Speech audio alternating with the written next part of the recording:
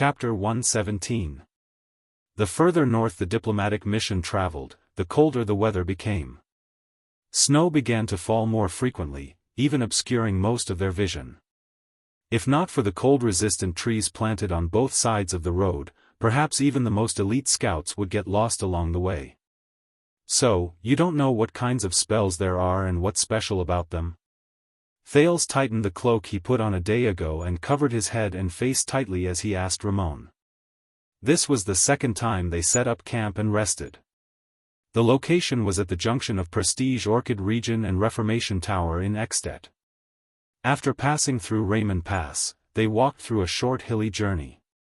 After crossing the territory of the Archduke of Reformation Tower, they followed the direction of the hills and began to turn northwest.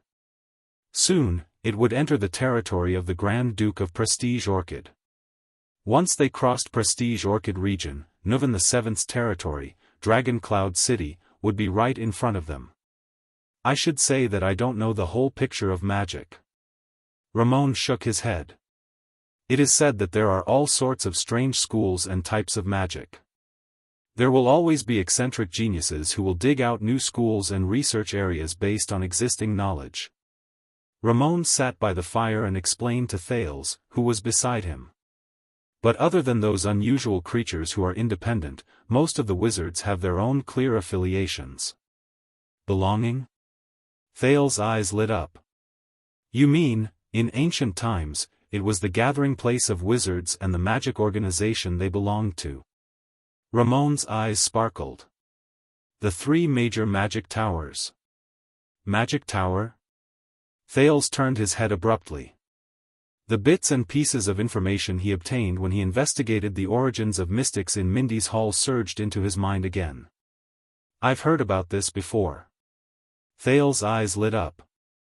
So, the ancient wizards gathered in the three magic towers to conduct research?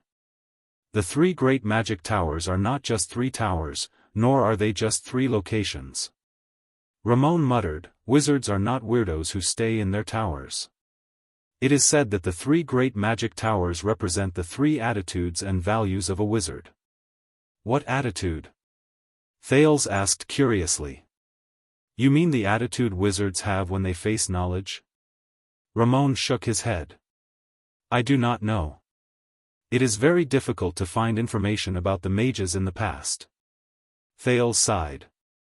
All right. What are the three great magic towers? Don't tell me you don't even know this? Ramon nodded and smiled. I know that. He looked around furtively and saw Ida dozing off by the fire. Putre and Kentvita were arguing about something in the distance. Wyatt tried his best to communicate with Ralph but failed in the end. Tolja had led the scouts to scout the road ahead and had yet to return. The Extet soldiers around them seemed to have gotten used to them. When he saw that the distance between them and their attention was still far away, Ramon cautiously approached Thales. He extended his finger towards the snow-covered ground in a field of vision that only the two of them could see. First, the ascetic tower. Ramon gently drew a square on the ground that was turned 45 degrees, with one corner facing downwards. He then connected the diagonal lines of the square and drew a cross inside. According to the information I've read, they are the most ancient group of mages. Even before the Holiness Exorcism campaign, the ascetic tower had appeared. But they are also the most mysterious. I don't know what they are doing. I didn't manage to find out much about them. Thales frowned. Next, the alchemy tower. Ramon drew a circle. Then, he drew two triangles on the left and right sides of the circle. Each of them had a corner pointing outwards. The side of the circle where the triangles were near was an arc, matching the arc of the circle. Ramon then drew a small circle at the center of the circle. Thales recognized that the pattern looked like an eye. Ramon continued, as the name suggests, it is said that the alchemy tower is an important aid for humans to defeat the orcs.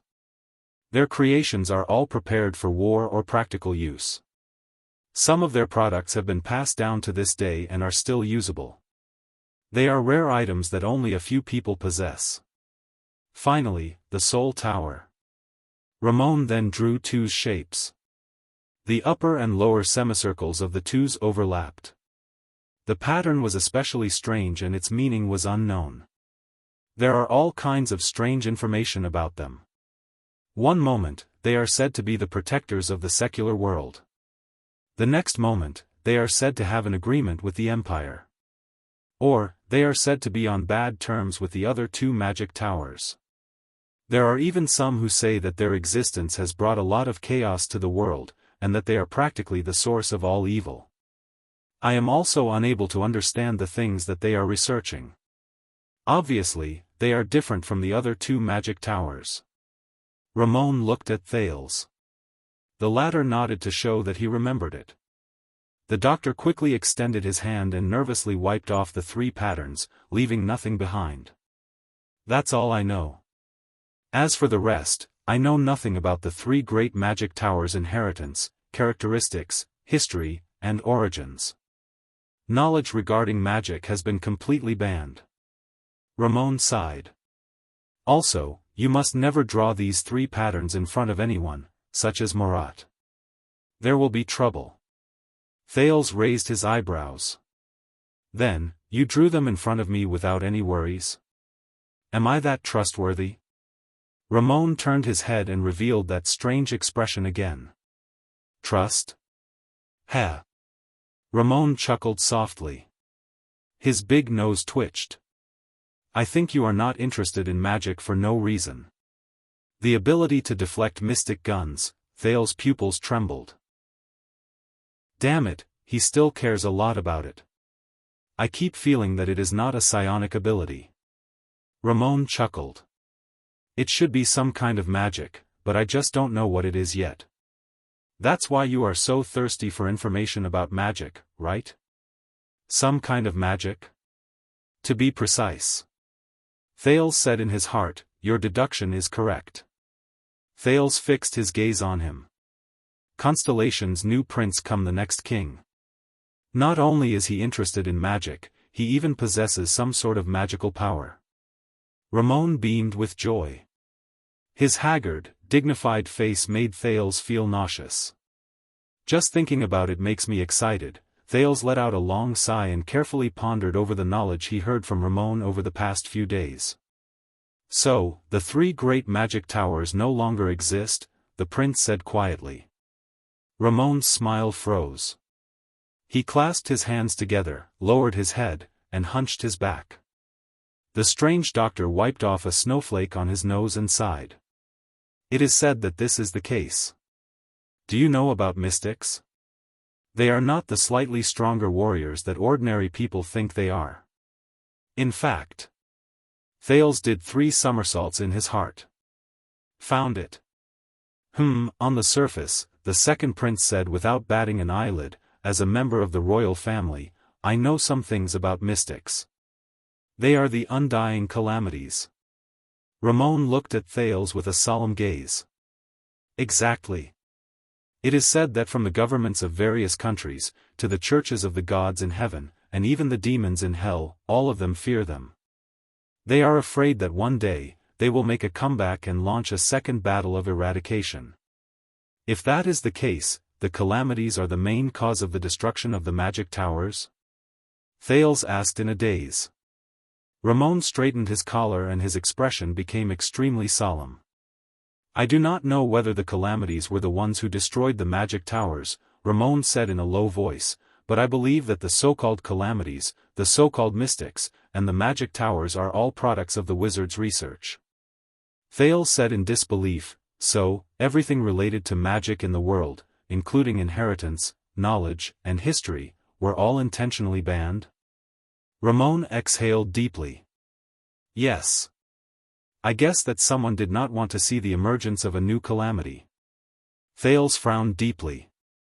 Magic brought about an unmanageable risk, so they simply shut down and banned the existence of all magic?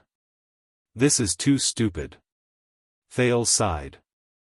Because they were afraid of the possibility of mystics appearing and their power, they banned magic. What a short-sighted and stupid decision, I agree with you on this point. Ramon clenched his fists. It is precisely to fight against the mystics and their harm that we need to seek possibilities from magic, isn't it? Although the 3 great magic towers were destroyed, their ruins should still exist, right? Thales stroked his chin. You didn't go there to try your luck? Ruins? Ramon curled up the corner of his lips and said with an unpleasant expression, this is the worst part. Those damned countries, they looted and destroyed almost every single bit of information related to magic, wizards, and magic towers. I can't even find out where the ruins of the magic towers are. Ramon curled up one side of his mouth and said with an unpleasant expression on his face. Thales frowned deeply. Maybe I can wait until I return to the country and check the records of the royal family, Ramon snorted coldly. Don't mention it, especially Constellation. Your ancestor, the great king of Renaissance, Tormund I, personally ordered that all traces related to magic in Constellation be completely wiped out. Thales was stunned. And more than 600 years ago, the kingdom's secret intelligence department was the one who carried out the ban on magic. Ramon said hatefully, it took me a lot of effort to find some traces in Extet. They called this, plan to purify the world. Thales stared at the snow in a daze and pulled his cloak tighter. How did they do it? The prince raised his head. If magic is really as important as you said. Thales was stunned. They did it. Ramon raised his head. His eyes were filled with hatred. In the decades after the Battle of Eradication ended, the various countries imprisoned all the remaining wizards and plundered all the books, scrolls, records, and artifacts related to magic. They even investigated all the people who had close contact with the wizards. The most important thing was that they wiped out all traces of magic from history. Of course, all those who intended to study magic and revive it would immediately become a thorn in the side of the various countries' agencies and the temples and churches once they were discovered. They would be eliminated without hesitation. Just to ensure that magic would never appear again. All of them fell silent. For a moment, only the crackling of the flames and the mournful whistling of the cold wind could be heard. If the kingdom's secret intelligence department was in charge of the plan to purify the world 600 years ago, then there might still be a lot of information left in the secret intelligence department. Thales muttered to himself. Hey, to dig things out from the kingdom's secret intelligence department without anyone knowing. Thales sighed. It's even harder than breaching Broken Dragon Fortress. Ramon stared coldly at the fire and finished Thales' sentence. Wait. Thales thought of a question, and a strange expression appeared on his face. Doctor, he said slowly, Murat was not the first chief of the kingdom's secret intelligence department, was he? Nonsense.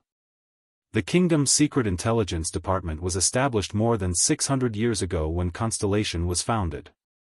Ramon snorted coldly and exhaled a long breath. Murat, he was a human, not a long-lived species or an eternal being. Thales rolled his eyes. Poor emotional intelligence. How pitiful. You didn't understand what I meant. I was saying, Thales said impatiently, who was the first chief of the kingdom's secret intelligence department, the person in charge of the plan to purify the world? Ramon was stunned. He immediately turned his head to look at Thales. This will be a clue. Thales rubbed his hands, which had turned red from the cold, and exhaled a mouthful of mist. No matter how terrifying and mysterious the kingdom's secret intelligence department is, no matter how precise, efficient, and meticulous it is, as long as it's an organization, it must rely on its members, which is the behavior and psychology of humans. And humans are always complicated. Thales blinked. Do you understand what I mean? Ramon frowned. 2. What? Thales asked, puzzled. Ramon looked around vigilantly again. He turned his head around and said, 2 people, 600 years ago. The strange doctor lowered his voice. In year 38 of the calendar of eradication, 2 people led the kingdom's secret intelligence department and were responsible for the specific implementation of the plan to purify the world. Very good, Thales said quietly, even if 600 years have passed, we can always find out about their past. Who are those two people? Ramon chuckled and uttered two names. The first name made Thales' expression change. Leinster Covendier. The first chief of the kingdom's secret intelligence department. Ramon put on an expression that said, I knew it, and said with great interest, and the first master of the Covendier family, one of the 6 great clans of Constellation, the first Duke of Iris Flowers. Thales widened his eyes. Ramon continued. As well as his deputy. Halva Caribbean. One of the 13 distinguished families, the first master of the Long Sword of Twin Towers, the first Count of Walla Hill, and later the wise Prime Minister of the kingdom. Just as Thales was carefully thinking about these two names and the meaning behind them, an extension sentinel let out a loud roar that pierced through the northland sky, where the cold wind rustled. Be on guard. The elite extension soldiers around him immediately drew their weapons. Countless sounds of metal being unsheathed rang simultaneously. The atmosphere was tense and somber. Unlike the group battle formation of Constellation, these Northlanders had stern expressions, but they were not flustered. They formed groups of 2 with their backs against each other. They stood scattered around the perimeter of the camp, facing the cold wind and fluttering snow around them. The light cavaliers mounted their horses together under their commanding officer's command and rushed to the perimeter. The heavy cavaliers and heavy infantrymen immediately began to put on their armor. Ida instantly dashed to Thales' side. Waya and Ralph rushed over as well. Be alert, the elven protector, whose age was unknown, said in a grave tone, how unlucky. It's another army. Army? The second prince thought of something. Under the moonlight, Thales' sharp vision, which had been modified by that fluctuation, allowed him to quickly see the source of the threat clearly. To the north of the camp, the figures of countless fully armored cavaliers appeared amidst the indistinct falling snow. Light armor, gray robes, white horses, and masks. They were swift and silent. They almost blended into the snow around them. In this kind of weather. Putre, who rushed over from behind, frowned. They're elites. These cavaliers, who did not look like good people at first glance, suddenly dispersed when they were 100 meters in front of them. They moved towards them in a messy but orderly manner. Chapter 118. Beside his ears. Endless noise and uproar filled the air. Unknown roars and shouts erupted from the crowd. Before his eyes. The man flashed a warm smile, grabbed his shoulders, and leaned against his body while trembling. He moved his head to his ear and whispered gently, "Good job, don't worry. Good job, don't worry." In the deep darkness, he suddenly woke up from a nightmare. The wounds on his body seemed to have come alive in an instant, and at the same time, an unbearable pain erupted. His face contorted, and he suppressed the cries of pain in his throat. First, he focused his attention on sensing everything around him. The wind and snow howled in his ears, and a stench assaulted his mouth and nose. A few low cries of livestock came from a few steps away. He raised his trembling left hand with difficulty, and as expected, he touched an old bumpy wall made of rough bricks. The power of eradication surged. In the pitch-black darkness, his surroundings gradually appeared in his senses. This was the place he fled to after he dragged his heavily injured body and sent a message to the Brotherhood's informant. It was an ordinary livestock pen in the Northland countryside. It had a simple but thick thatched roof, a rough handmade fence on one side of the wall, and a muddy ground mixed with water, snow, urine, mud, and his own blood. Safe. The blood mystic is not nearby. Only then did he let out a low, painful groan. 2 puncture wounds, 6 lacerations, 2 bone fractures, abrasions, contusions, and muscle strains are countless. She's clearly a girl with a beautiful smile. He thought of the blood mystic and smiled bitterly. Why is she so hot-tempered? I just wanted to use the legendary anti-mystic equipment to poke a hole in your real body. When he thought of this, he touched the two weapons beside his hand. Lance. He sighed in pain. I've been tricked by you again. Not far away, a herd of thick-furred pigs, 2 big and 6 small, gathered together uneasily. They kept each other warm while trying their best to stay away from the new uninvited guest. A black dog stood outside the fence, bravely guarding the border of its territory, and let out a low, warning growl at him. The falling snow outside the house gradually subsided. His perception was able to extend out of the circle and touch another wooden house with a thatched roof. There were 4 people sleeping soundly inside. 2 were relatively calm, while the other 2 were young and restless. Next door was a stable, and inside it were 2 slightly different breaths. They should be 2 strong horses unique to the Northland. He smiled in the dark, thinking of the days when he was busy and had to live in different countries. Obviously, this was an ordinary northern family of 4.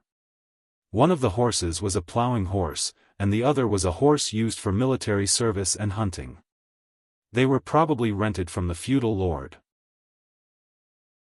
Looking at the terrible environment around them, the pigs were probably not their own. Instead, they were reared for the feudal lord's dining table.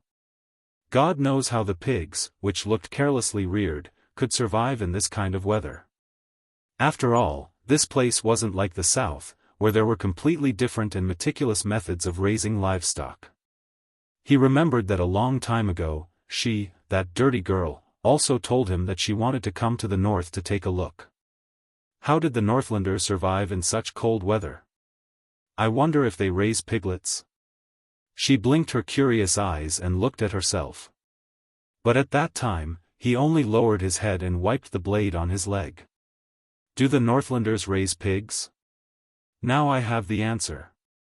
I have to write this down. I can tell her in the future. But now. The next moment, the smile on the man's face faded. Lying on the ground, he clenched his teeth tightly. The power of eradication surged into him and seeped out of every pore, urging the wounds on his body to close, repair, and heal. However, this process was filled with even more terrifying waves of pain and an even more unbearable itch. It was just like the countless times he struggled in the past. But the man only trembled and broke out in cold sweat. The corners of his lips curled up slightly, revealing a bitter smile. It's all right.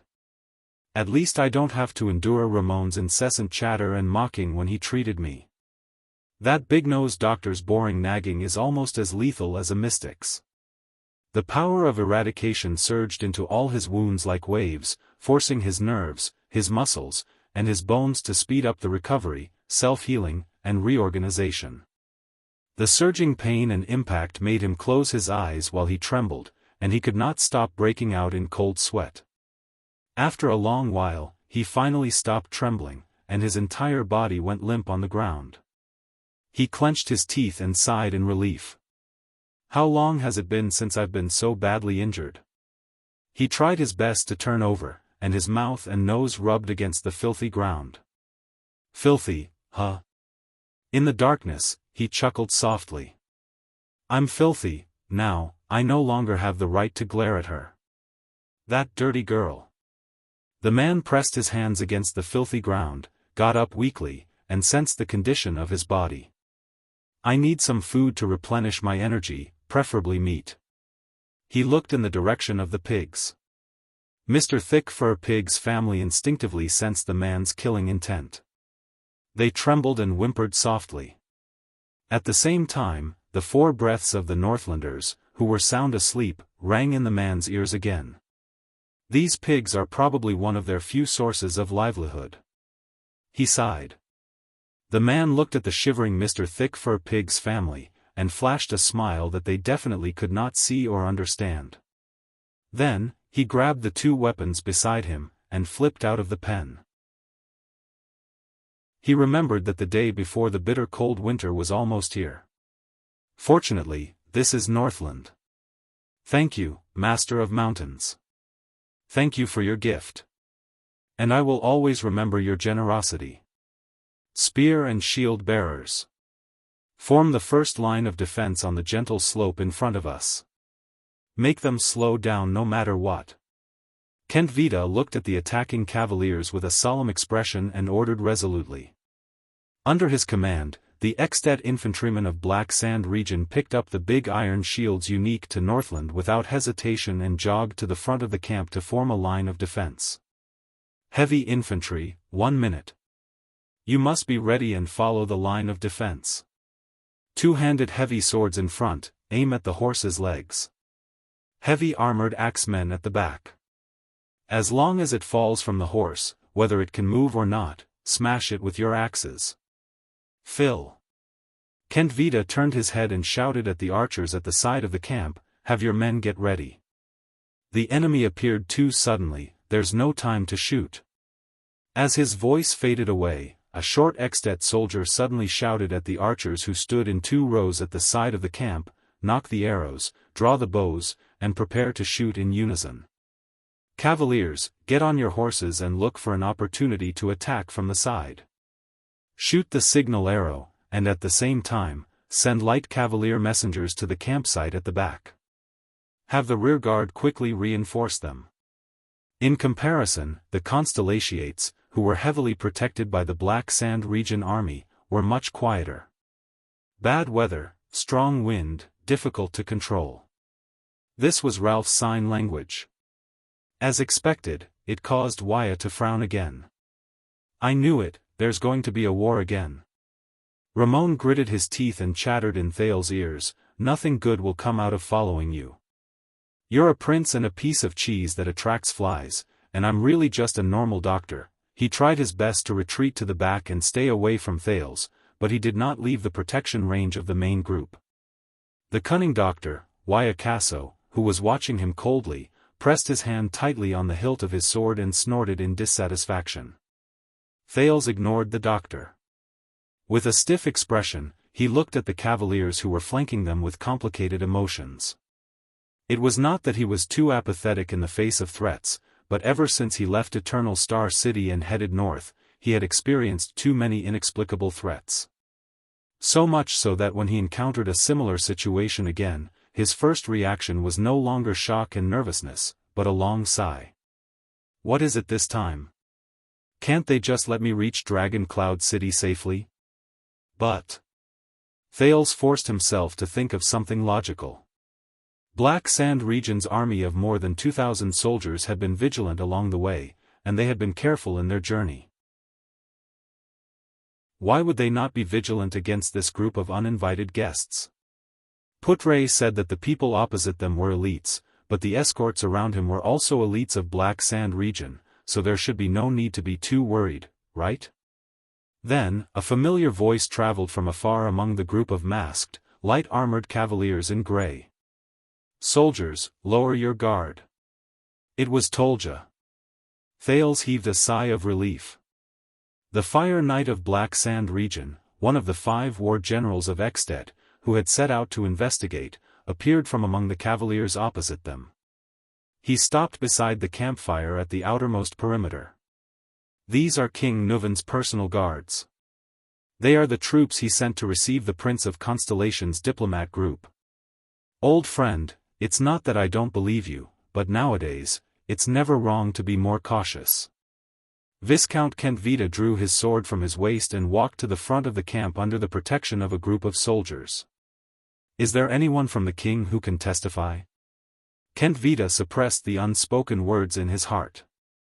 There might even be traitors among the Archduke of Black Sand region subordinates, right? The cavaliers in grey reined in their horses and stopped in front of the camp. Thales could not help but notice that their steeds were quiet and steady in the face of the cavaliers' rude reins. They did not even whinny a lot. These cavaliers lined up in a line and stood neatly an arrow's throw away from the camp, displaying superior mobility and discipline. "Elites, huh?" A masked man with brown hair and a white cape rode out from among the cavaliers. Tolja followed behind him and rode all the way into Black Sand region's camp. I've seen these people when I was traveling before. The vice diplomat beside Thales took a deep breath when he saw the figures of these elite cavaliers clearly. Based on their attire, they are indeed the king's personal guards of Extet. Thales rolled his eyes and breathed a sigh of relief. Fortunately, they should not be enemies, for now. Beside him, the attendant from the Tower of Eradication, Wuxia, was obviously stunned. "You mean the White Blade Guards?" Wuxia whispered. The White Blade Guards, who are comparable to the elites of the Royal Guards of Constellation and are known as the Dragon's Imperial Guards. White Blade Guards. The King's personal guards. The Dragon's Imperial Guards. Thales stored this information in his heart and observed the development of the situation cautiously. The masked man rode in front of Kent Vita. He first cast a glance at the Archduke of Black Sand Region's most trusted strategist, then looked sharply in the direction of the Constellations. His gaze stopped on their double-cross stars flag for a moment before he turned his head. "As the captain of King Nuven's personal guards, I should be considered one of the king's men, right?" The masked man pulled down his scarf, revealing a pale and well-defined face. There was a weapon of unknown shape on his back. The white handle protruded from the snow-white cape. "Nicholas, it's you." Kent Vita saw the other person's face clearly and his expression turned unpleasant. The pale-faced man in the cape snorted coldly. He nimbly dismounted from his horse in front of Kent Vita and threw a scroll with wax seal into Kent Vita's bosom. "I brought the White Blade Guards to welcome the Prince of Constellation. If you have any questions, go and see the king's warrant." With a frown, Kent Vita tore open the seal. "I met them during my scouting, the White Blade Guards." The fire knight behind the cloaked man, Lord Tolja, immediately dismounted from his horse. With a tense expression, he said, "It seems like King Nuven really values this Constellation diplomat group." After Kent Vita finished reading the warrant, he sighed and sheathed the sword in his hand. At the same time, he gave an order to the army of Black Sand Region. "Stand down. Let them in." The masked cavaliers in grey capes, the White Blade Guards, rode into their campsite as if there was no one else around. Even though their faces were hidden under their veils, their gazes were sharp and fierce. They glared fiercely at everyone in the campsite, whether it was the extensions from Black Sand Region or the Constellations at the center of the campsite. Mobilizing an army of nearly 2,000 soldiers to protect this prince. The man in the white cloak walked towards the direction of the Constellation diplomat group. He looked at the situation around the campsite and snorted coldly. "Lampard is really a generous archduke." Hearing the sarcasm in his tone, Kent Vita and Tolja both frowned. "This is for the prince's safety, at least until he safely meets King Nuven," Kent Vita replied calmly. "We believe that there are people in Extet who want the prince's life. According to the information we received, Black Sand Region surrounded and intercepted the prince in front of the fortress, and shot him with mystic guns." The man tightened his cape. "That's right. It seems that they really want his life." Kent Vita was speechless for a moment. "We will take over here," the man in the white cape said bluntly. "As for your mission in Black Sand Region, it has ended. Go back to where you should be. It's not a good idea to bring a few thousand people into another suzerain's land, especially when the day before the bitter cold winter is approaching. Lampard's ambition ends here. His Majesty will settle the score with him." Tolja replied coldly, "The Archduke's order is to protect the prince until he reaches Dragon Cloud City. Even if he leaves with you willingly, we must still follow him to Dragon Cloud City. It's up to you. If you want to follow, then follow.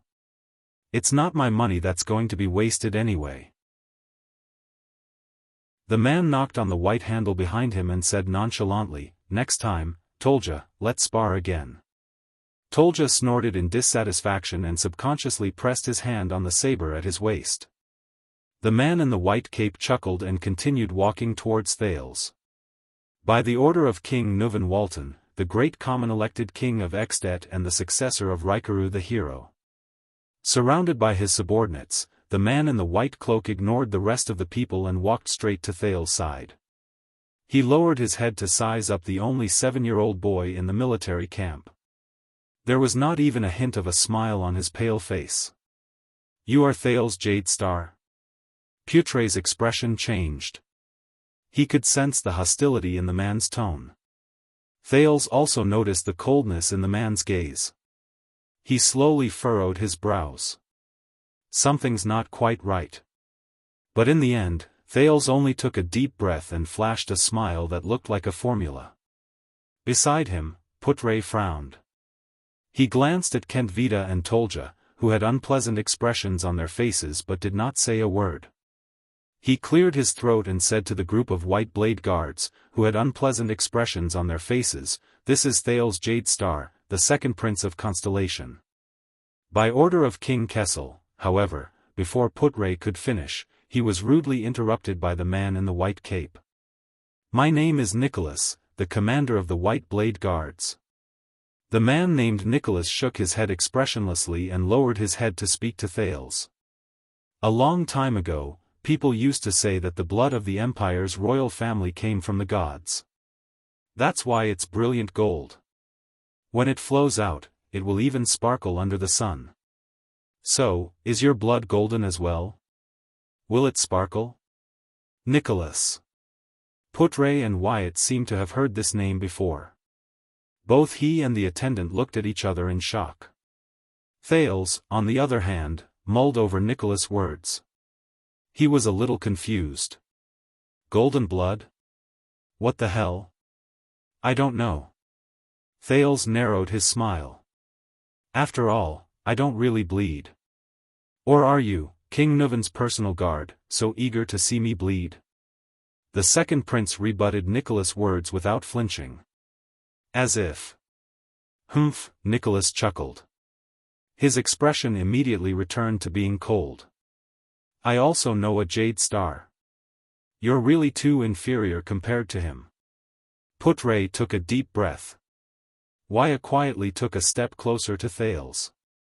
He gritted his teeth and stared at Nicholas. Thales turned to look at Putre's reaction. His heart was filled with doubt and wariness. Who is this man? Anne. Thales pondered over his words and was slightly stunned. Too inferior? What does this mean? Jade Star? The second prince furrowed his brows. He sized up Nicholas' attire and remembered his identity as the king's personal guard. He asked cautiously, May I ask if you're talking about Midir Jade Star? My eldest uncle? No, I'm talking about the sword of reversing light. Nicholas narrowed his eyes and extended his left hand to point at his right shoulder. His face was even paler. 12 years ago, he stabbed me in the shoulder, and almost cut off my scapula. Thales' expression changed. Another person who personally experienced the war between Constellation and Extet during the Bloody Year. It seems like he suffered quite a lot under Horus Jadestar's hands. He glanced at Kentvita and Tolja from the corner of his eyes, then at the extensions around him. From attacking the supply line, attacking the 3 archdukes of Extet's battle line, injuring Tolja, snatching the motionless bow, and in the end, his soldiers even killed the former Archduke of Black Sand region. The grudges between Horus and the extensions seemed a little too colorful. The sword of reversing light, Horus Jade Star. Just how many similar legacies did his second uncle leave for me in Extet? Thales could only cough softly. He maintained his unchanging smile and nodded. It's a pity.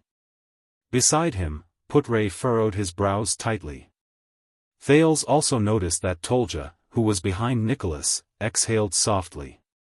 No, there's nothing to be regretful about, Nicholas said flatly, anyway, we're even. Putre gritted his teeth and cast a sharp gaze at the man in front of him. This man, is bringing this up the first time we meet? Is he preparing to intimidate me first? Thales, who did not know what was going on, thought of something. We're even, he asked cautiously, what do you mean? Putre heaved a sigh. This made Thales feel that it was extremely ominous. Ah! Nicholas' eyes shone with a frightening cold glare. I killed him, on the battlefield at Raymond Pass. Thales' expression froze at this moment. That's terrible. He thought to himself. So we're even, me and Horace.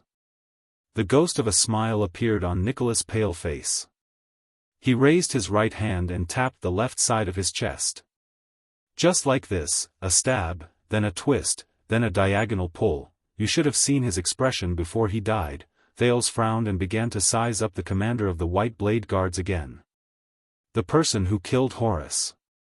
The enemy of the Jade Star royal family. The final proof. Nicholas narrowed his eyes and exhaled softly.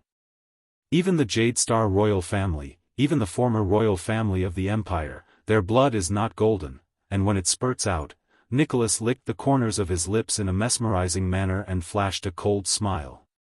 He looked down at Thales and said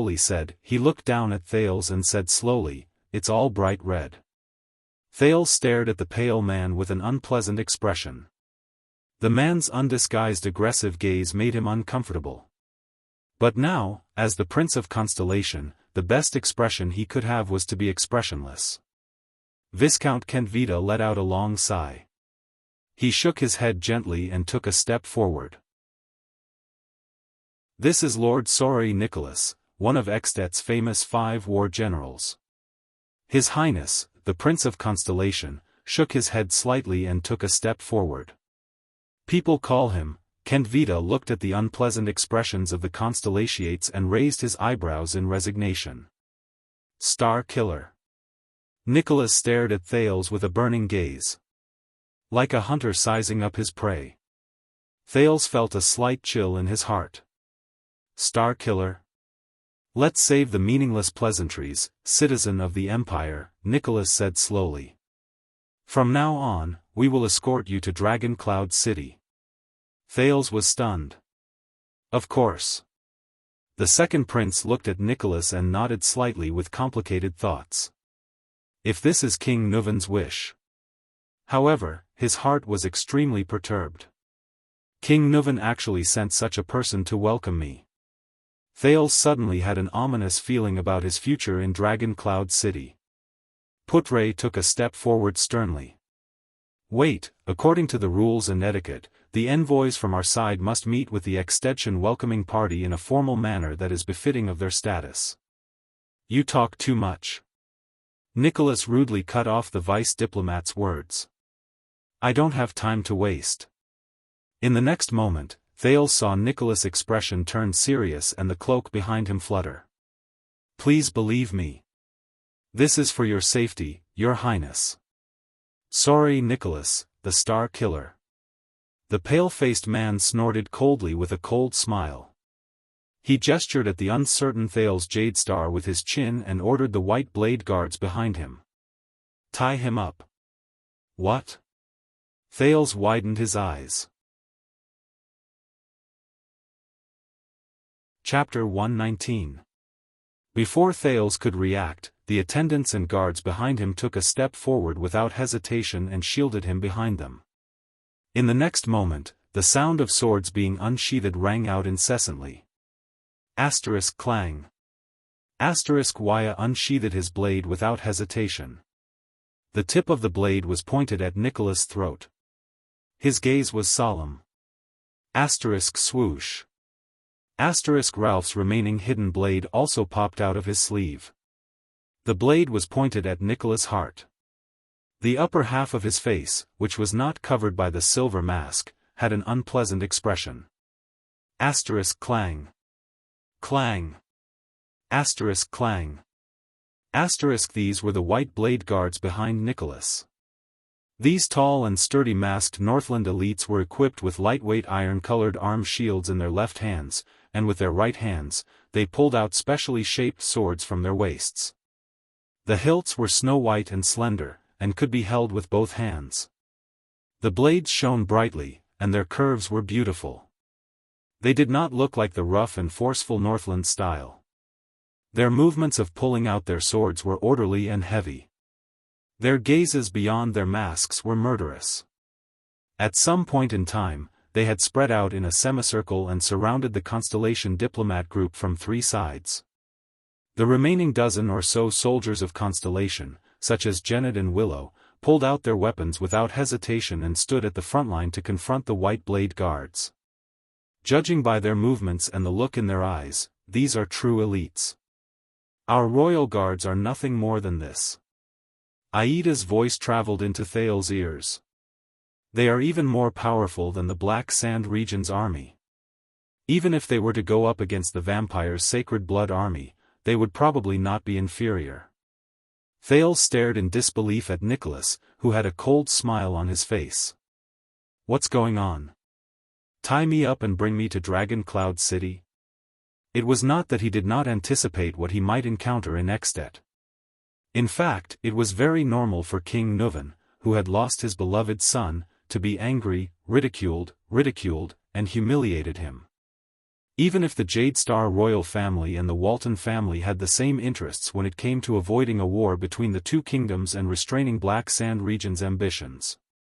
But Thales did not expect that this humiliating welcome would begin before he even reached Dragon Cloud City. Do I really have to let them tie me up and bring me to Dragon Cloud City?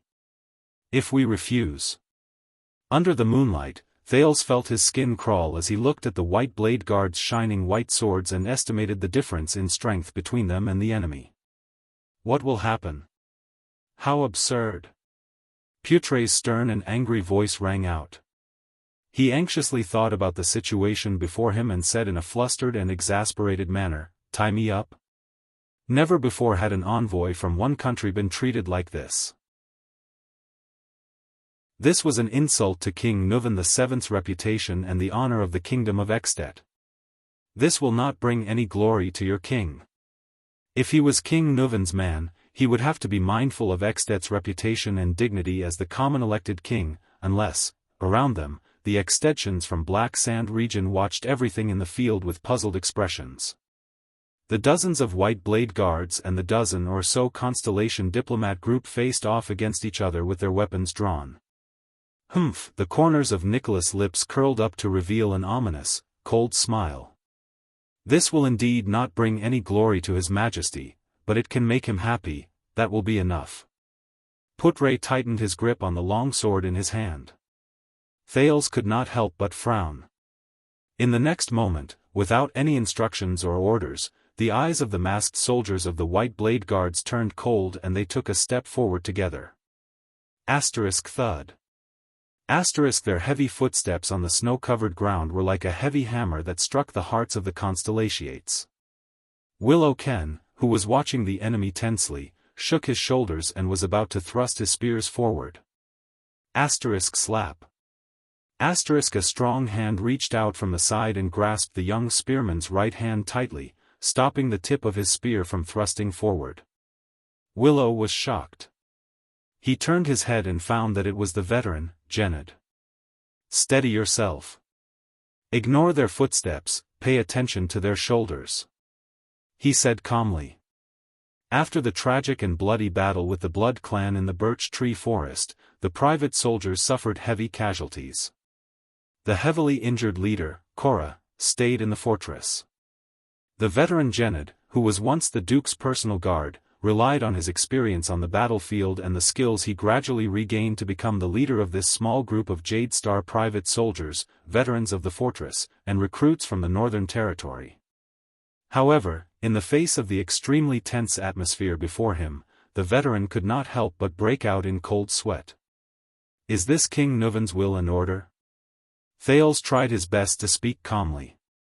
Oh, of course it is. Nicholas ignored the 2 halves of the blades that were pointed at his throat and heart. He said darkly, he just didn't say it out loud. A second later, Nicholas moved. He suddenly took a step forward and walked towards Thales. Thales was shocked. Waya and Ralph gritted their teeth and brought out the weapons in their hands in an attempt to force Nicholas to retreat. But in the next moment, a cold glare flashed on Nicholas' face, and his body moved. In the blink of an eye, the pale-faced star killer instantly moved sideways and into the gap between the two swords. Asterisk clang. Asterisk Wuxia's single-edged sword, which was aimed at his throat, struck the white hilt that extended from behind Nicholas' shoulder. Sparks flew. Asterisk clang. Asterisk Nicholas' right hand flicked his finger nimbly and hit Ralph's hidden blade, which was aimed at his heart. At that moment, under Wuxia and Ralph's indignant gazes, Nicholas broke through their defense without changing his expression. He squeezed into the gap between them and extended his left hand towards Thales. Damn it! Thales gritted his teeth and quickly took a step back to avoid Nicholas' hand. At the same time, he pulled his left hand up and touched the dagger at his waist with his right hand. He put on the Northland military sword style's iron body style. But he was surprised to see that the moment he retreated, Nicholas' hand changed direction at the same time, as if he had foreseen it. He extended his hand towards the direction where he dodged. That fluctuation surged into Thales' brain in time and slowed down the scene in front of him to the greatest extent possible. In Thales' field of vision, Nicholas moved slowly, like an existence that flashed with silver light. However, every flash of light in his body brought about a change in Nicholas' figure. Is this his power of eradication? Thales' expression was tense as he thought carefully. The Star Killer's figure, movements, speed, changes, and trajectory all entered Thales' consciousness at that moment. After a moment of estimation, a pessimistic conclusion surged into Thales' mind. No matter how I dodge, I can't avoid Nicholas' grasp. Fortunately, I still have her. Thales felt the change in the aura of the cloaked person behind him. Asterisk clack. Asterisk when Nicholas' hand was halfway to Thales, a short and small figure in a cloak grabbed his wrist. Be polite, boy. Ida grabbed Nicholas' wrist tightly and said coldly, at least say, hello, or, please. Thales exhaled deeply. Only then did Wuxia and Ralph's swords catch up with him in a hurry and press against the Star Killer's neck. Oh. Nicholas seemed to be a little surprised, but he still did not care about the two swords that were pressed against his vitals. Instead, he frowned and looked at his wrists that were being grabbed. He then said to Ida with great interest, a woman, saw through my actions? The dozens of white blade guards around Nicholas did not seem to be worried about their leader who was in danger. Their gazes were still cold, and their killing intent overflowed as they continued to oppress the Constellatiates. What is the meaning of this, Lord Nicholas? This is not in line with convention, nor is it King Nuven's order. Putre's face was livid. Your private action is almost no different from an assassination. Assassination, assassination? Nicholas muttered the word in a low voice. He raised his head and his expression became extremely terrifying. Are you talking about what you Constellatiates did to our Prince Maria in your country? Assassination? Nicholas glared at Thales with eyes burning with anger. He enunciated each word clearly, what you did to His Majesty's only son, to the Prince of Extet, to the heir of Dragon Cloud City, to my student?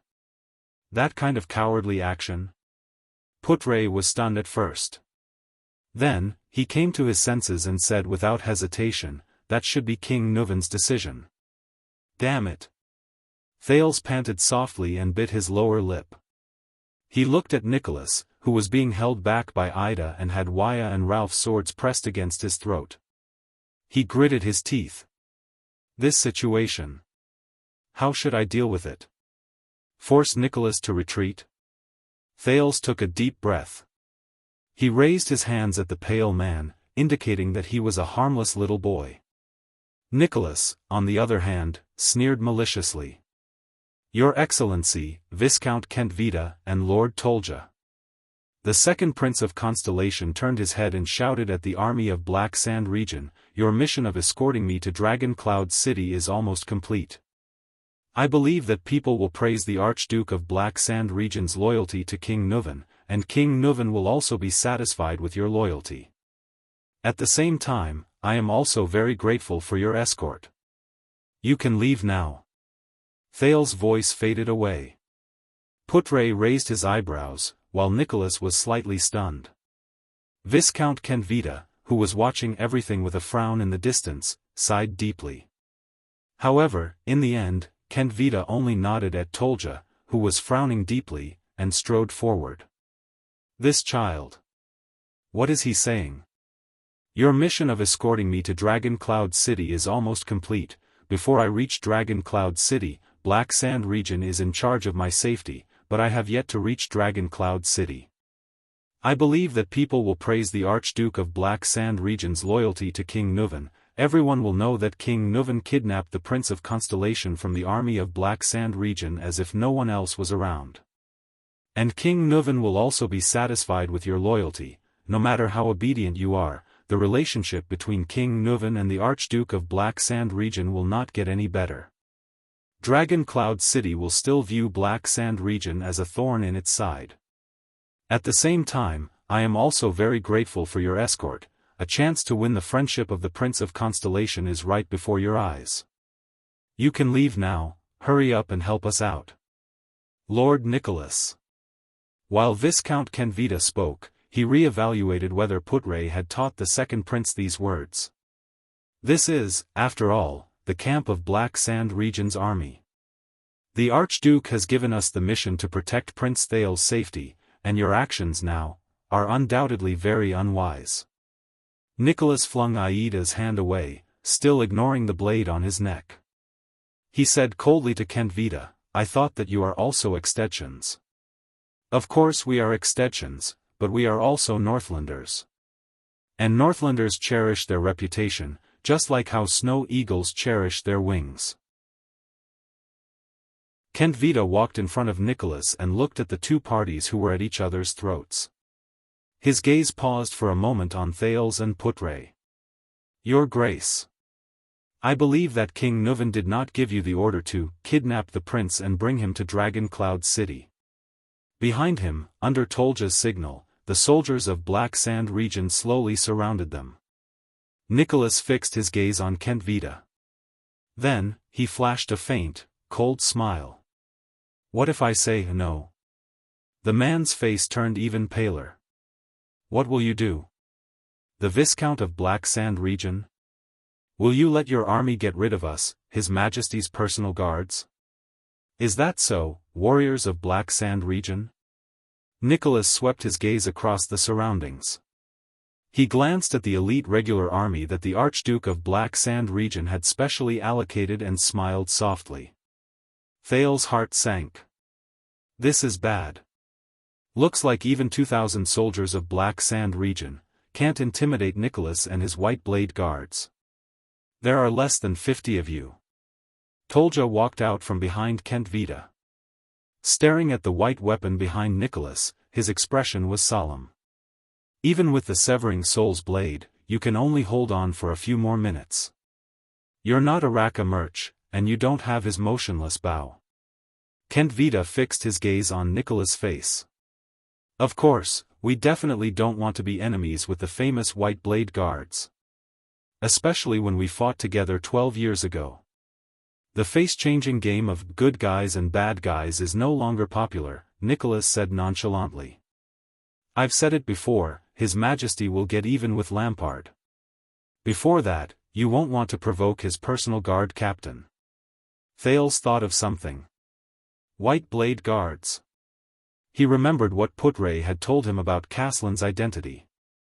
Caslin retired 20 years ago, so, you know, Thales said slowly, attracting everyone's attention, we just passed by Caslin's Hero Tavern a few days ago. Thales noticed that the moment he finished speaking, Nicholas' expression suddenly changed. Even the eyes of the White Blade guards around them, who were confronting them, sparkled. Caslin, looks like that old man means something to them. Thales nodded in his heart. Caslin treated me to a glass of rye wine, the limited edition kind, Thales continued to say calmly. He's a wise and open-minded old man. But I don't think you know him, Lord Nicholas.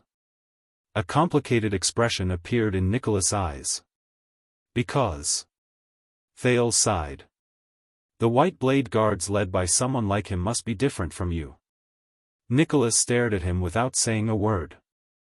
In the next moment, Thales first gritted his teeth, as though he had made up his mind.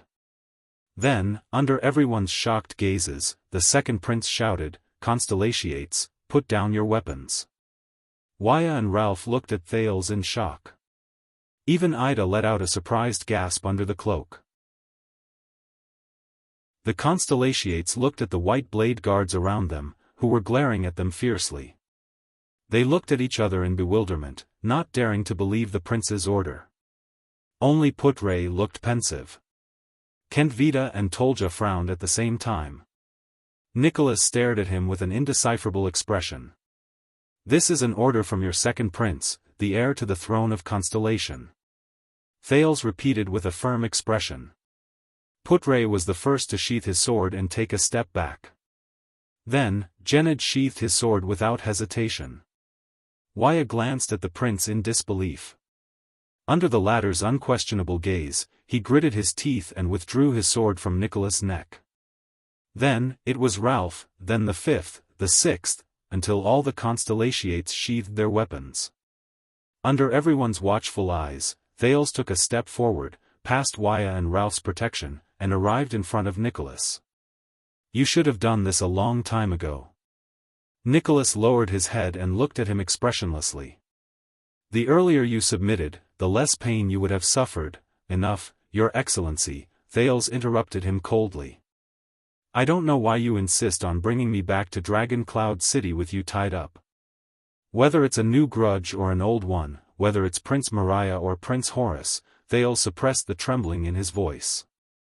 "But before I complete my first mission, I will only answer to King Nuvan."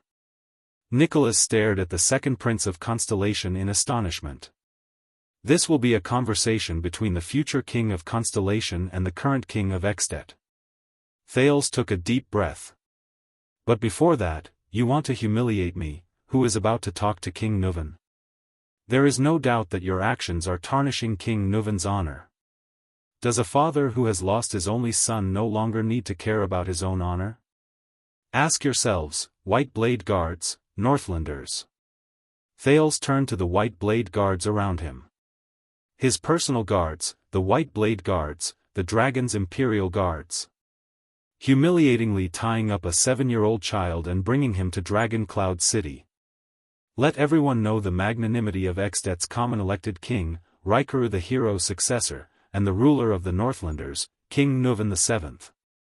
The gazes of the White Blade Guards became unfocused beyond the veil covering their faces. "Caslin told me that whether it is the history of the Empire or the symbol of the dragon, these are not important.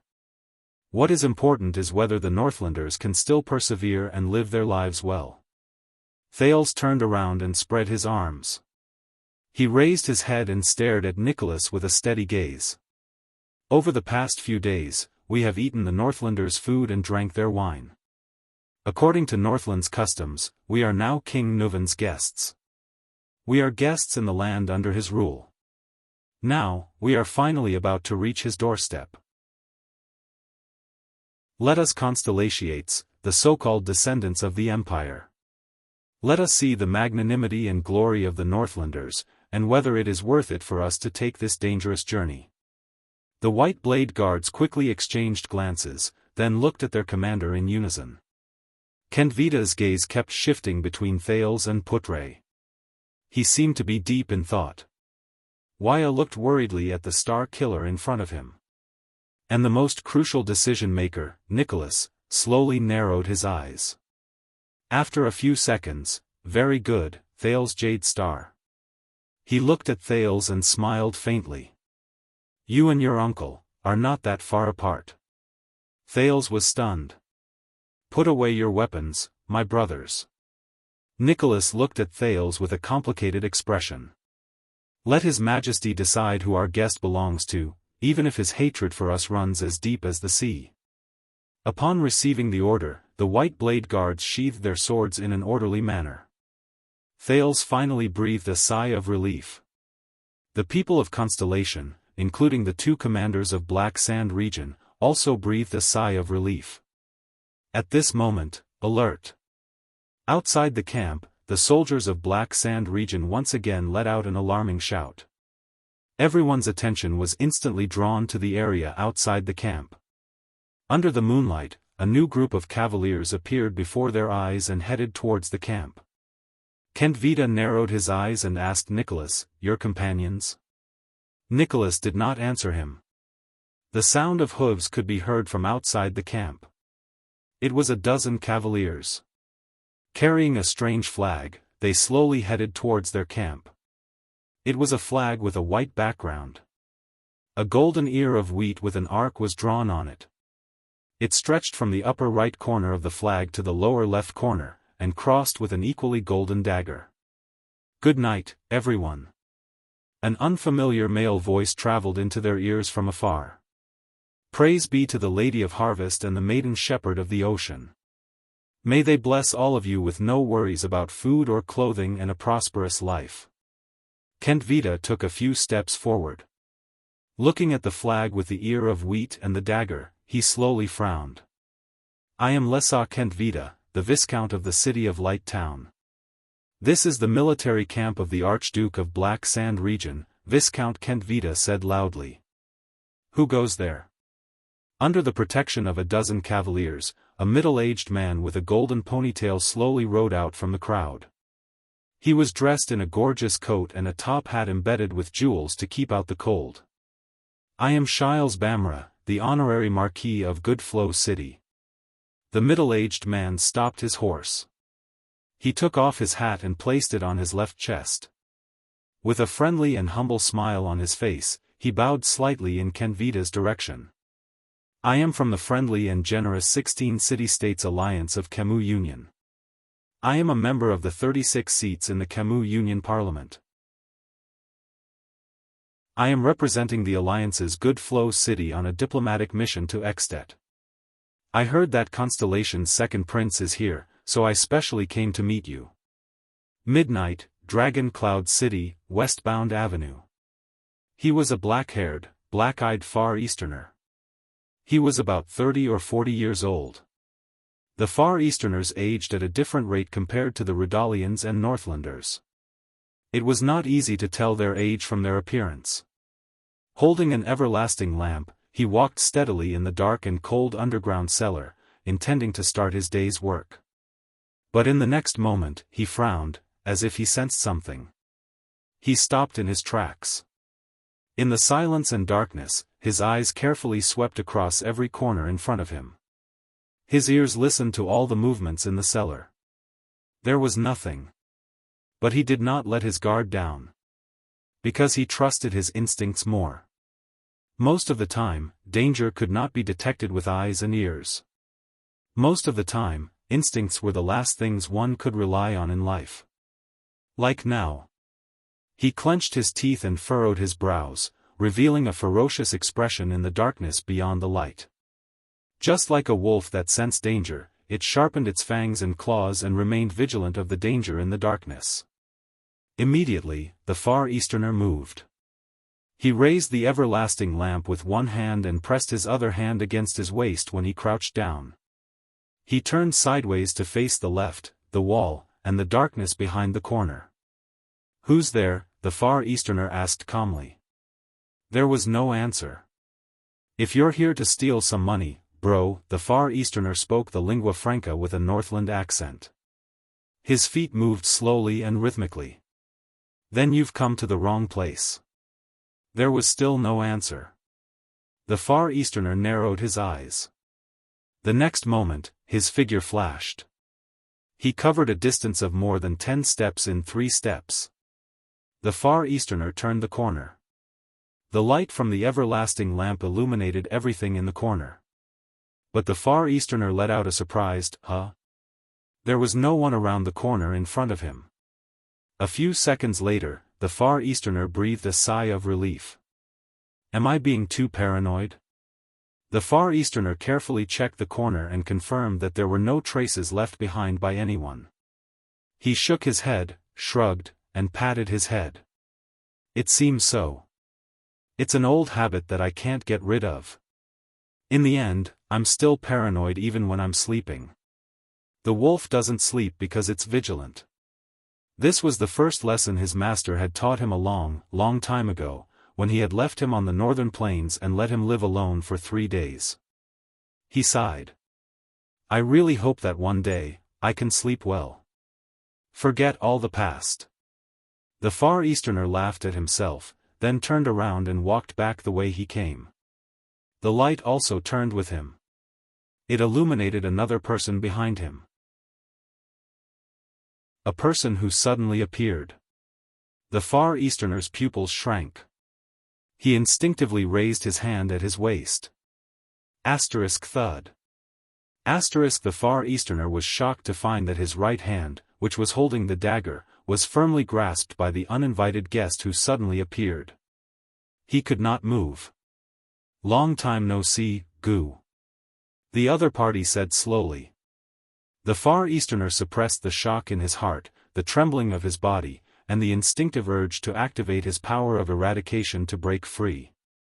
He stared at the man who suddenly appeared.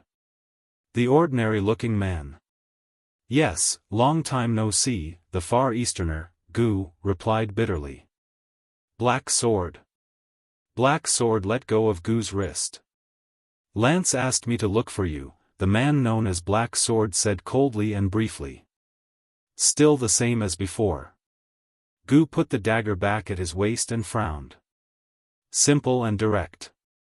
It chilled his heart. Yes. Gu took a deep breath, got rid of all unnecessary emotions and memories, and said seriously, I found him. Black Sword did not speak. After a few seconds, Black Sword slowly said, Are you sure? Gu exhaled deeply. Although I've never met him directly, it should be him. I can't be wrong. Black Sword was silent.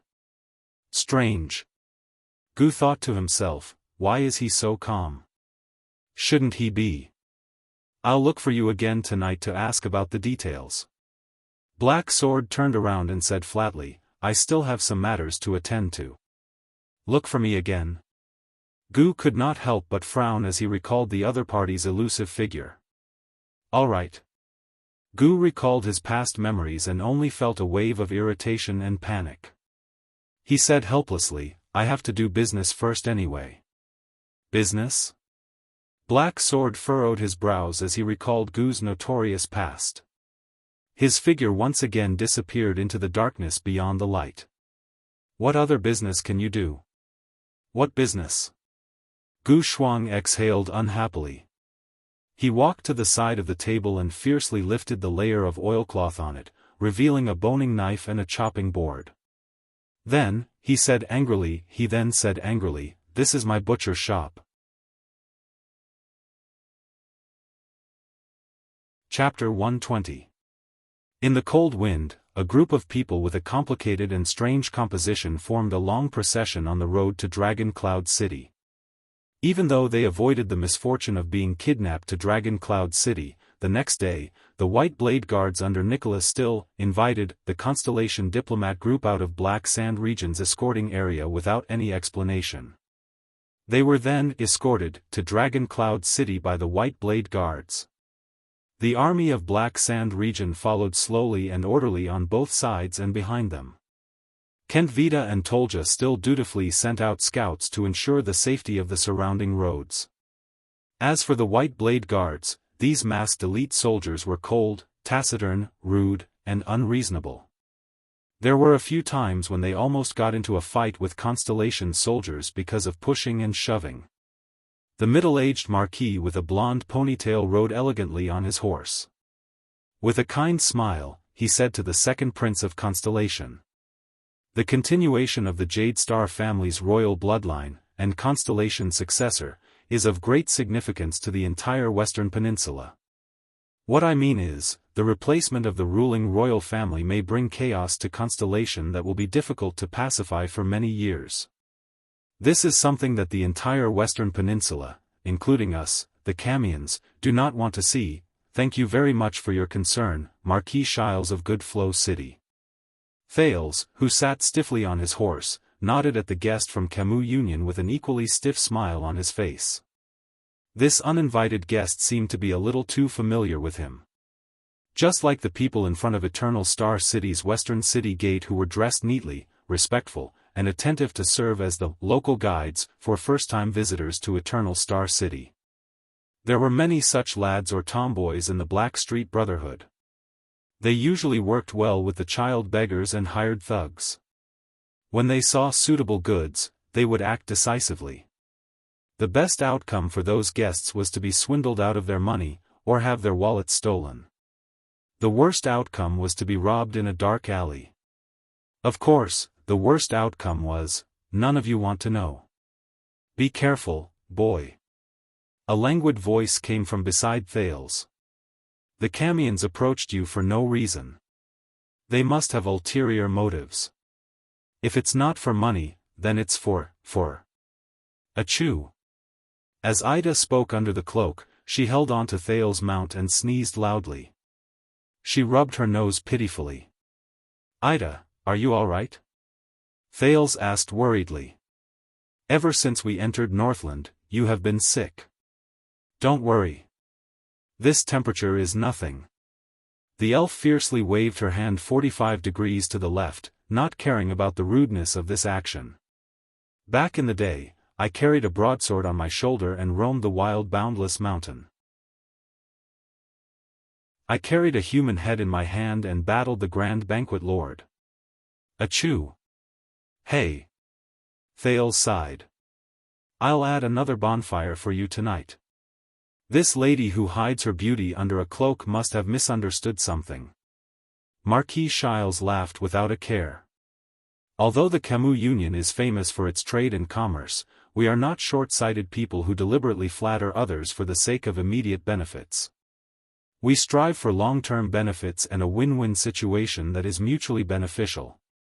Only then can we continue doing business. So, if there is anything I'm plotting, then I'm definitely plotting your friendship, Your Highness. Ida snorted. Camions are all liars. None of them are good. This is especially true in Good Flow City. On the other side of the horse, Ralph scratched his head awkwardly. On the horse, Marquis Shiles smiled without saying a word. What you said might be too biased. He held the reins of Thales' horse tightly to prevent it from going berserk. Hey, I must have been cast with the enemy of horses halo, the second prince's crazy ramblings. Waya shook his head and said, there are some Camions in the Tower of Eradication as well. Even though most of them come from poor backgrounds in Camus Union, when it comes to their abilities and personalities, I think they are about the same as us and Extet's apprentices. Thank you for speaking up for justice. Marquis Shiles smiled and said, Attendant Casso.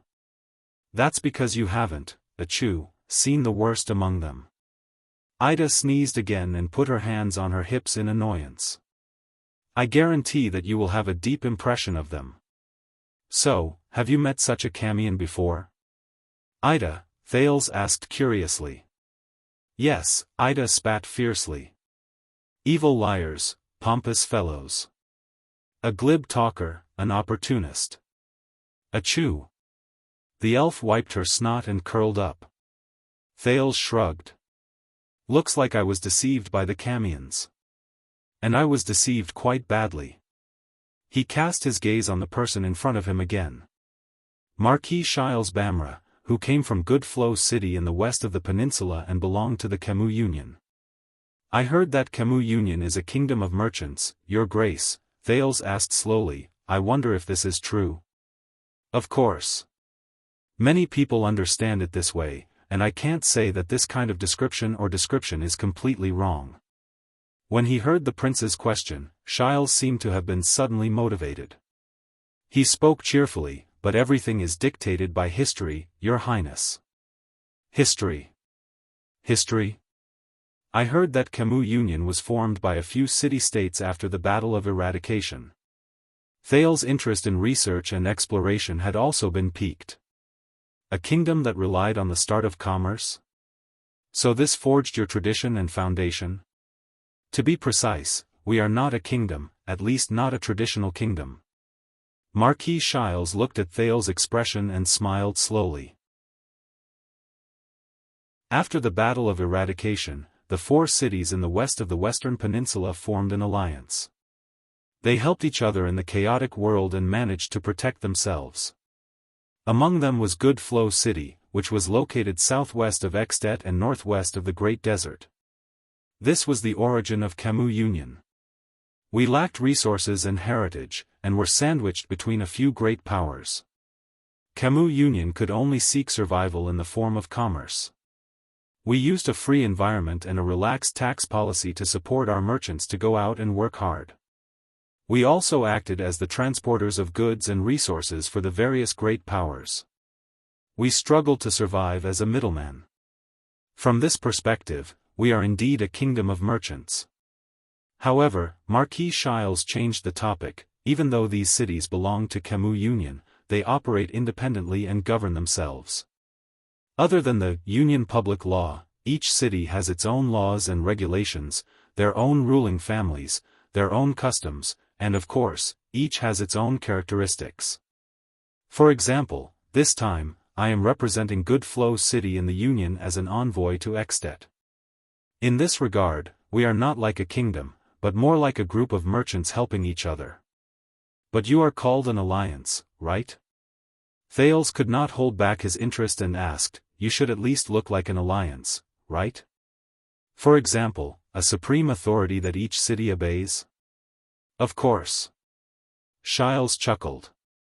The so-called Camus Union Supreme Joint Parliament is in charge of allocating resources within the Union and coordinating the relationship between the city-states. At least in name. Many people also think so, but reality is always stranger than what they imagine, much stranger. Shiles shook his head and sneered in a self-deprecating manner. But I still heard that Camus Union's power is not to be underestimated. Thales mobilized the knowledge in his head. Most of it was what Gilbert had taught him in a short month. Camus Union is rich and fertile. You are the Western Peninsula's purse. Some people put you together with Constellation and Xtet as the 3 strongest forces in the Western Peninsula. Purse? Shiles smiled bitterly. Do you really think that is a good nickname? Thales shrugged. All right. This is indeed not a good nickname, just like how no one would be happy to be called a fat sheep. We have spent a lot of energy just to protect ourselves between countries over the past few hundred years. And a power that is not to be underestimated? It would be better to say that it is a broad business route. Marquis Shiles shook his head. Like I said just now, the Alliance's business has grown bigger and bigger, and its routes have also expanded. So, the 4 small cities have become 4 city-states, and new cities have gradually joined our alliance.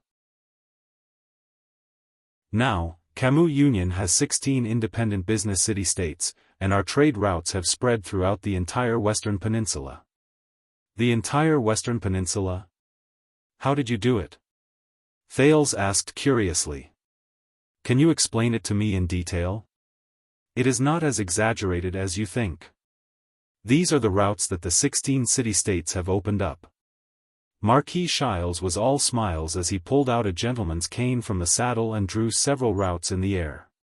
From Xtet City of Faraway Prayers and Prestige Orchid Region in the north, to Thornland's Alumbia Kingdom and Dragon-Kissed Lands and Lenzo Dukedom in the south, to White Mountain and the Alliance of Freedom in the east, and even to the western edge of the Great Desert. These are the direct routes for our land merchant caravans.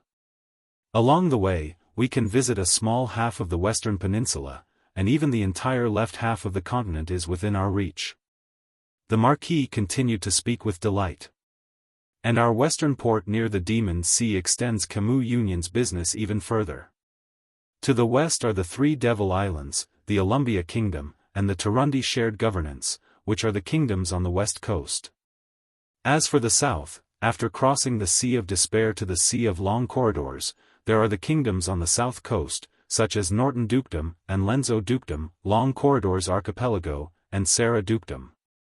If there are fleets with more trade ambitions, they will continue to the east, sail out of the Sea of Long Corridors, cross the Mystery Sea and the Fog Sea, and reach the wealthy Evergreen Island, which is ruled by the Sukater family, one of the 13 distinguished families of Constellation. They will sail all the way to the east, past Crystal Jade City, which is built on Crystal Jade Island by the merfolk of the Western Sea, and follow Constellation Sea trade route to the Sea of Eradication, or even the Eastern Peninsula. This way, the right half of the continent will also be included in the Alliance's trade route. It sounds amazing. Thales furrowed his brows and said with a serious expression, "Your forces of influence are all over the continent." It is not an exaggeration to say that. On the contrary, Marquis Shiles shook his head and said, Camus Union only has the city defense teams that belong to the major cities. They do not have a unified military force, and it is absolutely impossible for them to start a war. The wrangling in the United Parliament alone can last for 3 years. Since we rely on trade to survive, even as nobles, we must go out to develop and trade. When I was 13 years old, I followed my father to Olumbia Kingdom for the first time. Our family's merchant fleet was detained there. Ralph, who was riding on the side of his horse, walked on the snow-covered ground with his fists slightly clenched. So, you can understand now, right? I am happy from the bottom of my heart about the reappointment of the Prince of Constellation. This means that Constellation, a big country in the Western Peninsula, is stable and without worry. The Marquis shook his head. Even in Extet, where the system of choosing a king has become the norm, once the throne passes to a new archduke's family. For example, from Dragon Cloud City's Walton family to Beacon Illumination City's Poffert family, or to Prestige Orchid Region's Alcius family, it will be quite a shock. Our established trade routes and long-term business agreements will have to be reconsidered or even completely overturned according to the ruling order and habits of different families, much less a hereditary royal family like Constellation.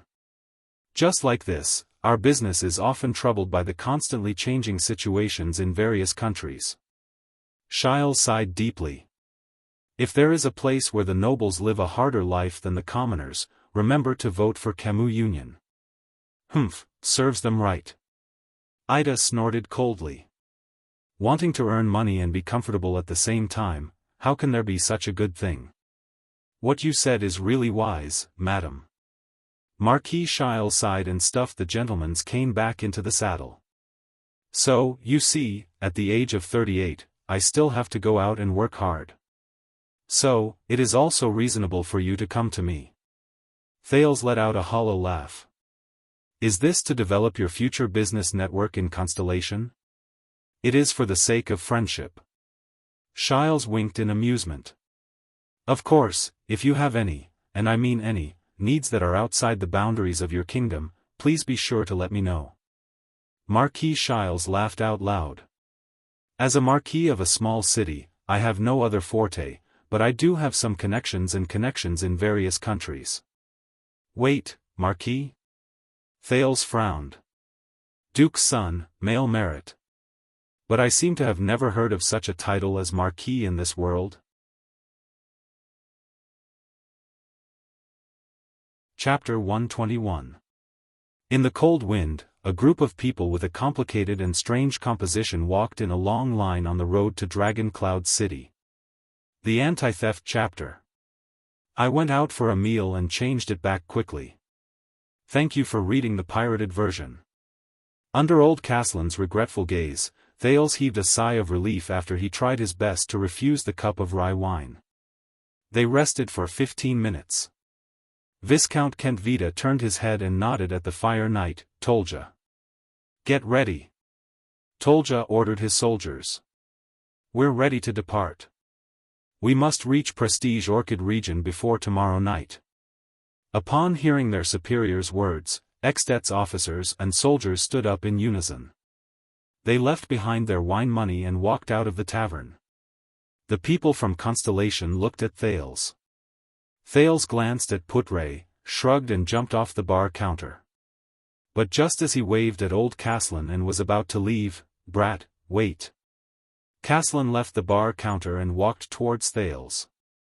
Thales only then realized that this old man was extremely tall. He was almost 7 feet tall. He had to raise his neck to an angle that he could barely look up at him. Fortunately, Caslin squatted down in front of him. You want to apologize to King Nuvan, don't you? Old Castellan said slowly, and I also heard that it is to repay Prince Maria for his misfortune in Constellation. Yes. Thales exhaled. Let's see if King Nuvan will be interested in my head. Castellan's gaze on him changed slightly. When I was your age, the old man sighed, I only knew how to follow my brother and chase sparrows. Thales smiled faintly. But before Thales could speak, Castellan continued, damn those messy political schemes of the nobles. They never show mercy, don't they? I don't care if you are 7 or 17. God knows how Prince Maria died. It's a pity, he was a good lad. This. Thales revealed a surprised expression. Thank you for your understanding. Sir Castellan. Castellan stared at him fixedly. Then, with an awkward expression, Thales pointed outside the door. Listen, old Castellan said flatly. I once served under Nuvan. To a certain extent, I'm quite familiar with him. This tavern owner knew King Nuvan. He turned to look at Kentvita, who was not too far away. Why did they bring him here? Was it really for a break? Castellan sighed softly. He was a good king when he was young, a typical burly Walton man. I still remember Nuvan Walton standing at the 38th century ground, swinging his flail at the attacking orcs. At that time, he was generous, tolerant, and just. He could stand in front of an orc's axe for a nobody. Every warrior thought it was an honor to die for him. Oh. Thales' eyes brightened. That's good. It looks like at least he won't be a king who will simply order me to be beheaded. But people change. Old Castellan exhaled. His gaze became misty and unfocused. Nuvan is also a human. He will also grow old. There will come a day when he will be bewitched by slander and beauty, and be controlled by desires and impulses. Although he has the blood of Rikaru Extet in him, he is not a perfect dragon or a hero. Especially, when he is a father who has lost his son. Thales could not help but be stunned. Castellan lowered his head and stared at Thales. Be careful, Constellation's second prince. Extet uses the great dragon as its flag, but for 600 years, we have only worshipped the great dragon's strength. We have learned the great dragon's pride, but we have forgotten the great dragon's wisdom. Although we claim to be the children of the northern wind and the dragon, the shackles of the empire on us are no less than those of Constellation. What do you mean? Thales widened his eyes. Do you mean that Extet's domestic situation may be worse than we think? Child, take care. Castellan only shook his head and gently placed his hand on Thales' shoulder. Since you paid but did not drink, consider this a bit of advice from me. Thales could only spread his hands. Thank you for your advice, unfortunately, it was useless. What will come will come. No matter what, he had to face Nuvan VII. By the way. Castellan hesitated for a while and suddenly exhaled. He smiled and said, if you run into any irreversible crisis in Extet, when even King Nuvan can't save you, even King Nuvan can't save me? Thales was puzzled. What does that mean? There is a butcher shop on Dragon Cloud City's westbound street. Its signboard is a dagger. Castellan snorted. Under Thales' furrowed brows, he said in a low voice, the boss is a Far Easterner with the surname Gu. He owed me a favor in the past. He is an extremely daring fellow and often does things that violate the law. If you want to ask him for help, just say, $6.50. Under Thales' astonished gaze, the old Castellan slapped him hard on the shoulder again. The second prince staggered again. As Thales grimaced in pain, the old man before him slowly stood up and laughed heartily. The next time you come, remember to drink my rye wine. That is the symbol of a man. Thales smiled awkwardly and left before Putre's murderous gaze could kill. Kentvita frowned and watched Thales and the Constellationates leave. Then, he slowly walked to the bar counter and turned to the old Castellan. You saw it, right? The next king of Constellation. Kenvita's gaze was cold. You saw how different he is. He has matured and changed. What were we doing when we were 7? What was King Nuvan doing when he was 7? The old Castellan stared at the door of the tavern and said slowly, this child's gaze is indeed different from the others. He could not see respect or nervousness in the child's eyes. They were only full of interest and curiosity. There was also an enigmatic confidence and determination, as if they had never wavered. This was not the gaze of a frightened child who was thousands of miles away from home. This is the next opponent that Extet will face. I am almost certain that when he grows up, he will definitely become Extet's greatest enemy. Kentvita curled up the corners of his mouth and knocked on the bar counter. Unfortunately, the Archduke cannot attack him directly. When did we Northlanders become cowards who would scheme against and fear even a 7-year-old child? Castellan said disdainfully in a low voice, maintaining a country amidst conspiracies and fear. This is something that only a shaky empire would do. Of course, Archduke Lampard's strategist said softly, for this, we need a better king, not an old, muddle-headed person who does not enjoy his position and does not act like a hot-blooded person who is still wet behind the ears. Castellan grabbed 2 wine glasses and placed them in the kitchen's window. So, Chapman Lampard is really a good candidate? I believe that you still love Extet and the Dragon's Kingdom deeply. Kentvita fixed his gaze on him. Even if King Nuvan chased you out of the White Blade Guards. Hey! The old man seemed to be particularly dissatisfied with this sentence. Nuvan did not chase me away. I left on my own. Kentvita did not speak. He only stared at the old man. Really? After a few seconds, he slowly said, so you still don't agree? Ha!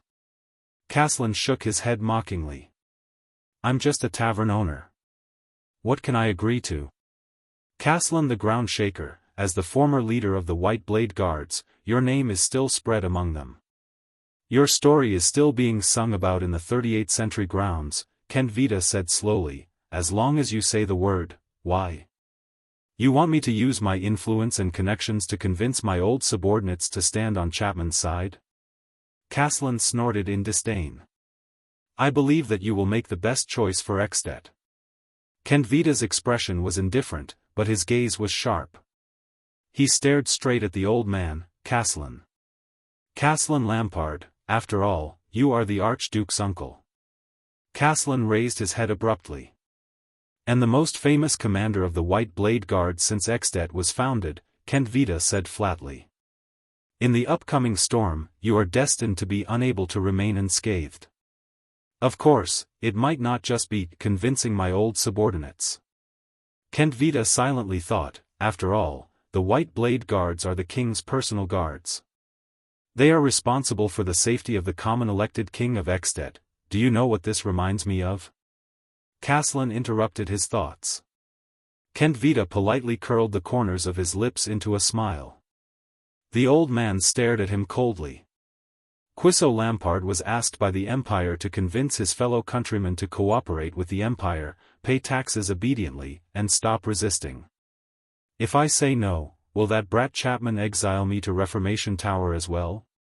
Kentvita furrowed his brows. Go back and tell my nephew, Castellan said slowly but resolutely, go to hell with Lampard. Go to hell with Rumba. Kentvita sighed and shook his head as expected. Then, you should at least be able to help me with the second favor. Castellan snorted coldly. All of you are always concerned about benefits, aren't you? Kentvita narrowed his eyes.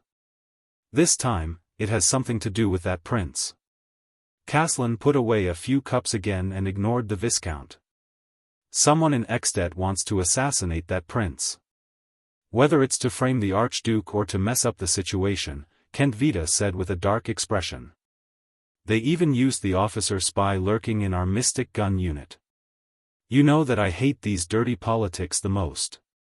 Castellan raised his head and said rudely, I don't want to know anything, what happens next concerns you," Kent Vida interrupted him in a deep voice. "The Archduke sent a letter yesterday saying that we found clues about the officer spy in the black market, but it was intercepted halfway." "What does it have to do with me?" Caslin said rudely. "The people who intercepted the clues used the Tower of Eradication's sword style. They used an unusual power of eradication," Kent Vida said in a low voice, as if he was talking about a secret. "And they were definitely not from the Tower of Eradication." Caslin was stunned. "Go on." The old man became solemn. "What is the power of eradication? I know you will care about it." Kent Vida said sharply, "It's the kind of power of eradication you mentioned a long time ago, the frenzied and out-of-control power of eradication. I remember that you are still working for the Tower of Eradication. It's just to return a favor to Xiao." A nostalgic look appeared in Caslin's eyes. "After all, it's been so many years since I graduated," but he immediately looked at Kent Vida seriously. "What else?" "The supra-class swordsman of eradication under us, Croche. Do you remember her? She's the daughter of your comrade, that strong little girl. She was heavily injured in their hands and almost lost her life. She was the only one who escaped." Caslin clenched his fists. "The clues we pursued have been cut off. The only clue we have left is that strange power of eradication." Kent Vida said sincerely, "We need your help, even if it's for the Tower of Eradication, not for Lampard. The person who is as famous as Grey Sword Guard, Xiao, the pride of the Tower of Eradication, the pride of the White Blade Guards, Ground Shaker, Caslin Lampard." A few days later, in the lounge of the House of Legacy in the Tower of Eradication. "We can be sure that the disaster swords do not have the complete inheritance of the Northland military sword style." One of the supreme class scions, Zadie Tafner, sat on the table and said to his student, "Even if it's outdated, it's still a set of sword style meticulously researched by countless swordsmen and wizards, and the House of Legacy has the most complete security system. We can start from here." All right. "Continue looking for books here, Zadie." The exhausted Cohen Caribbean leaned against the table and knocked on the table leg. He rubbed his reddened eyes. "Anyway, I can't take it anymore. But I will remember these good times, the days when I sneaked into the Truth Library with my teacher every night." Zadie's face instantly darkened. "Are you giving up?" His teacher said unhappily, "Are you giving up on the investigation of the disaster swords?" "I'm not giving up," the blonde police officer, Cohen said angrily, "but do you know how many books there are in the Truth Library?" Then, "I just received a letter from a beautiful lady yesterday." Cohen ignored Zadie's unpleasant expression and yawned. "I'm going to return a favor." "Jayla. Is that her name?" Cohen touched the letter in his arms, and the corners of his mouth lifted into a smile. "That cool girl with dual blades." However, at this moment, a stern and cold old voice came from behind the master and disciple. "Zadie Tafner. Cohen Caribbean." Both Zadie and Cohen trembled at the same time. *thud.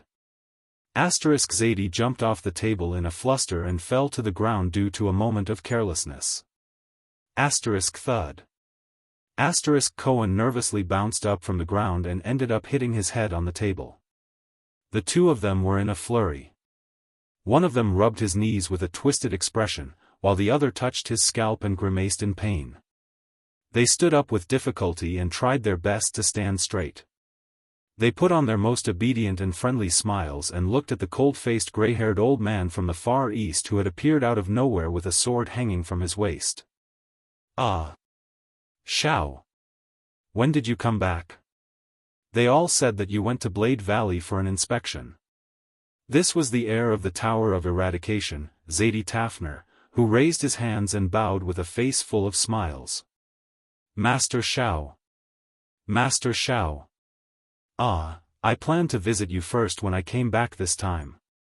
I even brought you constellation specialties." This was Cohen Caribbean, Constellation's police officer come captain of the city defense, rubbing his hands together with a flattering expression. But the gray-haired old man, Xiao, ignored their smiles. The table in the lounge is not for dancing. Xiao stared at Zadie, who had a flattering expression on his face. His cold voice made Zadie's smile even more awkward. The heir must set a good example. Of course, of course. Zadie Tafner nodded sincerely and humbly. Then, he turned to Cohen. His stern face scared the latter so much that he trembled. Since there are chairs, don't sit on the ground. Yes, yes, yes. Cohen listened to Xiao's teaching seriously and seriously. The two of them smiled and nodded repeatedly. They were as respectful as they could be. What a joke, this was the master of the Tower of Eradication, the Grey Sword Guard. The lightest punishment he could give to his students was to stand upside down with one hand for 10 hours. And crimes that were worthy of the lightest punishment, for example, taking 2 long steps and having poor manners. The Grey Sword Guard stared at them coldly. Zadie and Cohen stood straighter than the other. Fortunately, Xiao only snorted in the end and said nothing. The two of them secretly breathed a sigh of relief. Until Xiao said his next sentence. I heard, Xiao said slowly, that you have sneaked into the Truth Library many times over the past few days. Zadie and Cohen froze on the spot at the same time. Listen to my explanation. Zadie smiled awkwardly. That, you were not around, right? Cohen found some clues about the disaster swords, so, this is for the Tower of Eradication, for the purgers. Cohen used the words he learned in the police station and patted his chest righteously. We are for the disaster swords, but Xiao's solemn and deep voice rose slowly and interrupted them. Very well. The Grey Sword Guard's expression was solemn. Cohen Caribbean. Cohen immediately puffed out his chest and raised his head solemnly. He stood straight. Go to Exted immediately, Xiao said slowly. There is an old friend called Caslin who needs help. Huh? Caslin? It was Zadie. He looked at Xiao in surprise. You mean that drunken Northlander uncle who uses a sword as an axe? Xiao turned to him. His cold gaze forced Zadie to shut his mouth. But... Cohen scratched his head awkwardly. I have to return to Constellation to help a friend first, do you remember Croche? She was in the same batch as you, Xiao said in a low voice. She was injured by the disaster swords. She might never be able to use a sword again in this life. Cohen looked up with a stunned expression. Croche, the image of a Northlander girl with a buzz cut holding a sword and gritting her teeth under the scorching sun appeared in his mind. And her white teeth. All right. The police officer turned around without hesitation and said firmly to the two scions, I will go and prepare immediately. How serious is the situation? Do I need to bring my family's private army? Bringing a Constellation noble's private army into Exted, Zadie said in a low voice. Are you out of your mind? Cohen nodded in realization. You will not be the only one, Xiao said in a low voice. There is another person who will meet you on the way. She has just joined the purgers. Cohen was instantly stunned. Broken Dragon Fortress, Northern Sluice Gate. Be careful on the way.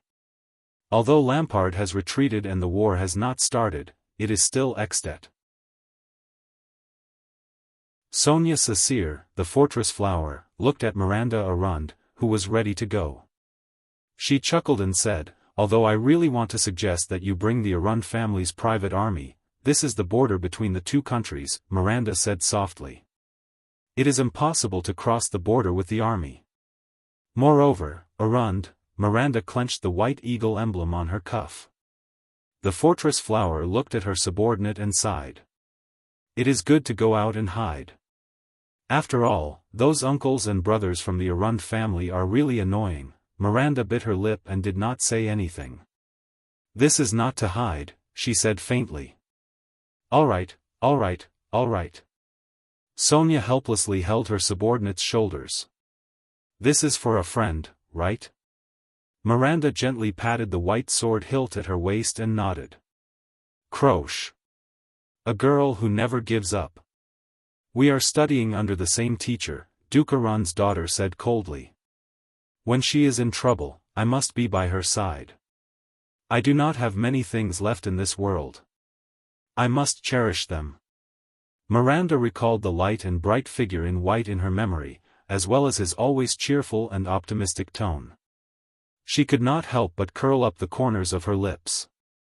She turned around and stepped into the stirrup. Don't worry, commanding officer. I am not some helpless little tabby cat. Besides, I won't be fighting alone. Miranda Arund nodded at Sonia from her horse. An old friend will be coming with me. I will come back once the matter is settled. We are studying under the same teacher, Dukaran's daughter said coldly. When she is in trouble, I must be by her side. I do not have many things left in this world.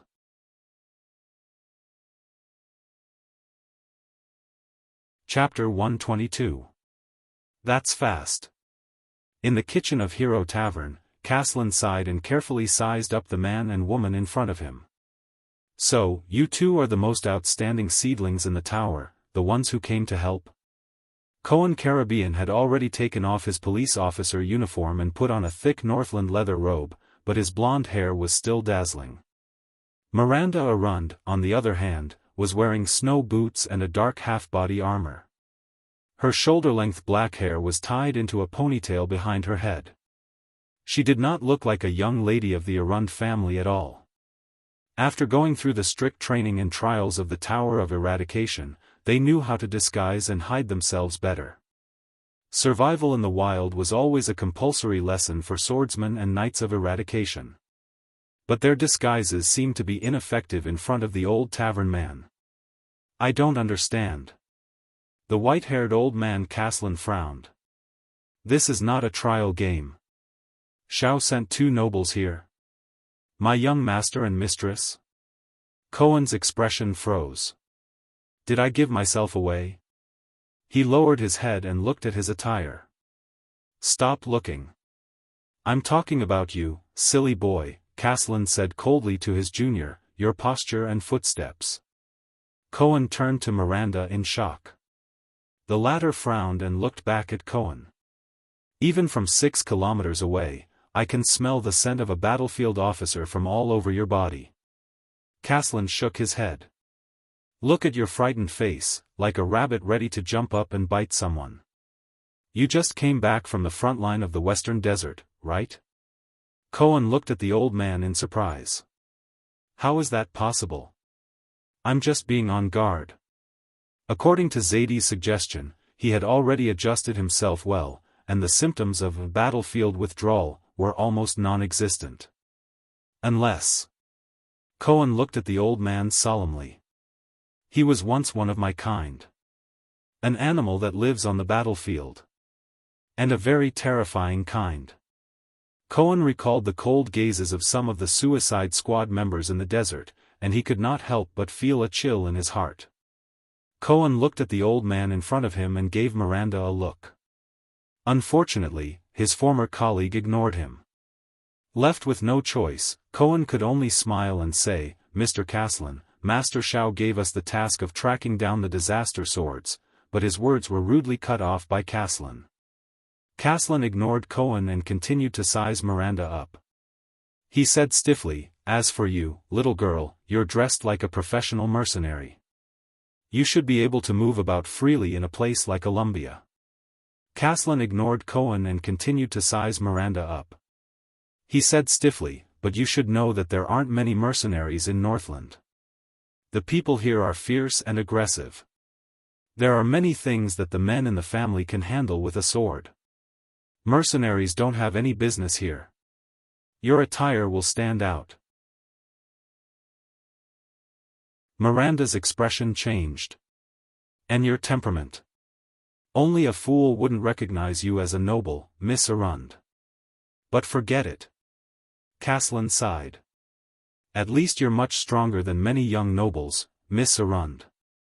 Hearing this, Miranda opened her mouth in shock. How could this be, my identity? How could he tell? When I entered the border, there was no sign of the white eagle on me at all. I say. The old man on the chair placed his hands on his knees. His brows were raised and his face was full of suspicion. Do you really know what kind of existence you're facing?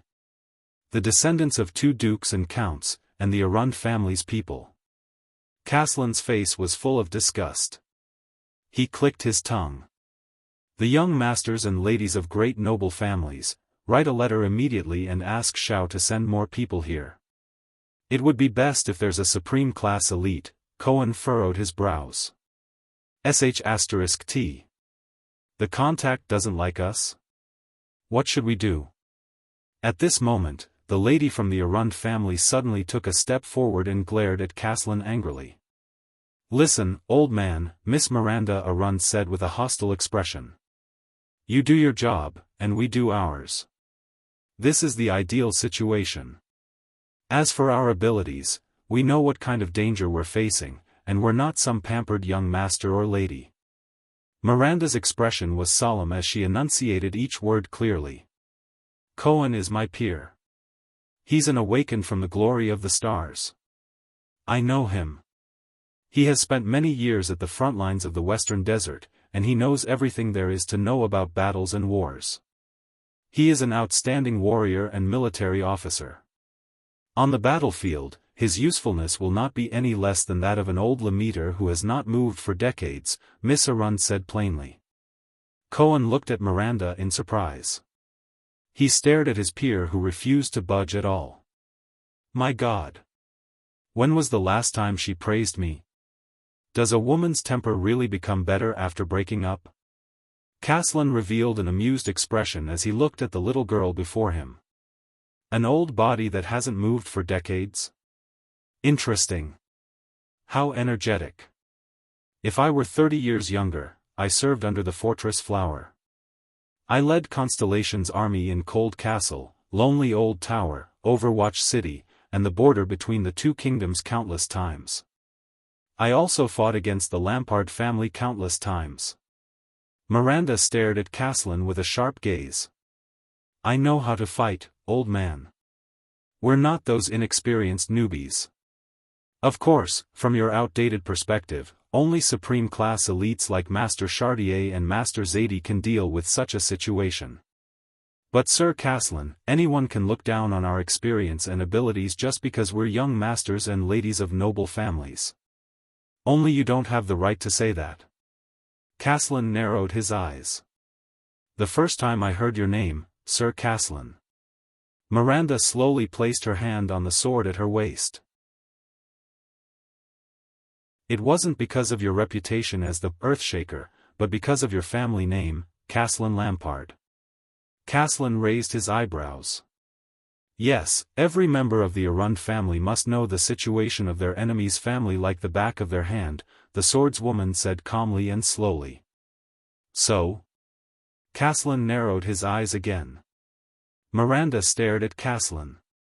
So, if you have a problem with the Arund family name because you're a member of the Lampard family, you can just say it. Miranda narrowed her eyes and observed every flaw on the old man's body. She tightened her grip on the hilt of her sword and said coldly, We'll settle our differences with swords, old man.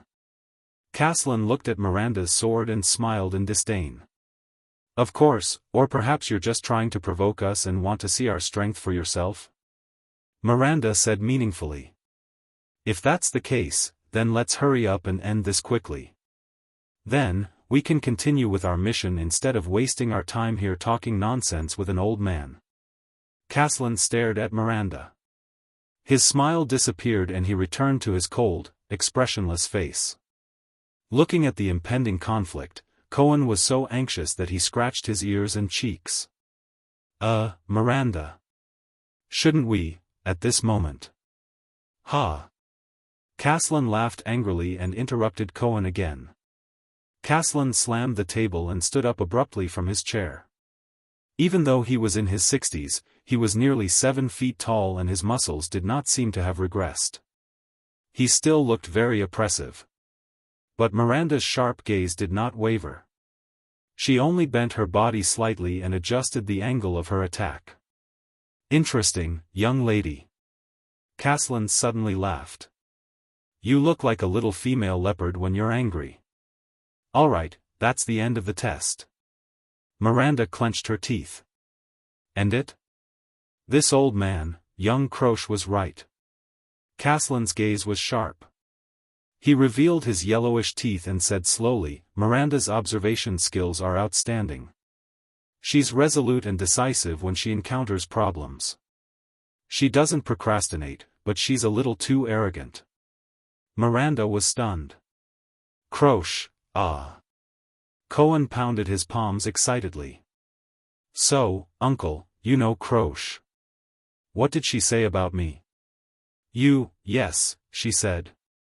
Caslin did not mind that Cohen's way of addressing him had changed from Mr. to uncle. He recalled for a moment and turned his head, revealing a strange expression. "Cohen Caribbean isn't a bad person, but he's a slow idiot. That's all."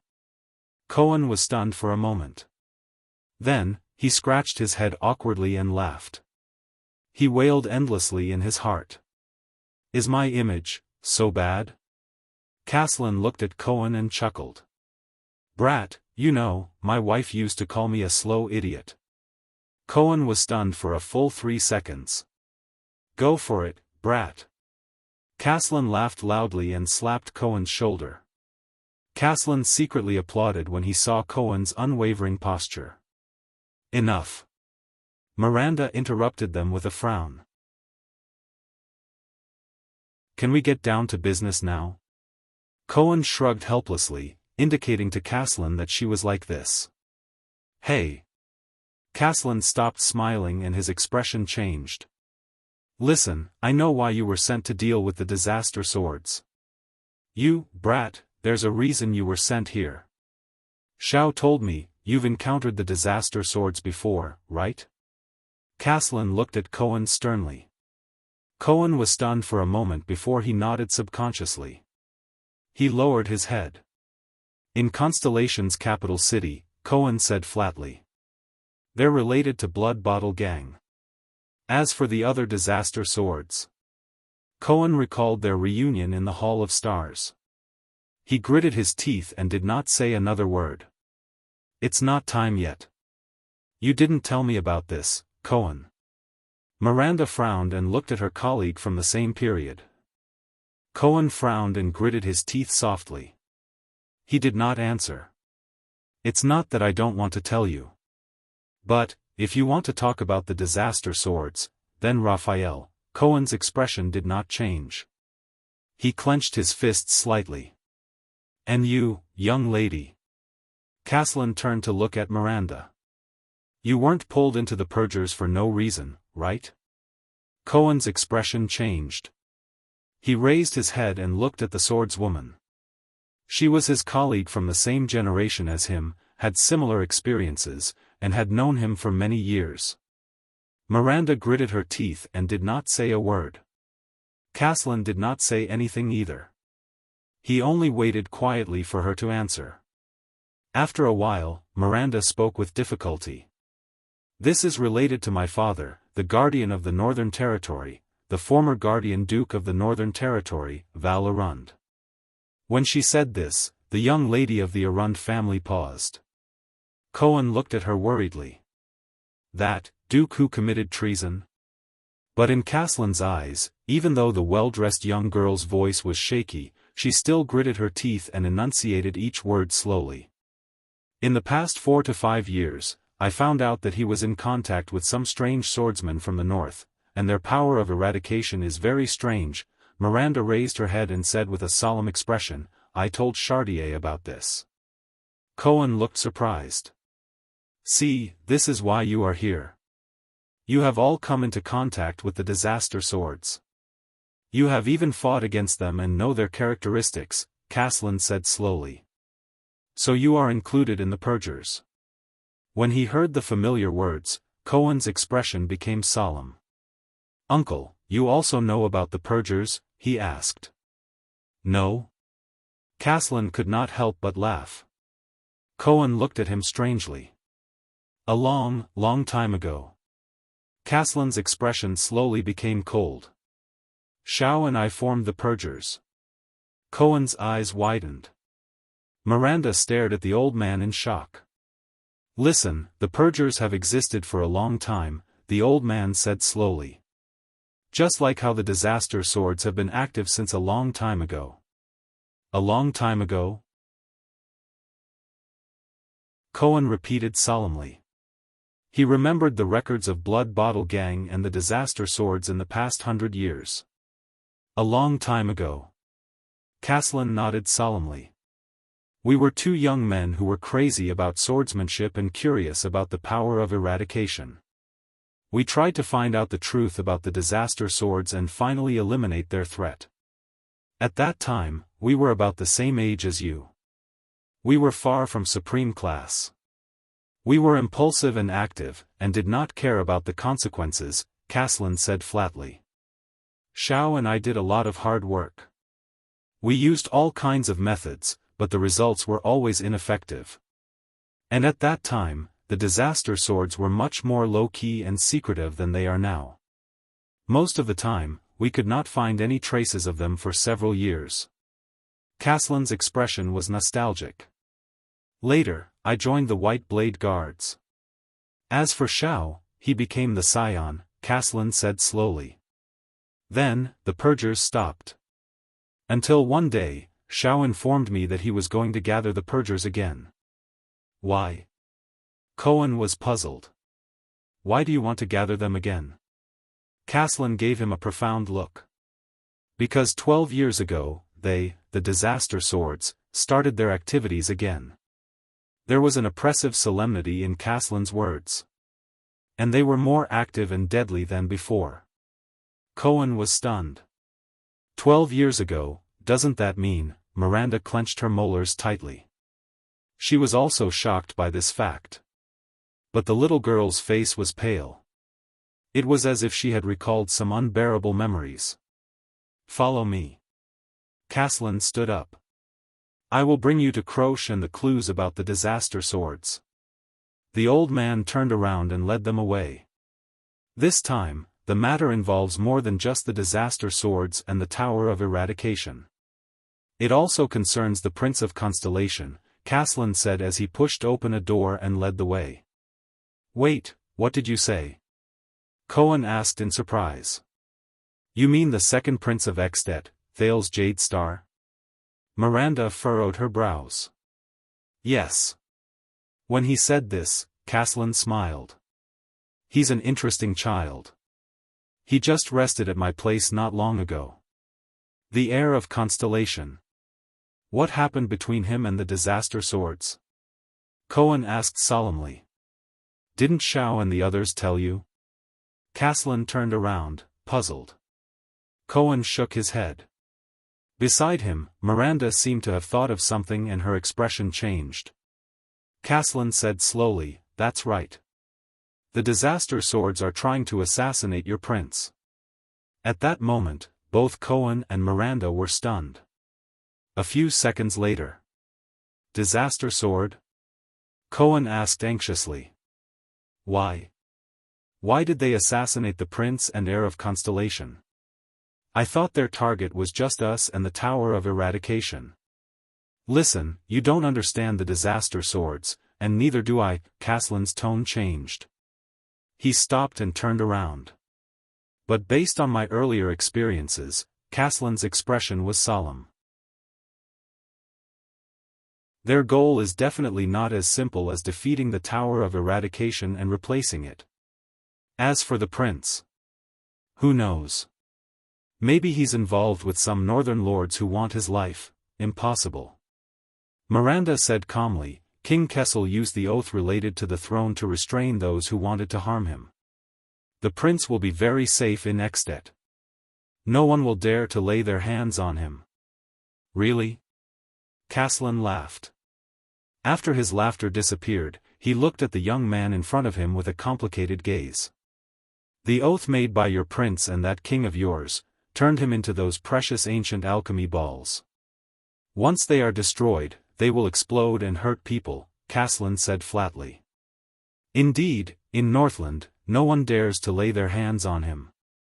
They don't dare to let him explode in their own hands. At this point, Caslin lowered his head and his gaze darkened.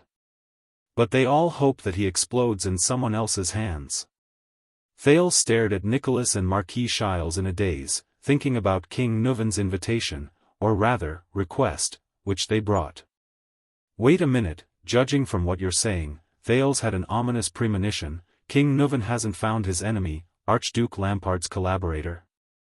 See, this is why we came to you, your highness. Marquis Shiles nodded slightly and flashed a polite smile. Why must it be me? Thales said gloomily, I'm just a 7-year-old child. I can't play such a high-end game. You're not just a 7-year-old child, you're also a 7-year-old genius, Shiles added with a wink. Thales closed his eyes, feeling a terrible headache. Hey!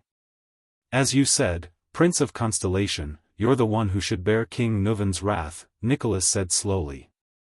His tone was filled with a faint threat. But now, there's a chance for you to get rid of the pain you shouldn't have to bear. Whether or not it's up to you, kid.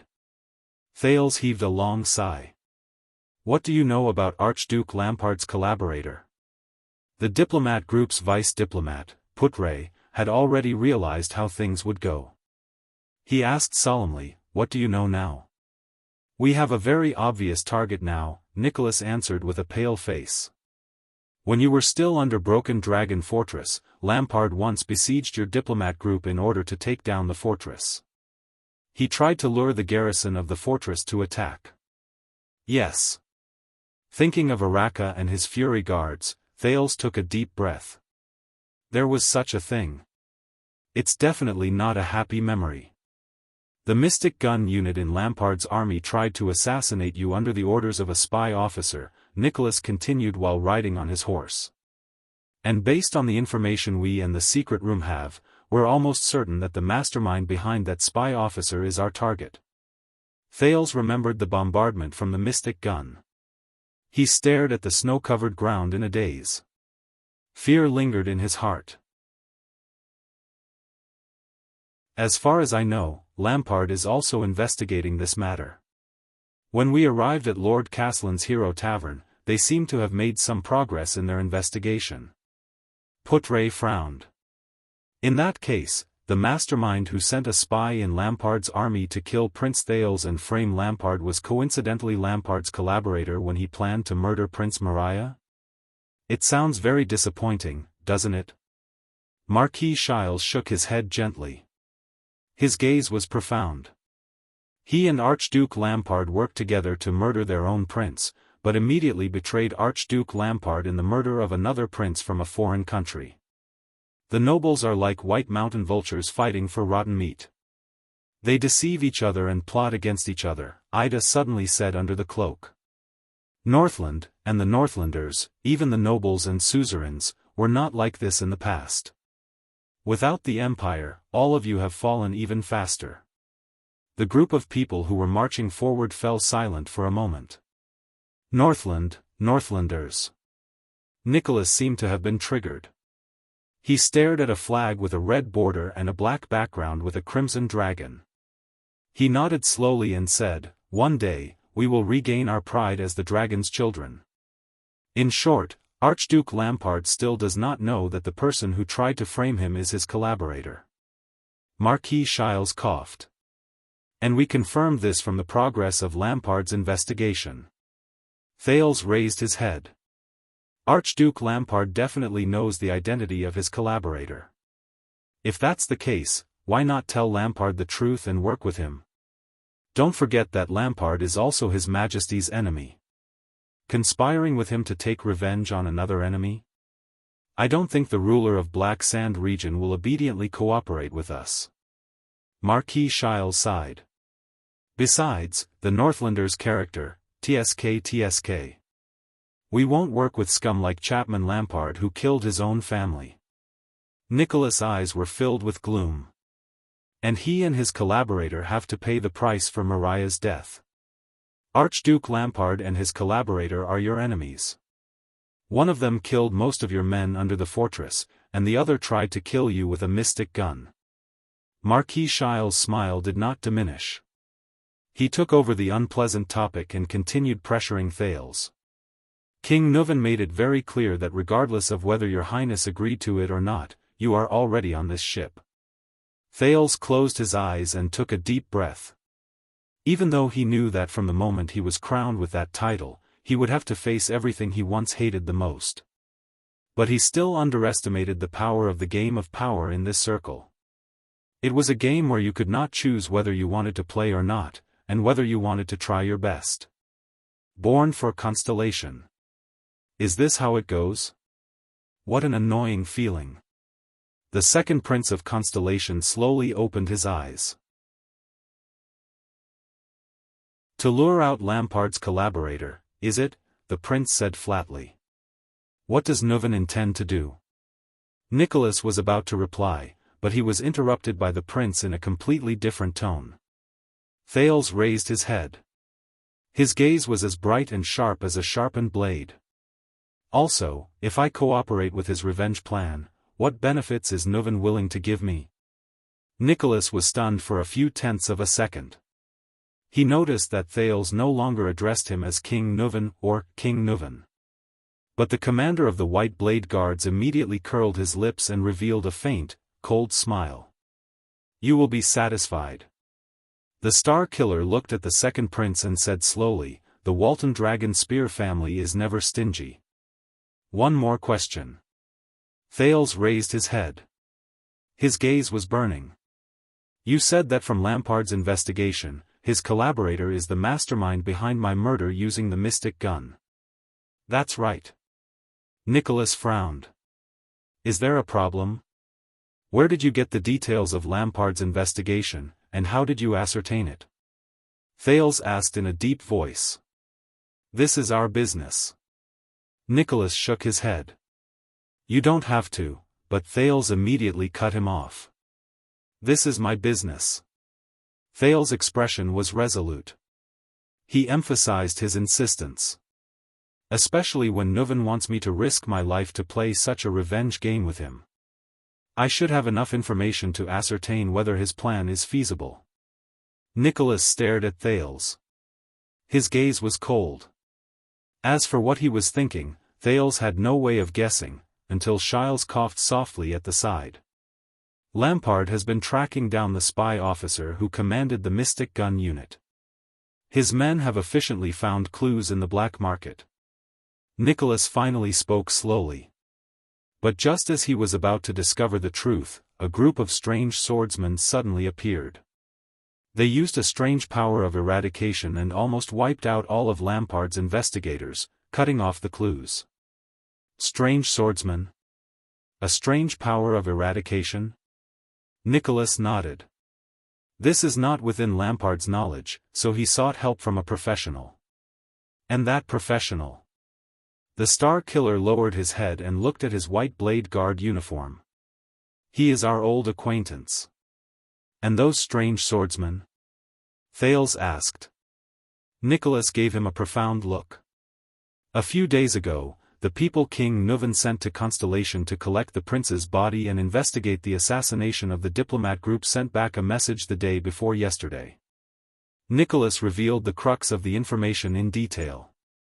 The prince's last bodyguard used the Walton family's secret method to leave behind an important clue. Among the assassins who attacked Prince Mariah, there were also a few strange swordsmen. Their power of eradication was very strange. Thales figured it out. Are you saying that the swordsman who assassinated Prince Mariah and the swordsman who cut off Lampard's investigation are the same group of people? Nicholas nodded slightly. Who are they? According to the information, they are a group of traitors from the Tower of Eradication. They are like flies that seek personal gain, people who hide their heads and show their tails. Nicholas looked at each person.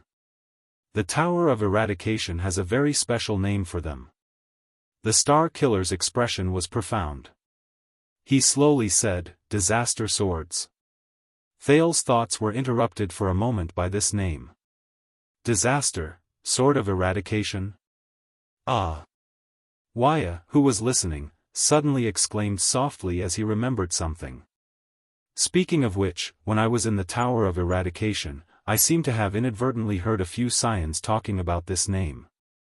Wuxia felt everyone looking at him, and he said a little nervously, "But that has always been a legend." Disaster swords. It is said that they are a group of traitors who want to replace the Tower of Eradication. Thales furrowed his brows. "Let's find some time to talk, Wuxia," the second prince said, "about the power of eradication and the Tower of Eradication." Wuxia nodded. No matter what, this group of so-called disaster swords participated in the assassination of Mariah and the betrayal of Lampard at the same time. They must have a close relationship with Lampard's collaborator, that's why they listened to his orders and let him do whatever he wanted. Nicholas stared at the snowfield in the distance and frowned. "We also connected these two incidents and caught them." "I understand." Thales nodded solemnly and said, "When will Nuven's plan begin?" "Prestige Orchid Snowfield is right in front of us. Once we pass through it, we will reach Dragon Cloud City," Nicholas said slowly as he cast his gaze at the snowfield in the distance, which was almost in line with the horizon. "The 5 archdukes should have arrived in Dragon Cloud City. The first obstacle you have to face is to meet them and King Nuven. Be prepared, Your Highness." Marquis Shiles rubbed his gloves. His eyes were filled with the excitement of the start of a great show. "In public, King Nuven will show a tough attitude towards you. He might be a little rough." "Rough? Perfect, it's been a long time." Thales stared at the horizon with a spirited gaze. He touched his neck gently and recalled the feeling of being strangled. He said in a powerful voice, "I like rough the most." Shiles' smile became even brighter. A strange light shone in Nicholas' eyes. Putre took a deep puff from his pipe.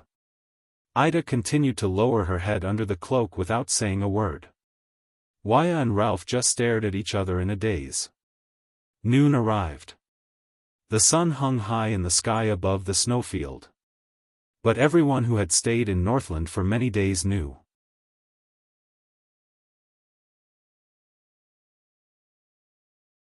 Chapter 123. Before Thales could react, the attendants and guards behind him took a step forward without hesitation and shielded him behind them. "It's still an anti-theft chapter. Please come back later."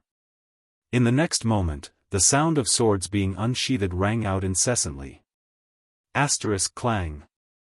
Asterisk Wuxia unsheathed his blade without hesitation. The tip of the blade was pointed at Nicholas' throat.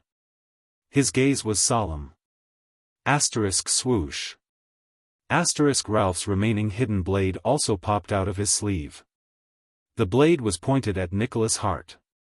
The upper half of his face, which was not covered by the silver mask, had an unpleasant expression. Asterisk clang. Clang. Asterisk clang.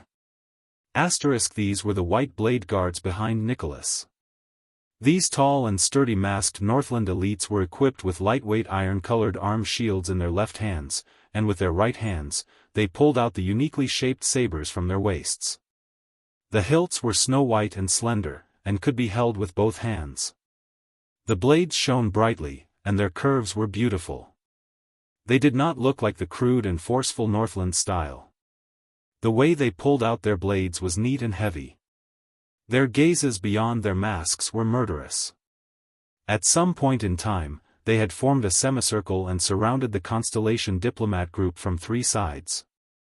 The remaining dozen or so soldiers of Constellation, such as Janet and Willow, pulled out their weapons without hesitation and stood at the front line to confront the white blade guards.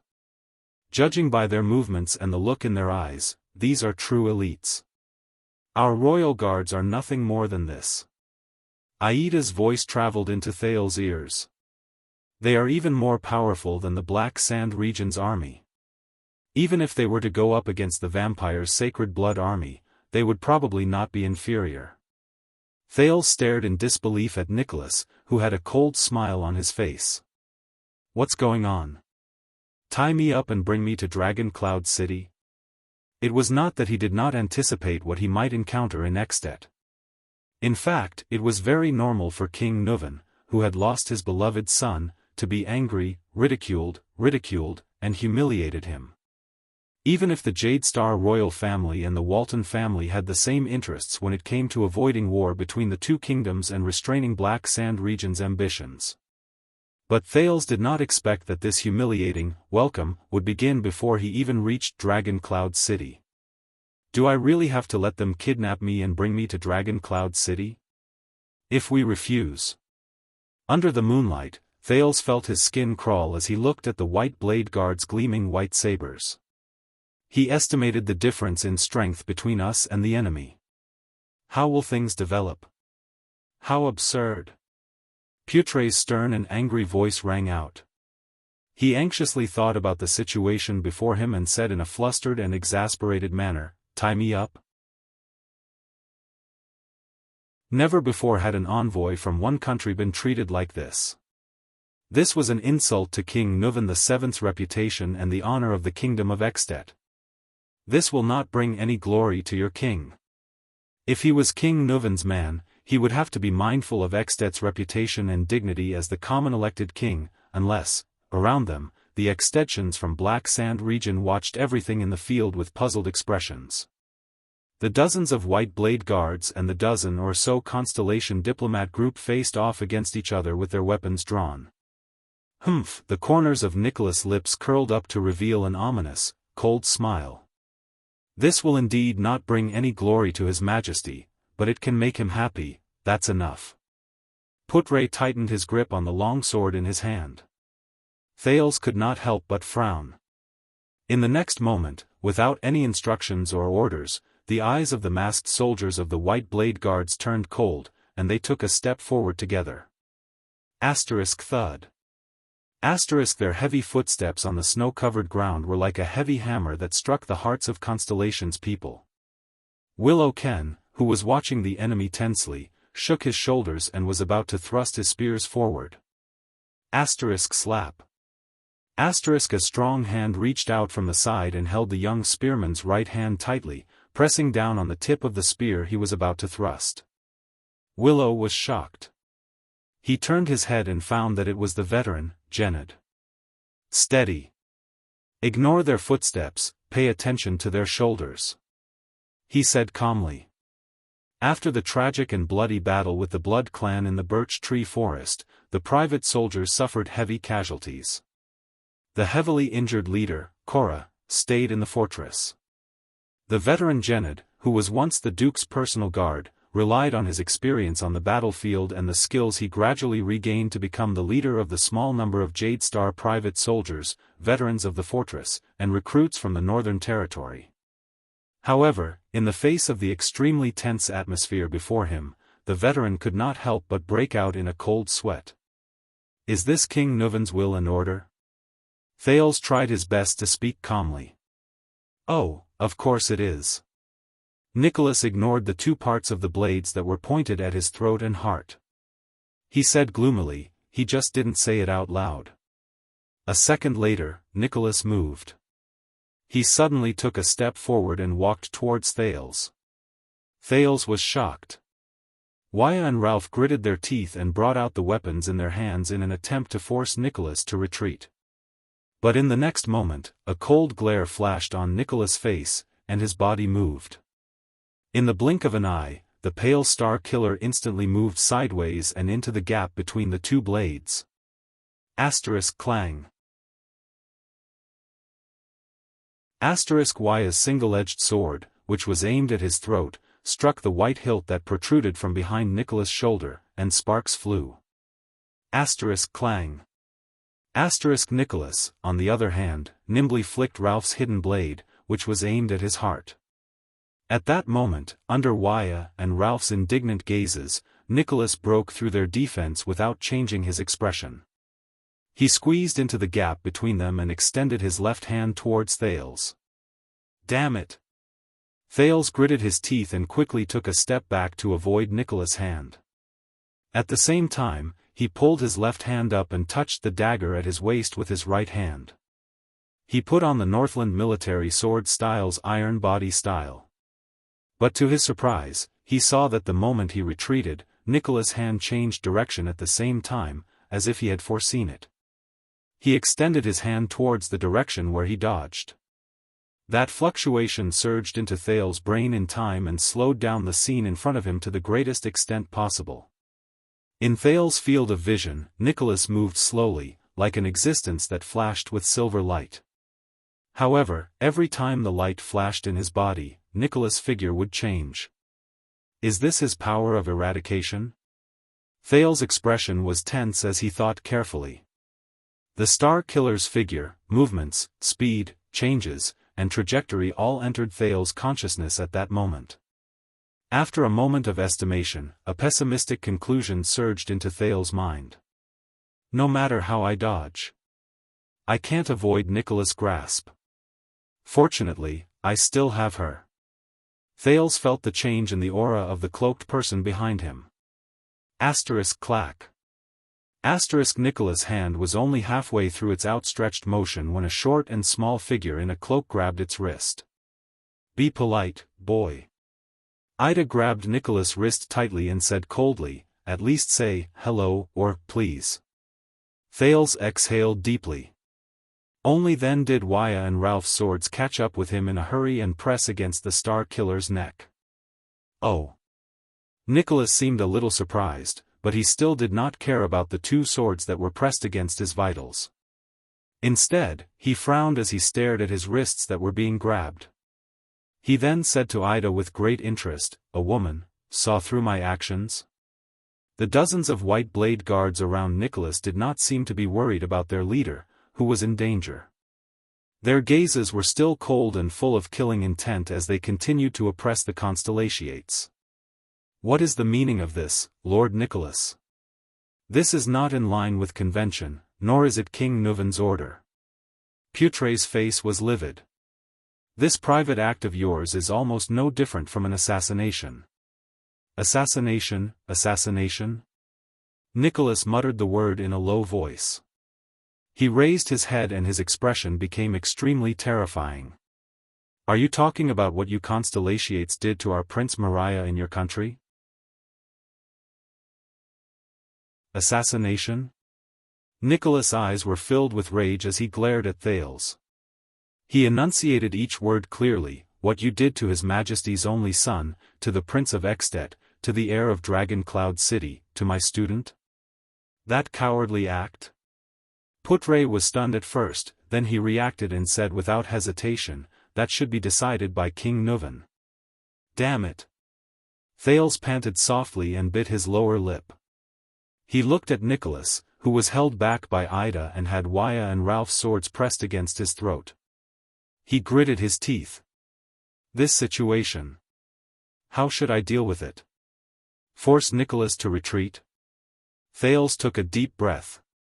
He raised his hands at the pale man, indicating that he was a harmless little boy. Nicholas, on the other hand, sneered maliciously at him. Viscount Kentvita and Lord Tolja. The second Prince of Constellation turned his head and shouted at the army of Black Sand region, your mission of escorting me to Dragon Cloud City is almost complete. I believe that the people will praise the Archduke of Black Sand region's loyalty to King Nuvan, and King Nuvan will also be satisfied with your loyalty. At the same time, I am also very grateful for your escort. You can leave now. Thales' voice faded away. Putre raised his eyebrows, while Nicholas was slightly stunned. Viscount Kentvita, who was watching everything with a frown, sighed deeply. However, in the end, Kentvita only nodded at Tolja, who was frowning deeply, and strode forward. This child. What is he talking about? Your mission of escorting me to Dragon Cloud City is almost complete. Before I reach Dragon Cloud City, Black Sand region is in charge of my safety, but I have not reached Dragon Cloud City yet. I believe that the people will praise the Archduke of Black Sand Region's loyalty to King Nuvan. Everyone will know that King Nuvan kidnapped the Prince of Constellation from the army of Black Sand Region as if no one else was around.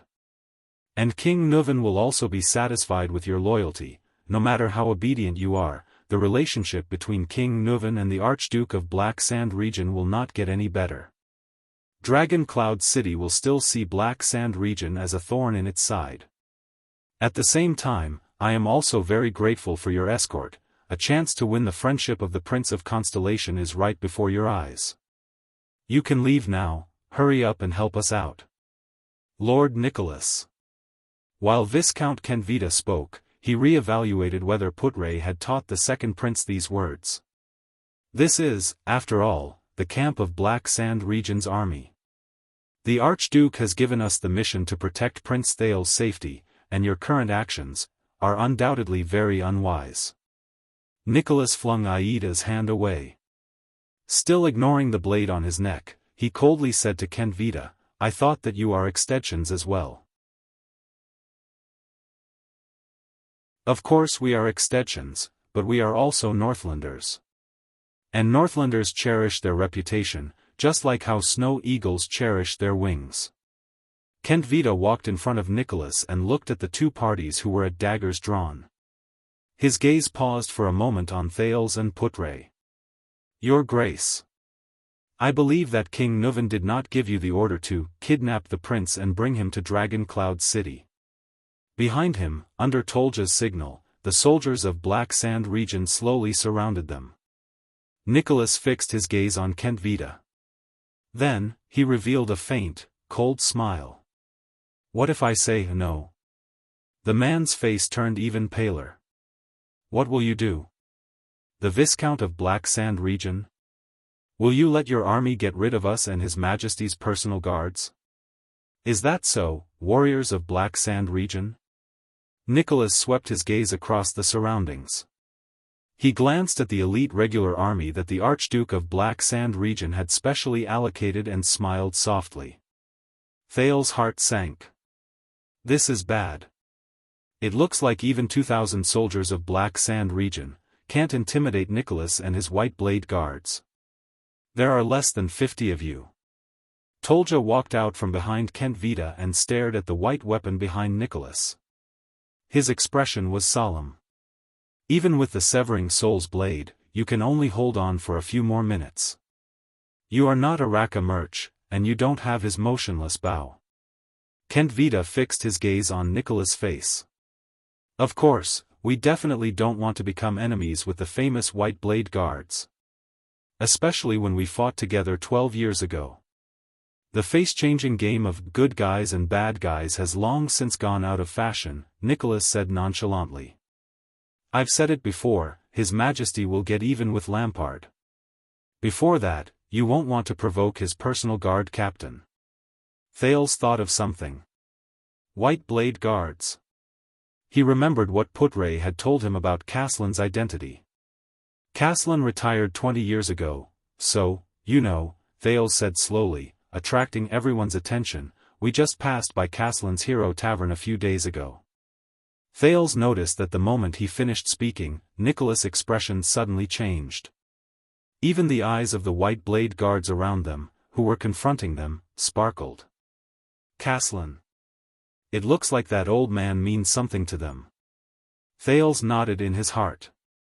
Caslin treated me to a glass of rye wine, the limited edition kind, Thales continued to say calmly. He's a wise and open-minded old man. But I don't think you know him, Lord Nicholas. A complicated expression appeared in Nicholas' eyes. Because. Thales sighed. The White Blade Guards led by someone like him must be different from you. Nicholas stared at him without saying a word. In the next moment, Thales first gritted his teeth, as if he had made up his mind about something. Then, under everyone's shocked gazes, the second prince shouted, Constellations, put down your weapons. Waya and Ralph looked at Thales in shock. Even Ida made a sound of surprise under her cloak. The Constellations looked at the White Blade Guards around them, who were glaring at them fiercely. They looked at each other in bewilderment, not daring to believe the prince's order. Only Putre looked pensive. Kentvita and Tolja frowned at the same time. Nicholas stared at him with an indecipherable expression. "This is an order from your second prince, the heir to the throne of Constellation," Thales repeated with a firm expression. Putre was the first to sheath his sword and take a step back. Then, Genid sheathed his sword without hesitation. Waya glanced at the prince in disbelief. Under the latter's unquestionable gaze, he gritted his teeth and withdrew his sword from Nicholas' neck. Then, it was Ralph, then the fifth, the sixth, until all the Constellations sheathed their weapons. Under everyone's watchful eyes, Thales took a step forward, past Waya and Ralph's protection, and arrived in front of Nicholas. "You should have done this a long time ago." Nicholas lowered his head and looked at him expressionlessly. "The earlier you submitted, the less painful it would have been." "Enough, Your Excellency," Thales interrupted him coldly. "I don't know why you insist on bringing me back to Dragon Cloud City with you tied up. Be it new hatred or old hatred, Prince Mariah or Prince Horus," Thales suppressed the trembling in his voice. "But before I complete my first mission, I will only answer to King Nuvan." Nicholas stared at the second prince of Constellation in astonishment. "This will be a conversation between the future king of Constellation and the current king of Extet." Thales took a deep breath. "But before that, you want to humiliate me, who is about to talk to King Nuvan? Without a doubt, your actions are tarnishing King Nuvan's honor. Does a father who has lost his only son no longer care about his own honor? Ask yourselves, White Blade Guards, Northlanders." Thales turned to the White Blade Guards around him. His personal guards, the White Blade Guards, the Dragon's Imperial Guards. Humiliatingly tying up a 7-year-old child and bringing him to Dragon Cloud City. Let everyone know the magnanimity of Extet's common elected king, Rikaru the hero's successor, and the ruler of the Northlanders, King Nuvan VII. The gazes of the White Blade Guards became unfocused beyond the veil covering their faces. "Castellan told me before, whether it is the history of the Empire or the symbol of the dragon, these are not important. What is important is whether the Northlanders can still persevere and live their lives well." Thales turned around and spread his arms. He raised his head and stared at Nicholas with a steady gaze. "Over the past few days, we have eaten the Northlanders' food and drank their wine. According to Northland's customs, we are now King Nuvan's guests. We are guests in the land under his rule. Now, we are finally about to reach his doorstep. Let us Constellations, the so-called descendants of the Empire. Let's see whether the magnanimity and glory of the Northlanders are worth it for us to take this dangerous journey." The White Blade Guards quickly exchanged glances, then looked at their commander in unison. Kentvita's gaze kept shifting between Thales and Putre. He seemed to be deep in thought. Waya, on the other hand, looked worried as he stared at the Star Killer in front of him. And the most crucial decision-maker, Nicholas, slowly narrowed his eyes. After a few seconds, "Very good, Thales Jade Star." He looked at Thales and smiled faintly. "You and your uncle are not that far apart." Thales was stunned. "Put away your weapons, my brothers." Nicholas looked at Thales with a complicated expression. "Let His Majesty decide who our guest belongs to, even if his hatred for us runs as deep as the sea." Upon receiving the order, the White Blade Guards sheathed their swords in an orderly manner. Thales finally breathed a sigh of relief. Similarly, the people of Constellation, including the 2 commanders of Black Sand region, also breathed a sigh of relief. At this moment, alert! Outside the camp, the soldiers of Black Sand region once again let out alarmed shouts. Everyone's attention was instantly drawn to the area outside the camp. Under the moonlight, new cavaliers appeared before their eyes and headed towards the camp. Kentvita narrowed his eyes and asked Nicholas, "Your companions?" Nicholas did not answer him. The sound of hooves could be heard from outside the camp. It was a dozen cavaliers. Carrying a strange flag, they slowly headed towards their camp. It was a flag with a white background. A golden ear of wheat with an arc was drawn on it. It stretched from the upper right corner of the flag to the lower left corner, and crossed with an equally golden dagger. "Good night, everyone." An unfamiliar male voice traveled into their ears from afar. "Praise the Lady of Harvest and the Maiden of the Ocean. May they bless all of you with no worries about food or clothing and a prosperous life." Kentvita took a few steps forward. Looking at the flag with the ear of wheat and the dagger, he slowly frowned. "I am Lesa Kentvita, the Viscount of the City of Light Town. This is the military camp of the Archduke of Black Sand Region," Viscount Kentvita said loudly. "Who goes there?" Under the protection of a dozen cavaliers, a middle-aged man with a golden ponytail slowly rode out from the crowd. He was dressed in a gorgeous coat and a top hat embedded with jewels to keep out the cold. "I am Shiles Bamra, the honorary Marquis of Good Flow City."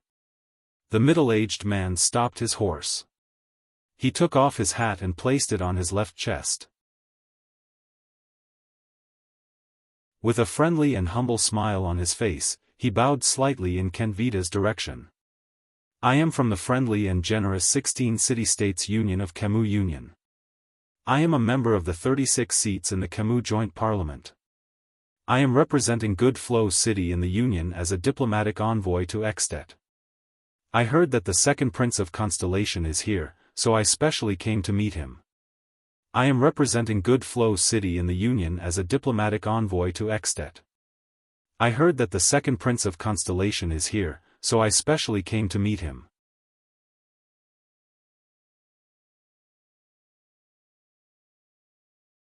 Chapter 124. "That was 300 years ago," the vice diplomat said flatly. "At that time, Meteor Jade Star was one of the many princes of Constellation." Putre sighed slightly. It was said that he was very similar to Tormund I, the founder of the kingdom. When he was young, he was an impulsive, lively, and restless prince.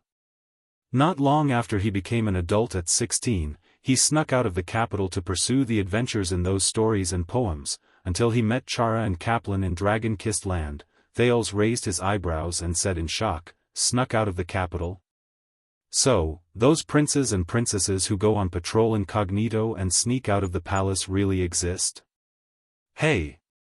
Don't just talk about your kingdom's princes," Marquis Shiles protested.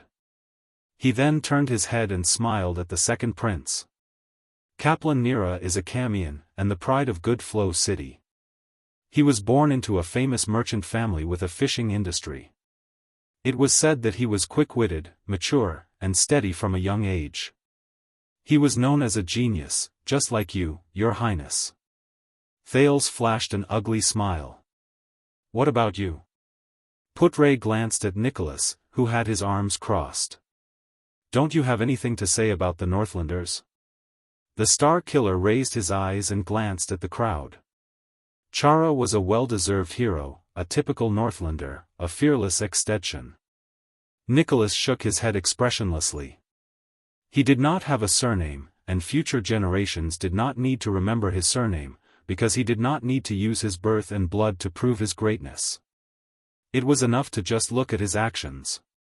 Marquis Shiles winked at Putre in resignation. "No surname? Is that so?" An enigmatic voice came from behind.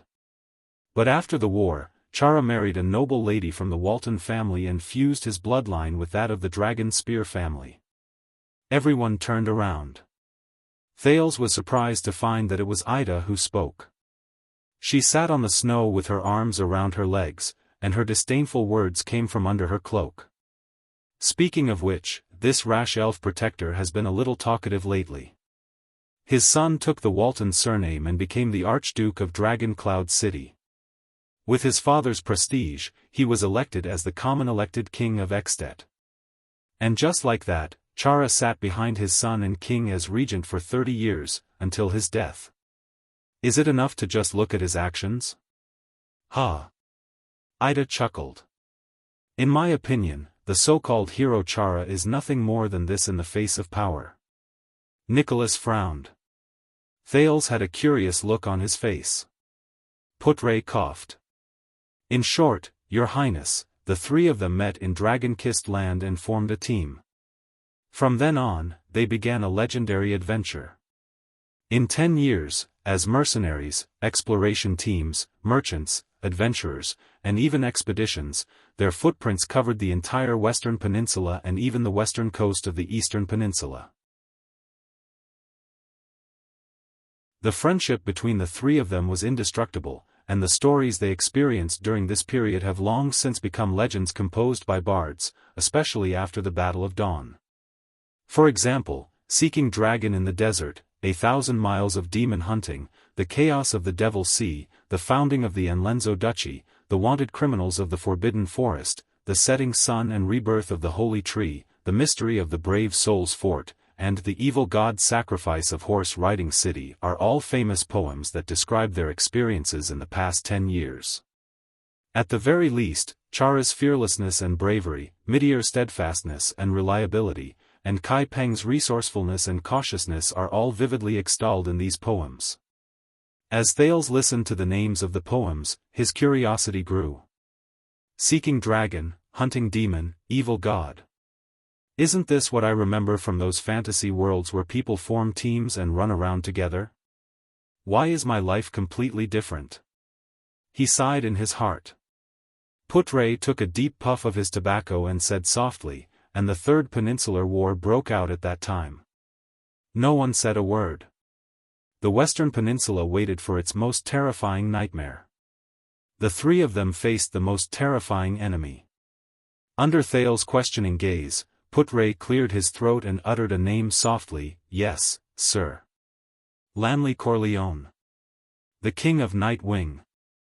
Putre raised his eyes and stared at Thales with a profound look. Thales tucked his hands into the fur cloak that protected him from the cold. He subconsciously touched the bracelet made of fangs in his bosom. Corleone. Is that so? He is the master of the Blood Sea Throne, the master of the Blood Fangs Corleone family, the founder of Night Kingdom, and the eternal ruler. It is said that he is also one of the oldest and most terrifying blood clansmen. Legend has it that when he spreads his wings, even the most dazzling sun will be shrouded in a bloody and boundless night. Putre adjusted his tone so that he looked like a group of people gathered around a fireplace to tell a ghost story. It is said that he has lived for countless years. Before he disappeared, he was once known as an existence above supreme class. The missing Night Wing King, Lanley Corleone. Thales quietly recalled the struggle between the two Corleone ladies, or ladies. That was their father, ? Ridiculous. Above supreme class? Nicholas sneered. Something that doesn't exist at all. It's just a rumor spread by bards. Putre ignored him and continued, the Third Peninsular War happened to be when Night Kingdom was at its peak. The Third Peninsular War happened to be when Night Kingdom was at its peak. Under the leadership of Laurie Corleone, that was the first time they appointed a blood clansman as the commander of the Allied forces. A small number of elites suddenly landed on Extet's eastern sea cliff, which was the most dangerous and impossible place to land on. Based on the experience of the previous two wars, everyone thought that the people from the Eastern Peninsula would land on Constellation. They expected the Western Peninsula's shield to once again stubbornly hold back the Eastern Peninsula's attack until Extet's brave and powerful troops and other countries' reinforcements arrived. Thales listened with rapt attention. The results were predictable.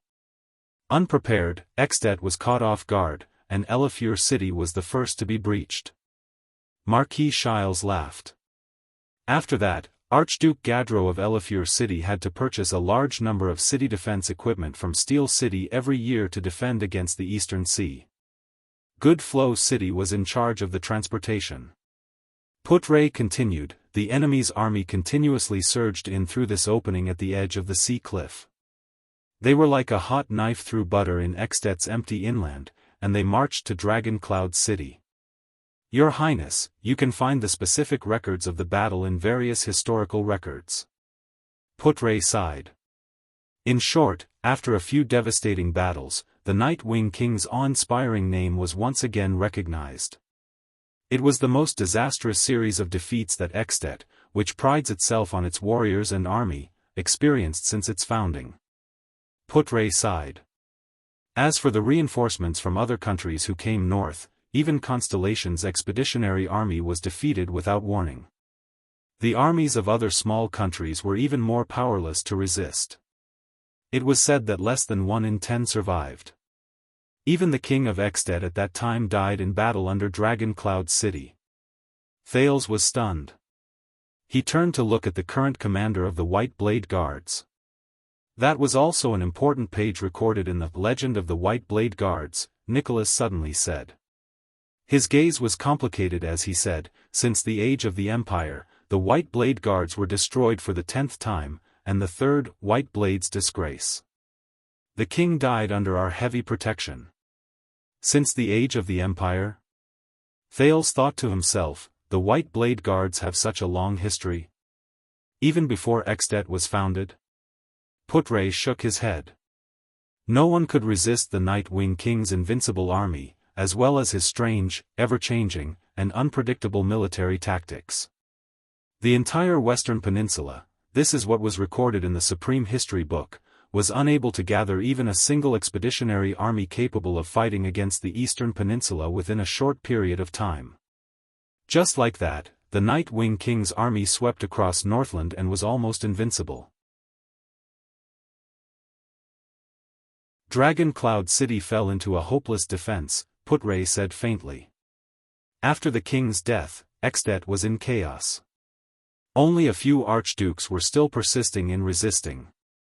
At this time, the Eastern Peninsula also sent a letter to request for peace talks regarding the current situation. Faced with heavy casualties and a huge price to pay, Constellation and other small countries had already begun to consider the Eastern Peninsula's proposal. At this time, 3 people stood at the forefront of history and saved the Western Peninsula from imminent danger. Thales inhaled softly. The 3 heroes of dawn? Putre nodded. Chara, Midir, and Kaplan gathered the remaining troops. Their battle inspired Constellation and the other countries. The Star Killer cut him off. Stop boasting about yourself, Nicholas mocked. He crossed his arms and raised his eyes. Chara. Chara, the hero. He was the only one who stood up first. Chara carried a black flag and returned to the battlefield in Extet alone. He called for and gathered the Extetians who were determined to resist. They fought against the Eastern Peninsula in the mountains, in the countryside, in the pine forests, in every inch of land, and on every piece of territory, without caring about bloodshed or sacrifices. Thales spoke with a deep voice. He was alone and helpless. He was outnumbered, and he even suffered defeats in the beginning. But Chara never gave up. That's how heroes are made. They are forged with courage and perseverance through blood. That was the agreement between the 3 of them, Putre retorted coldly. Midir returned to Constellation, Kaplan returned to Camus Union, and they worked hard to convince their country to fight one last time. This did not mean that the other 2 were weak. I'm not talking about Midir. I'm talking about all of you, Constellation's reinforcements, Nicholas said sarcastically. Midir brought 20 reinforcements. The bards remember this number very clearly. 20 people? Thales looked at Putre curiously and waited for his reply. Putre frowned. At that time, Constellation was indeed very worried about continuing to send troops.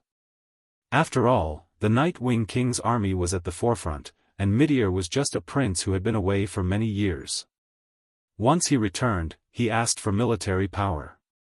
Not only that, as a prince, Midir was ordered not to participate in Extet's war. Putre's eyes burned. But Midir did not give in. In the face of such an order, he threw away the 9-pointed star emblem that symbolized the Jade Star royal family in front of all the courtiers. This meant that he gave up his right to inherit the throne, Putre said softly. Thales widened his eyes slightly. Do not forget that Constellation is founded on oaths. This was what he, Midir, said in front of the entire furious Constellation Palace. The Oath Keeper. So that's how it is. Just like that, the Oath Keeper walked out of Renaissance Palace alone. He brought along 20 brave warriors who were still willing to follow him and headed north to Extet to help Chara, who was fighting alone. This is why we only admire the Oath Keeper. Nicholas chuckled. When all of Constellation became cowards, he was one of the few Empire people with guts. Even the Camians are stronger than all of you. Putre did not speak. Regarding this question, I have to say that the Prophet Kai Peng actually. Shiles coughed softly and interrupted. This is also the reason why we Camians admire him. From proposing the proposal to gathering a consensus and passing the resolution, Kai Peng Nira was the only person in history who managed to convince the Supreme United Parliament of Camus Union to send troops within 86 days. At that time, the 14 cities unanimously agreed to hand over all their troops, supplies, money, and the last of their assets to Kai Peng, a young man in his 30s, so that he could lead them to the battlefield in Extet.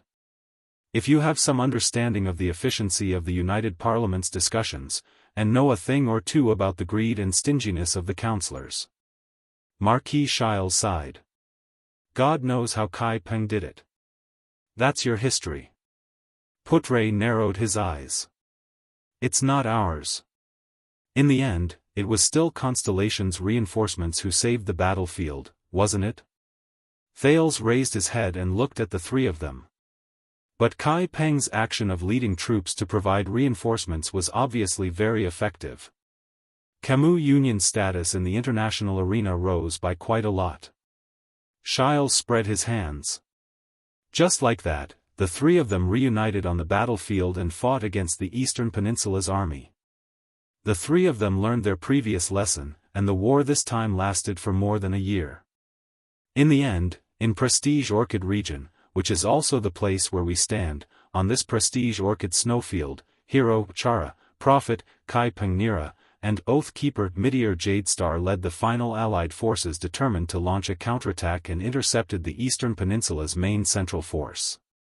Here, they engaged in the final battle against the famous Night-Wing King, Laurie Corleone, who was invincible after invading the Western Peninsula, and the countless fierce troops under his command.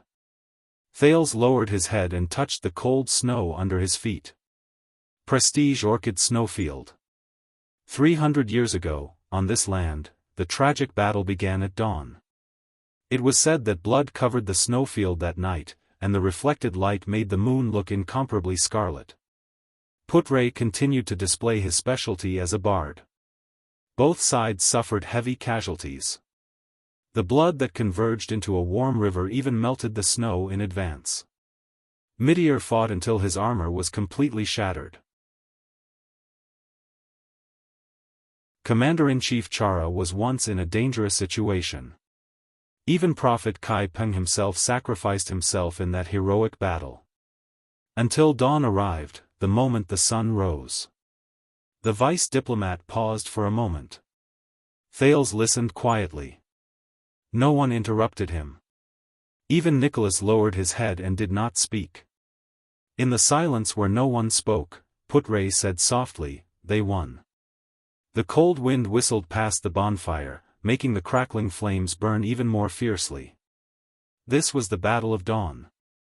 Together with the Holiness Exorcism campaign during the Age of Kings, the Battle of Reverse Cold Wind during the Battle of Eradication, and the Battle of Glory during the Fourth Peninsular War, it is known as the four major battles in history. Of course, this is what we call it in the Western Peninsula. The countries in the Eastern Peninsula obviously have different opinions on this. Putre concluded slowly, the hero, prophet, and Oath Keeper were known as the West's three dawn heroes. Thales took a deep breath. The Battle of Dawn. The story of the three heroes. And his unique and easygoing ancestor, who was willing to abandon the throne for the sake of friendship and keeping his promise. In a corner where no one noticed, a cloaked figure listened to the poem and story from beginning to end.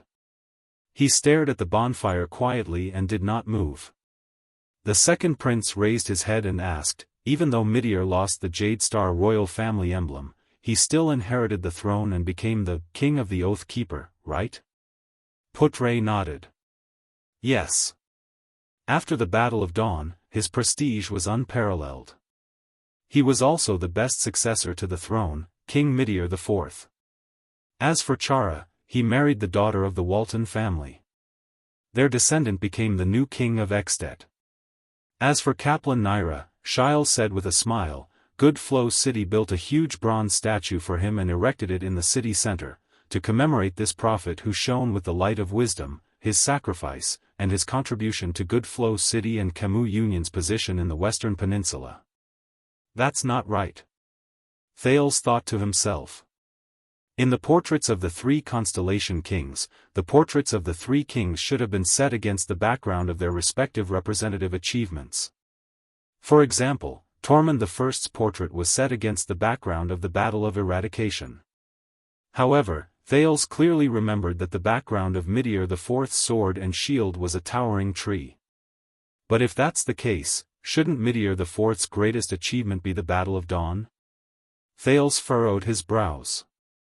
At this moment, Nicholas said slowly, You didn't mention the last part, the part after the war. Putre sighed. Thales looked puzzled. What happened after the war? Putre was silent for a while before he spoke quietly. This is the saddest thing, the vice diplomat said faintly. Chara and Meteor, these two close friends who should have been sworn brothers in life and death, after the war, turned against each other and became enemies. Even the relationship between Constellation and Extet, which had improved slightly, took a turn for the worse. Nicholas' voice rang in the air. Meteor built Broken Dragon Fortress when Extet was weak. Since then, it has become our greatest threat. A huge fortress that can withstand the day before the bitter cold winter, stand tall at the border, is easy to defend and difficult to attack, has countless garrisons, monitors our every move, and can be used as an outpost to march north at any time. Nicholas stared straight at Thales and said, If it wasn't because the Battle of Dawn had just ended and Chara, who had severely injured the Nightwing King, was too famous, I have no doubt that Constellation would have directly attacked Extet at that time. Young Prince, why do you think we care so much about that stupid fortress of yours? Thales was completely stunned. Broken Dragon Fortress, the meritorious fortress that guards Constellation's northern territory, the Iron Curtain city wall, and the fortress that stops the Great Dragon from advancing south, so this is how the Extensions view it? The bridgehead for Constellation's northern invasion? Anne. He lowered his head. Chara and Meteor? A pair of comrades who have been through danger for 10 years and entrusted their lives to me, turned against each other? Why? Thales clenched his teeth and raised his head to ask, why did Chara and Meteor turn against each other? Putre sighed and shook his head. I don't know. You don't know?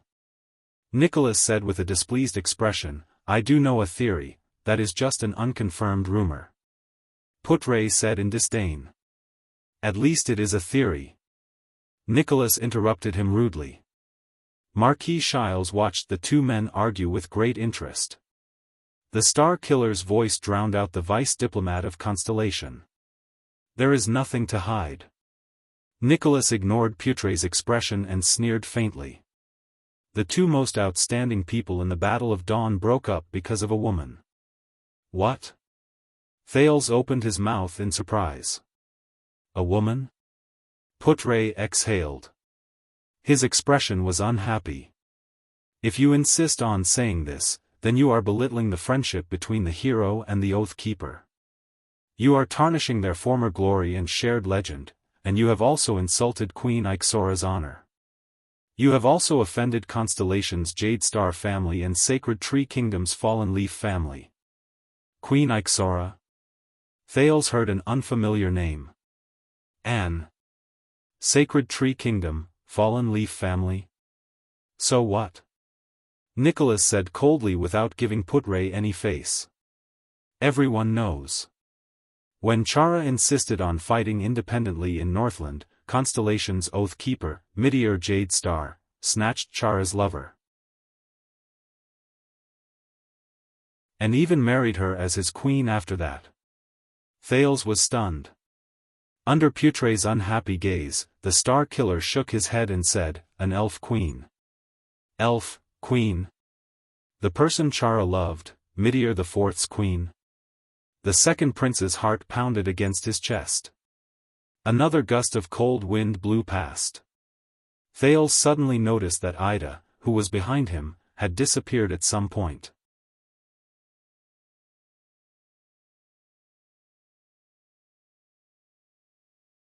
Chapter 125. Kid, I know what you're thinking. But if you continue to look at me with that strange gaze. Ida rode beside Thales' steed. She clenched her fists, the knuckle of her index finger sticking out. Her tone was extremely impatient. You know what will happen. All right. Thales, who was bursting with curiosity, stuck out his tongue and turned his head.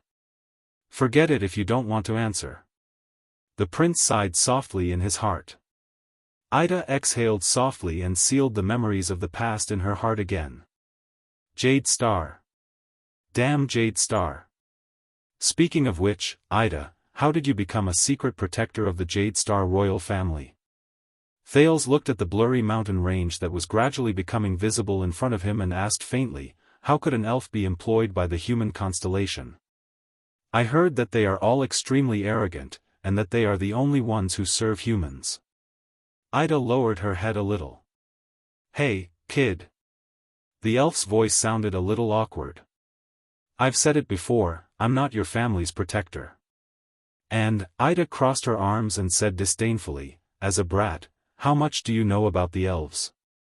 Thales could only stick out his tongue and shake his head helplessly. This elf with many suspicious points, this elf who may have lived for hundreds of years and met the former virtuous King Mindis and Prince Kira, must have a rich and colorful story. But her personality, after the group crossed a snow-covered hill, Putre rode his steed to Thales' side. The thin vice diplomat had a solemn expression as he raised his finger and pointed in the direction they were heading. We're here. Thales reacted and quickly raised his head to look down the hill. In his blurry vision filled with snow, a silver-black giant appeared in front of the mountains. No, it's not a giant. Its silhouette in the snow appeared hazily in the distance. It was a majestic city built against the mountains. A red and black flag could be vaguely seen fluttering above the city.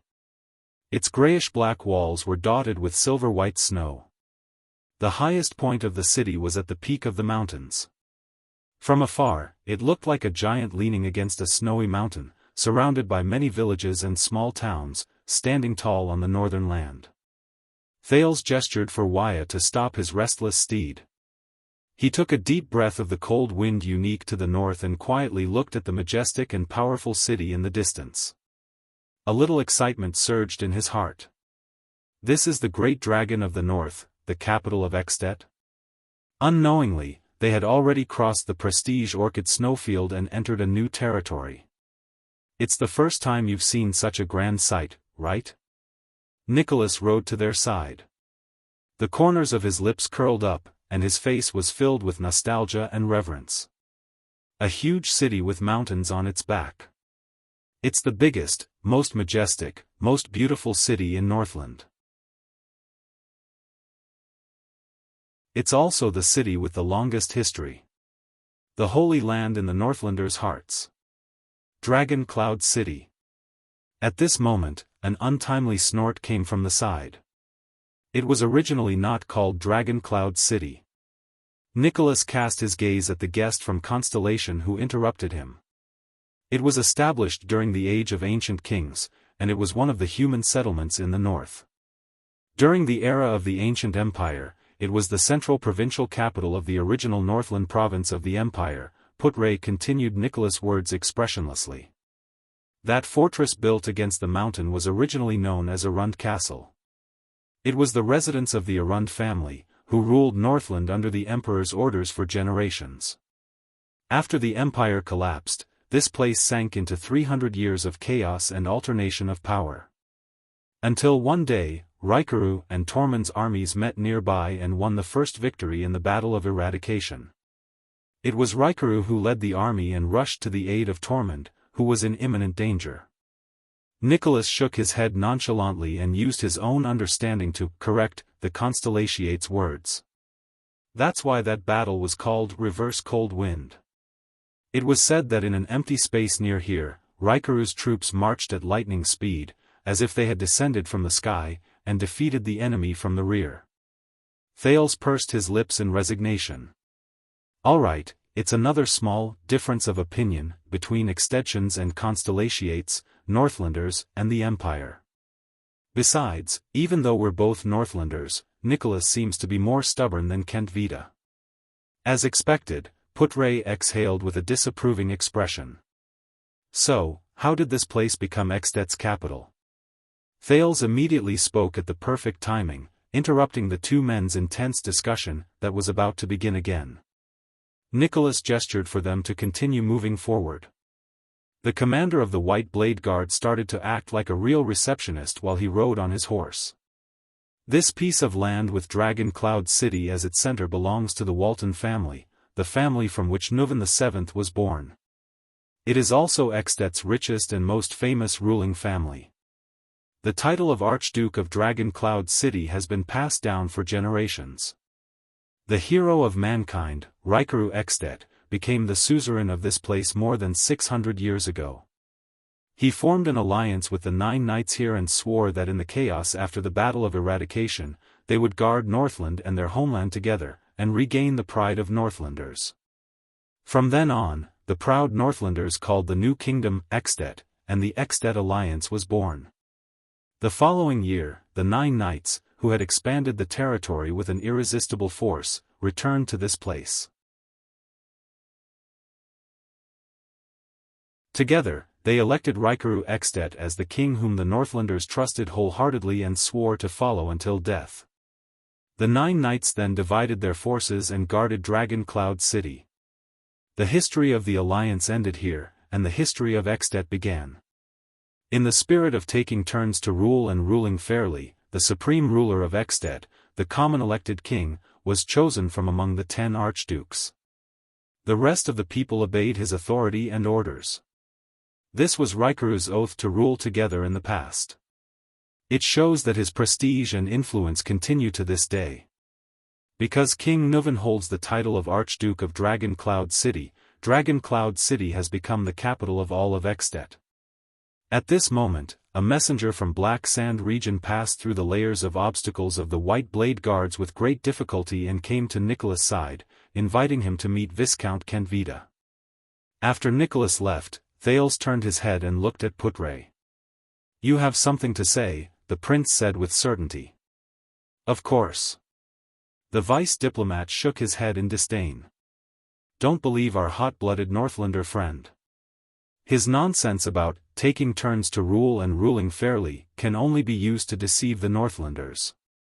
In fact, in Northland, or anywhere else in the world, it has always been power that speaks, and strength that rules." "Oh?" Thales chuckled softly. "Since that hot-blooded Northlander friend has left, do you mind telling me a little more, my knowledgeable assistant, the versatile Northlander?" Putre reached into his bosom, wanting to take out his pipe. However, the former bard hesitated for a few seconds, then withdrew his hand with a pained expression. It was unknown whether it was because he regretted that he did not have much tobacco left, or because he found his conscience. He then said to the second prince, "I don't know if you have noticed, but the first ruler of Dragon Cloud City, the first common elected king of Extet, was Raikuru Extet. But the Dragon Cloud City we see now is under the rule of Nuvan Walton VII. Thales quickly came to a realization. Extet and Walton are 2 surnames. In other words, after Raikuru's death, the one who inherited his title was not his direct blood relative? Putre raised his eyebrows and nodded. The real history, or rather, the history recorded in the records that Constellation can find, is that Raikuru died young and did not give birth to any children. After he passed away, the suzerain position of Dragon Cloud City that he left behind was inherited by his nephew, Nuvan Walton. That was the first Nuvan after the Walton family became the suzerain of Dragon Cloud City. From then on, the Walton family, marked by the Cloud Dragon Spear, entered this land and this city, and has been ruling it ever since. But Nuvan I's bloodline caused the suzerains to question his legitimacy, and also evoked the suzerain's desire for the common elected king's throne. No matter how many times he emphasized that his mother was Raikuru's older sister, and that Nuvan himself was the legitimate heir closest to the late king, Raikuru, he could not extinguish the ambition of the 9 suzerains. Even though they were all model knights who were loyal to Raikuru in the past. Thales furrowed his eyebrows slightly. At this moment, what he thought of was not Raikuru and his 9 knights, but the huge portrait in the center of Mindy's hall, under the setting sun on the battlefield. A young knight covered in scars charged fearlessly under the accompaniment of 6 people. Constellation's king of Renaissance, Tormund Jadestar I, and the 6 knights beside him. They were the illustrious duke families and the 6 great clans of today. Arund of the White Base Eagle, Cullen of the Sun Sword and Shield, Covendier of the Tricolor Iris Flower, Fakenhaz of the Four-Eyed Skull, Nanchester of the Great Deer Horn, and Tabark of the Blood Moon. They, and even the ancestors of the 13 distinguished families, fought by Tormund's side in the past. Were they also loyal to the king of Renaissance in the past?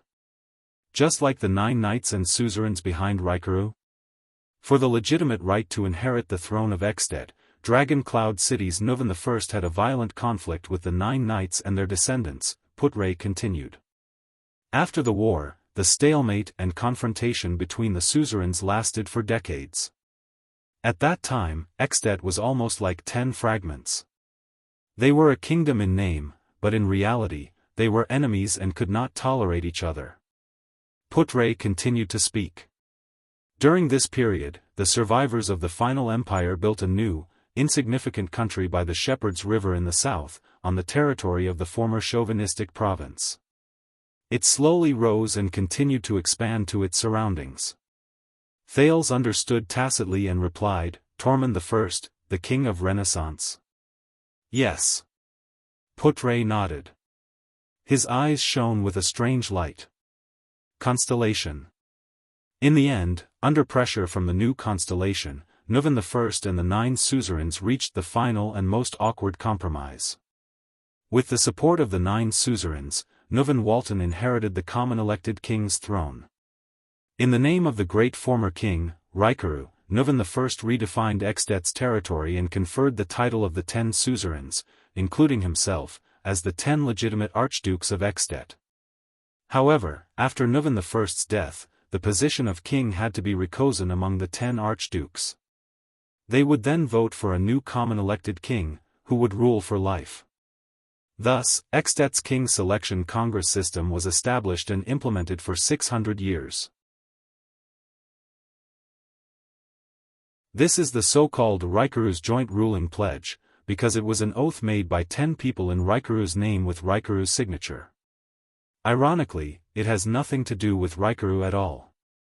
Wait a minute. Thales was dumbfounded as he listened. The king selection. I only saw a rough outline of it in Mindy's hall. 10 archdukes voted together and chose one of them? Thales was stunned. What happens if someone has the same number of votes? Is there a mature system and style to determine the smooth election of the common elected king in the King Selection Congress? Thales remembered a magical movie from his previous life. In the movie, pirates elected a pirate king, but in the end, every candidate voted for themselves. Yes, and it's simple, direct, effective, full of the romance of Northlanders, Putray said in a low voice. It's a custom inherited from the Empire and the Knight's glorious era. It continues to be used in Extet to determine who the king belongs to when the archdukes are in a dilemma. A custom inherited from the Empire to determine who the king belongs to? Thales gripped the reins tightly. He remembered what he heard in Caslin's Hero Tavern and could not help but be shocked. You mean, yes. Putray nodded. With a complicated look in his eyes, he softly uttered a rather forceful word. Duel. Thales was stunned.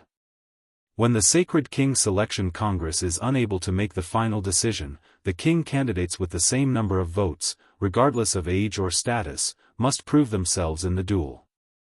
They must prove that they have the bravery worthy of being the common elected king, the boldness to lead the Northlanders, the fearlessness to face life and death in the duel, and the final victory in the duel. When he heard this, Thales suddenly thought of the Archduke of Black Sand region, Chapman Lampard's flickering face in the firelight, and the old, worn sword on his table. They are Northlanders, after all. Thales suddenly realized that even though he had set foot in Extet's territory in the north, his understanding of them was still at a rudimentary stage. The Northland, a country known for its toughness and blood, was much more complicated and peculiar than he had imagined. And he was about to face them. Continue. Thales frowned solemnly. Before I meet them, I want to understand the Archdukes of Extet. For example, their relationship with the common elected king? Putre only paused for a moment before he nodded and continued, the Archdukes of Extet have absolute autonomy in their own territories. They only have the obligation to obey the common elected king and send troops during times of war, but they do not have to pay taxes to the common elected king. Territorial affairs are purely up to themselves. As for whether to accept and implement the king's orders throughout the territory, it is entirely up to the archdukes themselves. Isn't the power of the Archduke of Extet a little too much? Thales was surprised. He inhaled slightly as he walked. Can it be said that it is a miracle that Extet has not been divided until now? Yes, this is why they are called archdukes and not dukes, as they were during the age of the empire. Putre sighed. To a certain extent, Extet, which was born from compromise, is even more divided than Constellation. Putre sighed. They have much more autonomy in their own territories than the Dukes of Constellation. At least, no matter how stingy and unwilling Duke Cullen is, he must allocate a sum of money from Eastern Sea Hill every year to pay a sufficient amount of taxes to Eternal Star City and His Majesty. The appointment and dismissal of Constellation's important officials and the demotion and demotion of nobles must comply with the Holy Constellation Covenant. They must even be reviewed by the Supreme King's warrant. Therefore, if the dukes want to interfere with the kingdom's politics, the fastest way is to interfere with the Central Department of Eternal Star City, or use the influence of their territories to infiltrate the local officials of the kingdom. Thales shook his head. Then what is the meaning of the common elected king's existence? If he cannot even restrain the archdukes under him, why does he still want to become the common elected king? Putre thought for a moment and answered him seriously, for the sake of high prestige, the suzerain's obedience, and the name of orthodoxy. Thales frowned again. This stuff is much more useful in Northland than in Constellation. No matter how uncultured a Northlander is, he would know that the common elected king's authority is inviolable, and Rikuru's oath is inviolable. Putre recalled his own knowledge and continued. In history, the archdukes of Extet rebelled 3 times because they were dissatisfied with the common elected king, but each time, they failed. Because no matter how the archdukes who raised their flags against the common elected king tried to justify themselves, once they openly flouted Rikuru's oath, they would lose the hearts of their people. Even the most greedy Northlanders were unwilling to fight for them. Some archduchy families even withdrew from Extet's ruling history because of this. Thales gazed at Dragon Cloud City in the distance. He slowly exhaled a breath of hot air between his cold hands and thought carefully. High prestige. The name of orthodoxy. The people's loyalty. Northland's traditional culture. It's too simple, Thales said faintly after a few seconds. Putre revealed a puzzled expression. I mean, attributing the power to maintain Extet's stability and unity to Rikuru's prestige and the Northlanders' character and tradition, this attribution is too simple. Thales lowered his head and thought carefully. Human behavior and the structure of social power always affect each other. It is impossible to have a situation where one's behavior strengthens the structure while the social structure has no effect on human behavior. No matter how noble the Northlanders are, how they revere their ancestors, and how they revere their traditions, they cannot maintain such a state system. A power structure that is destined to split and collapse will only bring the same effect to the Northlanders. They are destined to be under different suzerains, different interests, and different institutional structures. As generations of people die and are born, and as society changes, they evolve behaviors and motivations that fit the structure of the times. Under Extet's strange split system, it is very difficult for the Northlanders not to be enemies and kill each other. Right. Thales nodded secretly. This was the society he knew. But Extet, do you have more ideas? Putre narrowed his eyes and thought about Thales' words carefully. He asked, why don't you tell me? The second prince pondered for a moment before he said, Constellation. Thales raised his head and said with certainty, Constellation. Putre's gaze flickered as he waited for the prince's answer. As you said just now, Constellation's expansion and strength should have contributed to Extet's stability and unity to a certain extent. Thales patted the steed under his crotch, causing a commotion among the horses that had always been at odds with him. Waya controlled his steed in a flurry. Thales gave him an apologetic smile. Thales turned his head and continued, with such a behemoth in the south, it is impossible for any archduke or suzerain of Extet to face it alone.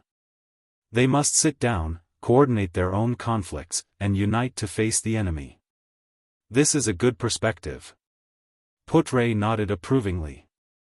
Indeed, Constellation's existence has largely restrained and diverted the conflict between the common elected king and the archdukes. Thales took a deep breath. On the other hand, isn't Extet's existence and threat an external cause for the convergence of Constellation's internal power?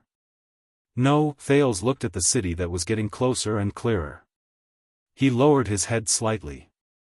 The mutual influence between Constellation and Extet? Even such an analysis is not enough. This is not the main reason why Extet has been able to maintain its stability until now, nor is it the reason why the common elected king's power is so stable. What kind of power is it that keeps Extet, which is supposed to be in a state of disunity, going on until now, stable and powerful? Thales stared at the red and black flag in the distance and narrowed his eyes. They encountered the first sentry post of Dragon Cloud City in front of them. The White Blade Guards were negotiating with the other party. At this moment, Thales welcomed his escort for the past few days. This is the furthest we can send you, Your Highness. Viscount Kentvita of Black Sand region was gathering his troops. He looked at Dragon Cloud City, which was close at hand, and sighed. Fortunately, the journey was safe and sound. Thank you for escorting us along the way, even though we did not ask for it. Putre sighed. His expression was cold. Thank you for the welcoming ceremony. Kentvita did not mind Putre's attitude, nor did he care about the hostile gazes of the White Blade Guards nearby. Kentvita nodded at Tolja, who was behind him, indicating that he was ready to leave. Then, he turned around and said to Thales, then we shall part ways here. I wish you all the best in Dragon Cloud City from now on. Thales stared attentively at Archduke Lampart's think tank. The ability and efficiency he displayed when he commanded the army along the way, the sharpness of his words, and the unique way of thinking he had displayed in Hero Tavern left a deep impression on Thales. A few seconds later, the second prince suddenly asked, why didn't the Archduke come? Viscount Kentvita was stunned. King Nuvan sent invitations to all 9 archdukes of Extet, didn't he? But Lampard didn't come. Thales recalled his discussion with Putre and said quietly. You know, King Nuvan might want all of Extet to see how the common elected king handles the Prince of Constellation, starting with the friendly welcome from the White Blade Guards. At this moment, Thales did not think of the two practical people, Nuvan and Lampard, but of the two concepts of the common elected king and the archduke. In the same social structure, they each represented different powers and ranks, and they competed with each other. The archduke has his own reasons. Viscount Kentvita reacted very quickly. He replied faintly, "And I believe that the Archduke has told you before that both you and the Archduke are in danger. Only your sincere cooperation. King Nuvan hates him, right?" Under Putre's strange gaze, Thales interrupted Kentvita's words. Kentvita stopped talking. His face was expressionless. "I'm guessing that what happened in Constellation's court has already spread to Dragon Cloud City. Even though there is no evidence, the Archduke of Black Sand region is already implicated in Prince Mariah's death. Just like what the cold-faced Star Killer said." Thales enunciated each word clearly. "King Nuvan will settle the score with him sooner or later." "And what is Lampard going to do?" Thales stared at Kentvita's expression carefully, trying to find something from it. Viscount Kentvita furrowed his brows slightly, then shook his head slightly. A strange smile appeared at the corners of his lips. He no longer spoke in a polite and distant tone. Instead, he spoke in a serious tone. Black Sand region stands at the front line of the border between Extet and Constellation. It has been in confrontation with the Northern Territory for hundreds of years. "It is not as weak as you think," the Viscount said meaningfully. "And King Nuvan and the Walton family's power cannot extend into Black Sand region. Moreover, Extet has a king selection system." Kentvita flashed a strange smile. "The Archduke is still very young, and King Nuvan," Thales' gaze flickered slightly. "How confident. Chapman Lampard." He recalled the conversation between the two of them in Lampard's military camp. Only such a person can be called a gambler, and make even a fortress flower like Sonia so wary. "Very good," Thales mumbled, intentionally or otherwise, "because I am also very young." Kentvita fixed his gaze on Thales. "Before I left, the Archduke asked me to bring you a message." Thales raised his head. "Please choose your enemies and friends carefully." Kentvita flashed a smile again. He tapped his chest and said, "Benevolence and compassion are not the flaws of a king. But it is a great taboo for a king to not see things clearly." Thales furrowed his brows tightly and snorted softly. "These words." The second prince shook his head. "Let his grace wait until he himself becomes a king before teaching me these words." Kentvita nodded without changing his smile. "I will bring the message to him." At this moment, people of Black Sand region. "Why aren't you leaving yet?" Nicholas came to their side and said bluntly, "Why? Do you want to take 2,000 people for a stroll in Dragon Cloud City?" Marquis Shiles followed them softly and laughed. "Don't mind him. I think Lord Nicholas is just a little special with his words." "Stroll? How would I dare? After all, this is the territory of the Dragon Spear family, and also the place where the common elected king resides." Kentvita smiled bitterly. "We will leave tomorrow morning. If His Majesty is as generous as ever, he can provide us with some, then get lost. If you don't want to freeze to death in the day before the bitter cold winter, you have to let Lampard come over himself." Nicholas' expression turned cold as he interrupted Kentvita. "Otherwise, His Majesty will not be in the mood to entertain you." Kentvita froze. In the end, he did not speak again. He bowed slightly on his horse and left with a calm expression. Following him was the army of Black Sand region that stretched for hundreds of meters. For a time, only the diplomat group and the White Blade Guards were left by Thales' side. He faced the majestic Dragon Cloud City. Thales exhaled and turned his head to look at Dragon Cloud City, which was getting closer and closer. Suddenly, he furrowed his brows. Thales stared at a stone bridge that connected the top of Dragon Cloud City.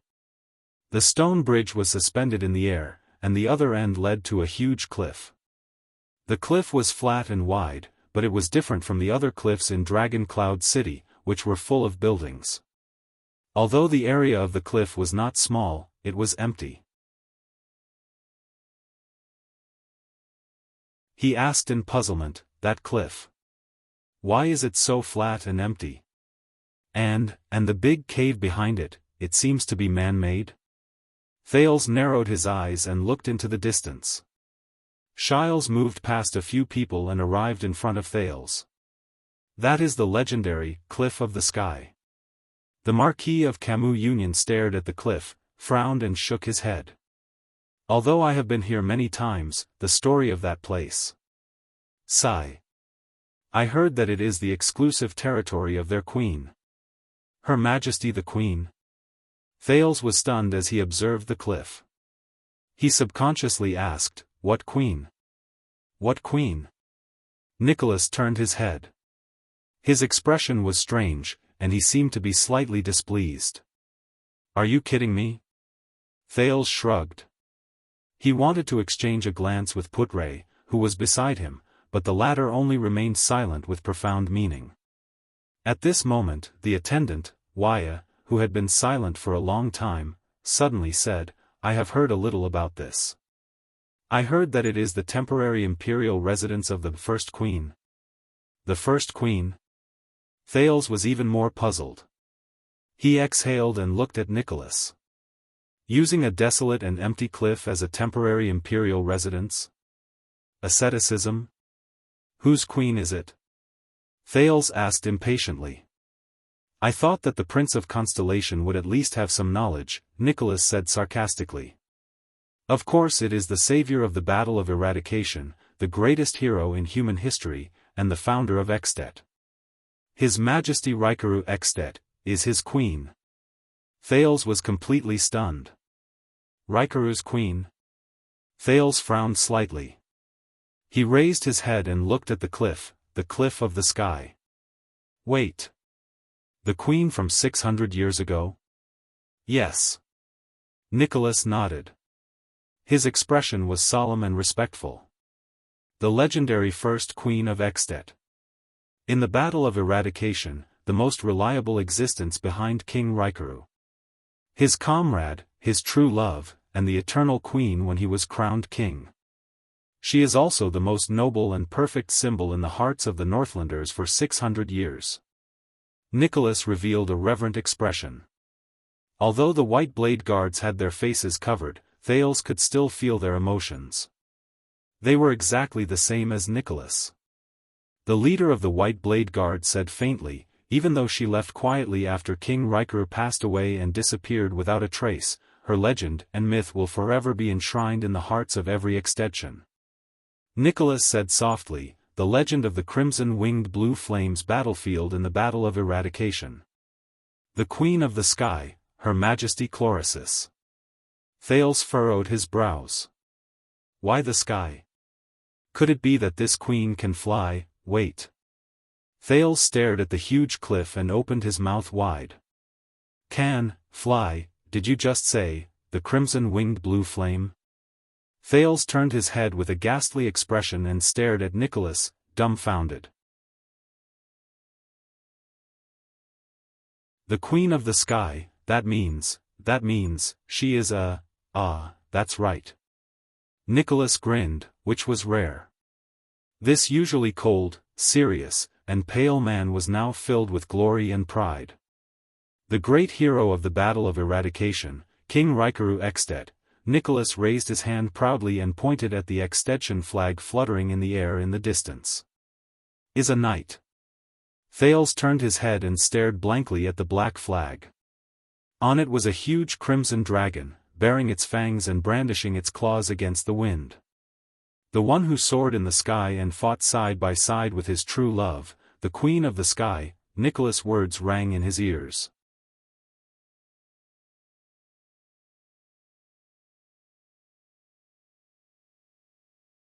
Chapter 126. Outside Dragon Cloud City, in a small house in a village. "It's been 5 years, Cohen, and my dear Miranda. Did Tower send you here?" In the dim room, the short-haired girl on the wooden bed, Croche Merc flashed them a complicated but peaceful smile. "It's the best comfort to see you now." "Thank you, Uncle Caslin." The short-haired girl expressionlessly thanked Caslin, who was beside her. Miranda furrowed her brows tightly. Even someone as careless as Cohen could not help but notice that the Northland girl, Croche, had changed drastically in the past. Compared to the high-spirited Croche Merc when they parted at the Tower of Eradication 5 years ago, she was much thinner and duller. The determination that used to be engraved on her round face like a seal had turned into bitterness and disappointment at some point in time. Cohen's gaze shifted to her hand, and his breath caught in his throat. This girl, who had a determined expression on her face, trained hard, and never gave up easily in the tower, her sword-wielding right hand, it was tightly wrapped in bandages. Croche. Cohen tried his best to shift his gaze away from her right hand. He forced an ugly smile and carefully and slowly said, "Are you, all right? All right?" The moment the words left his mouth, Cohen felt the urge to slap himself. Croche looked at him slowly, her gaze calm. "I'm all right." The girl's hollow gaze made Cohen's heart ache. "It's just that my right hand can no longer touch weapons." There was silence. Cohen felt awkward and did not know how to continue. Damn it, if only Raphael was here right now. Comforting people has always been that boy in white strong suit. As expected, Miranda walked forward, leaving Cohen to roll his eyes. Then, like countless times in the past, she calmly and harshly stomped on the innocent-looking Cohen. Hiss, just as Cohen was grimacing in pain, Miranda sat on the edge of Croche's bed. Her expression did not change as she said decisively, "Who did it?" Any consolation at this moment would be futile. Miranda thought to herself, I might as well get straight to the point so that she won't think about those pointless things. Beside her, Caslin coughed. The former leader of the White Blade Guards did not say much in front of Croche. He had seen this kind of situation in too many retired soldiers. Caslin sighed deeply in his heart. And they, the soldiers, would never know how lucky they were to be able to retire after being injured. Croche snapped out of her daze and flashed an ugly smile. "I think all of you should know some of the causes and consequences." Croche's tone had calmed down. She did not sound like a swordsman who had just lost hope in using a sword. A military officer named Hardy was lurking in Black Sand Region's army and almost assassinated your prince with a mystic gun under the fortress. Cohen nodded. "I saw that scene on Broken Dragon Fortress, but I didn't see it clearly. I thought it was just a test shot to demonstrate," Miranda replied quietly. "By the way, Miranda, you are now in Constellation, a capable general under the Fortress Flower, right?" Croche smiled at her former classmate, then glanced at her right hand. Her expression darkened and she spat out a few words. "Congratulations." Miranda's expression was calm. She did not speak. She only quietly extended her hand and held Croche's left hand tightly. Feeling the warmth from Miranda's hand, Croche trembled slightly. "That. Ah." Cohen, who was scratching his ears and cheeks at the side, was about to speak when Miranda elbowed him expressionlessly, making him swallow all the words he was about to say. With a face full of grief and indignation, Cohen continued to silently bare his teeth while he continued to protest at Miranda with his gaze. "Do you have to do this?" Croche snickered. This scene reminded her of the past in the Tower of Eradication. Beside her, Caslin looked at Miranda approvingly with his arms crossed. What an attentive and considerate girl. She has unknowingly lifted Croche's mood. The Arund family's daughter is just a little too cold. It would be better if she could smile more. According to the Archduke's instructions, we tracked down the military officer Hardy's arms dealer. Croche maintained the smile on her face, which was hard to come up with, and continued to say, they sold the mystic gun parts that Hardy replaced from the army and were supposed to be destroyed to the south and the west. Hardy used this to exchange for more funds, and then used these funds back on the training of the troops and social relations. In a few years, perhaps His Grace's Mystic Gun Squad would be under the control of those people. Fortunately, we discovered it early and intercepted his underground arms dealer. That military officer. What did you find out about him? Miranda asked softly. Not much, Croce said flatly. Hardy came from a small village further north. It's the territory of Archduke Letko of Defense City. He was a person who personally experienced the war between Extet and Constellation 11 or 12 years ago. He survived the tragic attack in defense of Broken Dragon Fortress, but he lost a hand and half of his face under the bombardment of the Mystic Gun. Miranda's face paled. It's the war from 12 years ago again. Cohen sighed and walked forward. Carefully avoiding Miranda's unarmed attacks, he asked slowly, the Archduke of Defense City, one of the two archdukes in the north of Extet? The Letko family? So, Archduke Letko was the mastermind behind the conspiracy to murder the Prince of Constellation with the help of the Mystic Gun? Croce shook her head. It's not that simple. Hardy came to Black Sand region after the war and has been living there ever since. He hasn't come into contact with anyone related to Defense City, so we can't be sure that it's him. But there's one thing that makes us very suspicious. We interrogated Hardy's arms dealer and found out that Hardy mentioned once that he had a daughter named Lucy. Cohen's eyes lit up. You found his daughter? Is there something wrong with her? Not only is there something wrong with her. Croce pursed her lips tightly and shook her head. But there's no such person. There's no such person? Cohen asked, puzzled. Hardy has been single for more than 40 years. This is what we confirmed from his neighbors. He doesn't even have a wife or a lover, let alone a child, Croce said faintly. We followed the name Lucy, and found that he had mentioned her name to more than one person. From the arms market in Black Sand region to the transport team in Prestige Orchid region, when we followed the trail to Dragon Cloud City, we were intercepted. The short-haired girl raised her head, her expression frightening. A group of unfamiliar swordsmen appeared. Miranda frowned. Disaster swords? Croce lowered her eyelids and nodded. How were they? How many of them were there? Cohen's expression changed. Ignoring Miranda's displeased expression, he rushed forward and asked anxiously, what kind of power of eradication did they use? How did you recognize them as disaster swords? Caslin, who was listening quietly, frowned. There were many of them. Their heads and faces were covered, and it was dark, so we couldn't see their figures and faces clearly. But their power of eradication is just like what Teacher Chartier described, Croce said flatly. It's cold, ruthless, and its power of eradication is turbulent and never stops. I'm the only one who escaped. Cohen was stunned. But he immediately reacted. Is there any more information? When and where did they appear? For example, how did they draw their swords? I've told Uncle Caslin about the details of their appearance. But Croce only gritted her teeth and shook her head with a bitter gaze. Go and complete your mission, whether it's for the Tower of Eradication or your Prince of Constellation. Cohen wanted to ask again, but Miranda grabbed his arm and shook her head. I'm tired, Croce said slowly. She slowly turned over and faced the wall. I want to rest for a while. Cohen and Miranda looked at each other, then at Croce.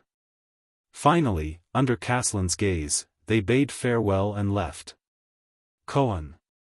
Before leaving, Croce suddenly called out to Constellation's guard. Cohen turned his head back in shock. She turned her head and raised her eyes. There was an indescribably complicated expression in her eyes. You, be careful. Cohen was stunned for a moment. Then, he was pulled out of the room by Caslin. You saw what she looked like. To be honest, based on my observation, I don't think she's really injured to the point where she can no longer use her sword. It's the barrier in her heart that prevents her from continuing to use her sword, Caslin said flatly. What do you mean? Barrier in her heart? Miranda asked with a frown.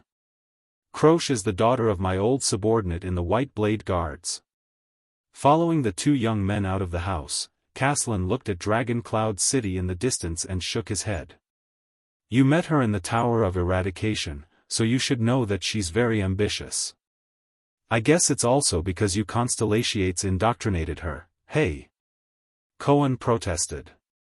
What do you mean by, we Constellations indoctrinated her? Krosh has always been. Caslin ignored him and continued to speak to himself. She's always been strong since she was young. She always wanted to become a legendary female knight like, Heart of the Rain, Lorraine. Heart of the Rain, Lorraine.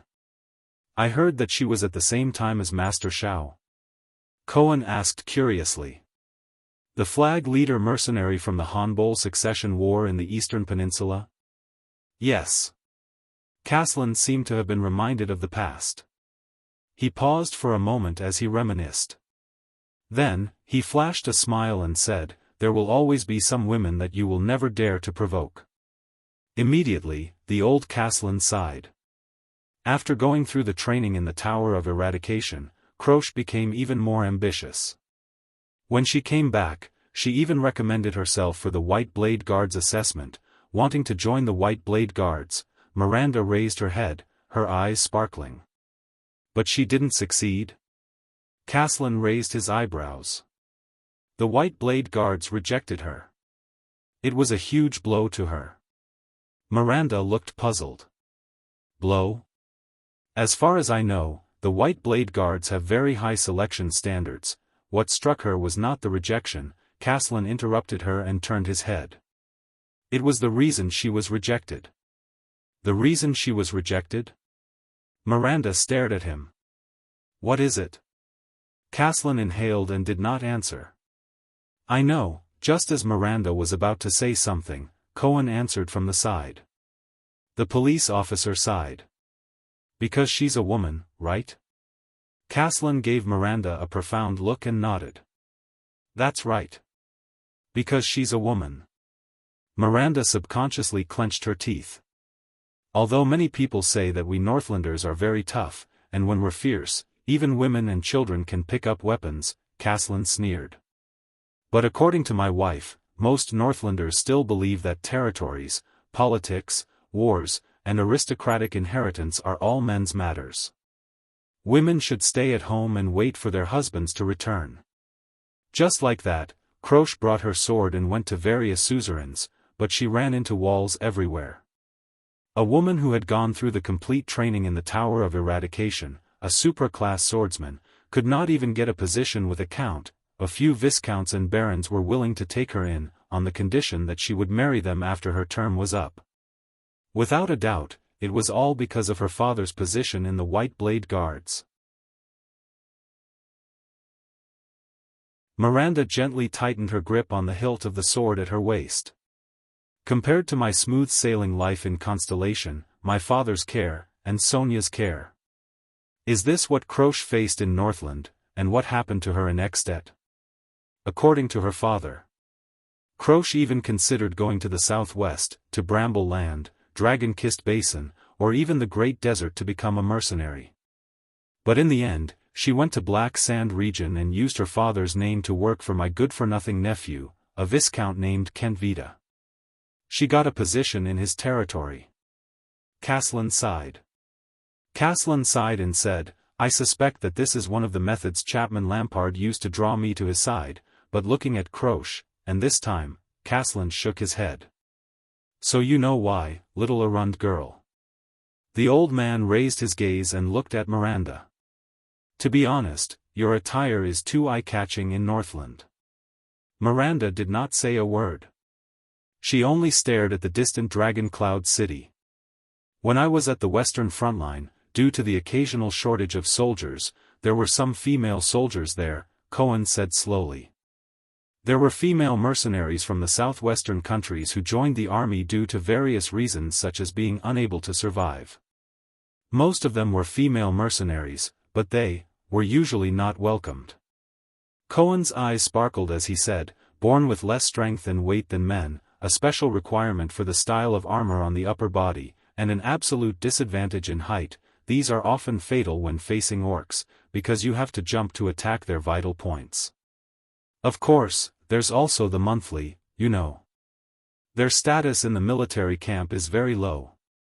Sometimes, they often have to rely on. Cohen lowered his head and furrowed his brows. To please their superiors and colleagues. And once they fall into the hands of the enemy, especially the barren bone people, they often end up much worse than men. That's why even I often avoid female soldiers when choosing soldiers for the assault team. Miranda still did not say a word. I guess this is also the consideration of the White Blade Guards. Caslin sighed. Learning the sword in the Tower of Eradication is one thing, but women are not naturally suited for the battlefield. Excuses.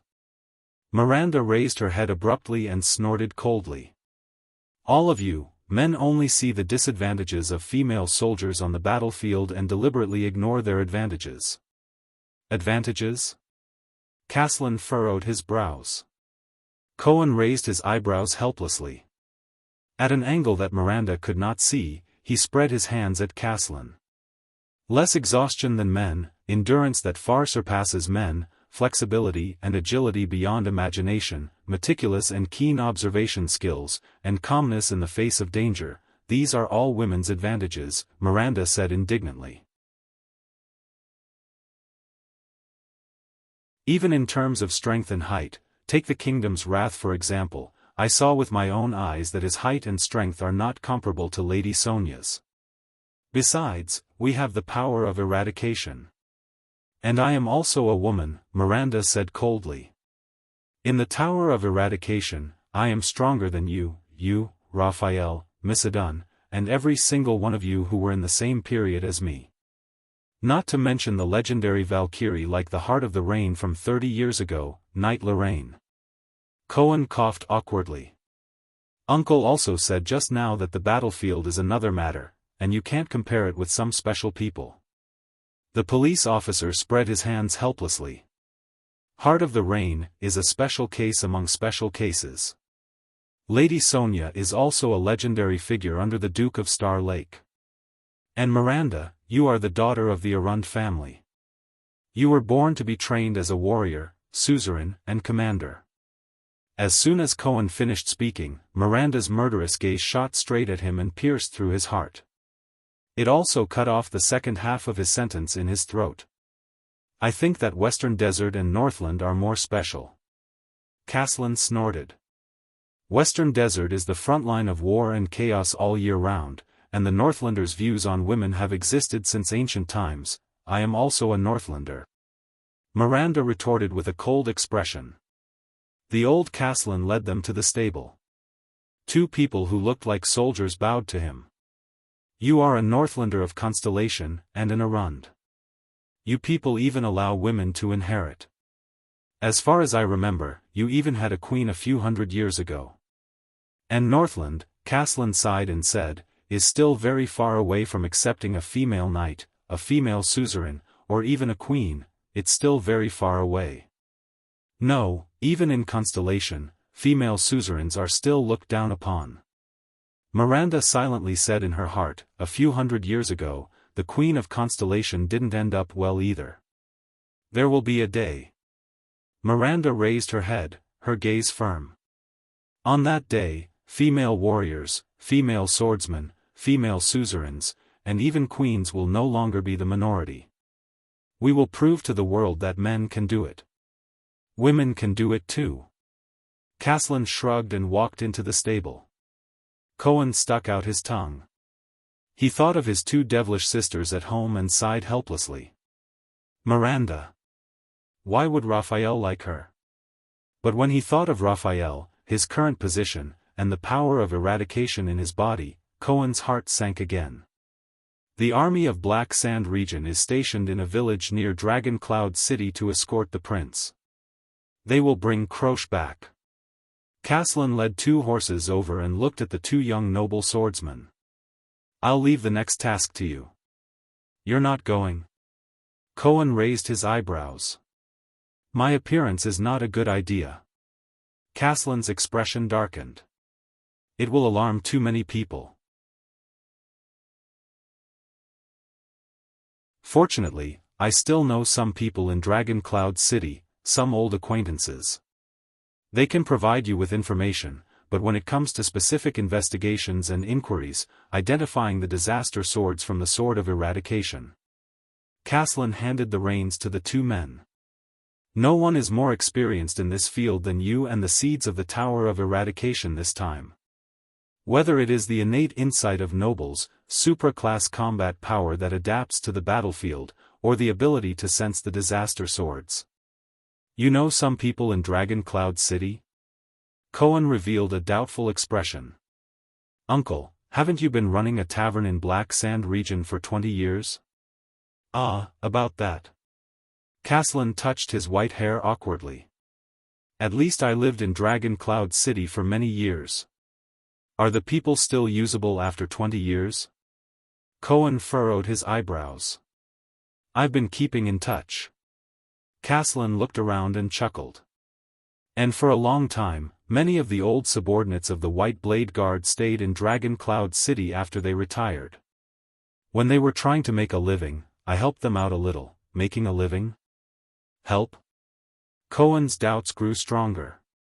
When some of the retired soldiers were having a hard time, I would act as a middleman for them, and find them some work. Caslin coughed unnaturally. You know, there are always some jobs that require people who can fight to do. You can just say that you introduced them to the gang. Miranda had a contemptuous look on her face. It'll be easier for us to understand. Caslin coughed loudly and drowned out Miranda's words. For the past 10 years or so, the gang in Constellation, the Brotherhood or whatever it is, has been causing a lot of trouble. They even expanded their business here. Some of my old friends are always short of manpower and wanted me to introduce them to them. So. What? Cohen widened his eyes. After all this time, Uncle, you're actually the contact and introducer for the gang in Dragon Cloud City? Caslin's coughing grew louder. Under the doubtful gazes of the two young men, he raised his head in a righteous manner and patted their shoulders. Anyway, whether it's the mission of the Tower of Eradication, giving Croce an explanation, or the truth behind the assassination of the Prince of Constellation, I'll leave it to you. Miranda and Cohen revealed a contemptuous look, while the other clicked his tongue and shook his head. Remember, your mission is only to investigate, not to throw your lives away for an unverified piece of information. Before they left, Caslin became serious. But all of you have the ability to come into contact with the disaster swords, and even survive their attacks. As long as you don't run into a supreme-class swordsman. I believe in your abilities. The two of them looked at each other and nodded seriously. My people will help you, but if you make a big deal out of this, remember to hide yourself well. Although your prince is currently on a diplomatic mission to Extet and the tension between the two countries has largely been reduced by his arrival, it is not a good thing for Constellations, especially the family members of Constellation nobles, to recklessly expose their identities here. Caslin narrowed his eyes. Also, what you need to pay attention to and worry about is not as simple as the swords on the surface.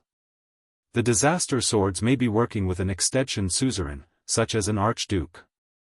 No matter what, they deliberately worked with a suzerain and even assassinated the Prince of Constellation. I'm afraid their motives are not simple. I understand. Cohen inhaled and mounted his horse. We will find out their background and the truth, whether it's a plot to assassinate the prince or an intention to harm the Tower of Eradication. Miranda did not say much. She nodded slightly and rode away.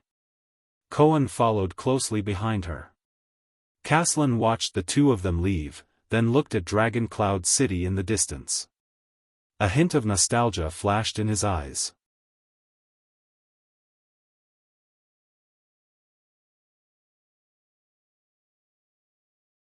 Chapter 127. When Thales finally stepped into Dragon Cloud City, the first thing that attracted his attention was not the ancient city's crude and bold architectural style. In fact, unlike Eternal Star City, which relied on the city district and city walls to build its buildings, Dragon Cloud City was built on a gentle slope of a mountain peak. The layout of the city was based on the mountain's topography, stretching all the way up, appearing natural and smooth. Similar to his experience in Lampard's military camp, what left a deep impression on Thales was the extension citizens of Dragon Cloud City who fought to surround the city gate to watch the Prince of Constellation. The Prince of an Empire. A rough shout rose from the crowd, immediately triggering a noisy and chaotic response. According to Putre, this place should be filled with citizens who were busy preparing for the winter, preparing to enter the city for their last exchange, sale, and purchase goods. But he just happened to be here. Thales could only lower his head and sigh. It had been a long time since he was so popular. Although the citizens' emotions were much better than the soldiers, and the people of Dragon Cloud City did not hate Constellation as much as Black Sand region, the news of the heir of Dragon Cloud City being assassinated in Constellation had obviously spread. This caused Thales and the others to suffer from another round of discussions, abuse, and even rubbish flying towards them.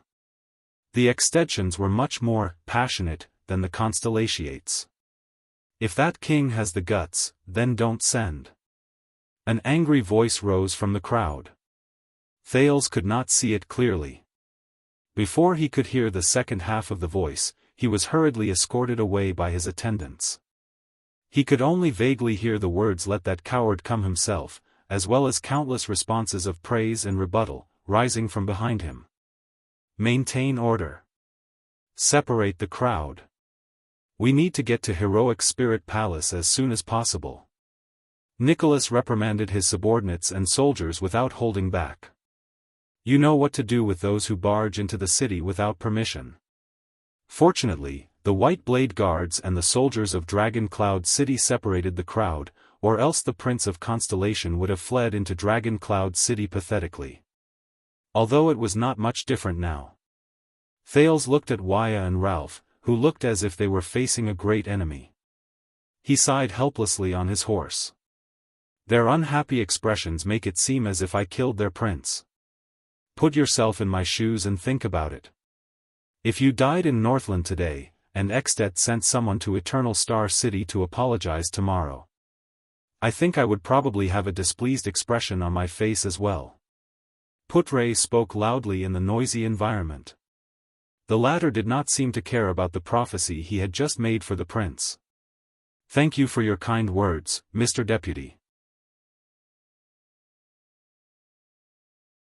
If you lose your job in the future, I suggest that you try your luck in Western Desert.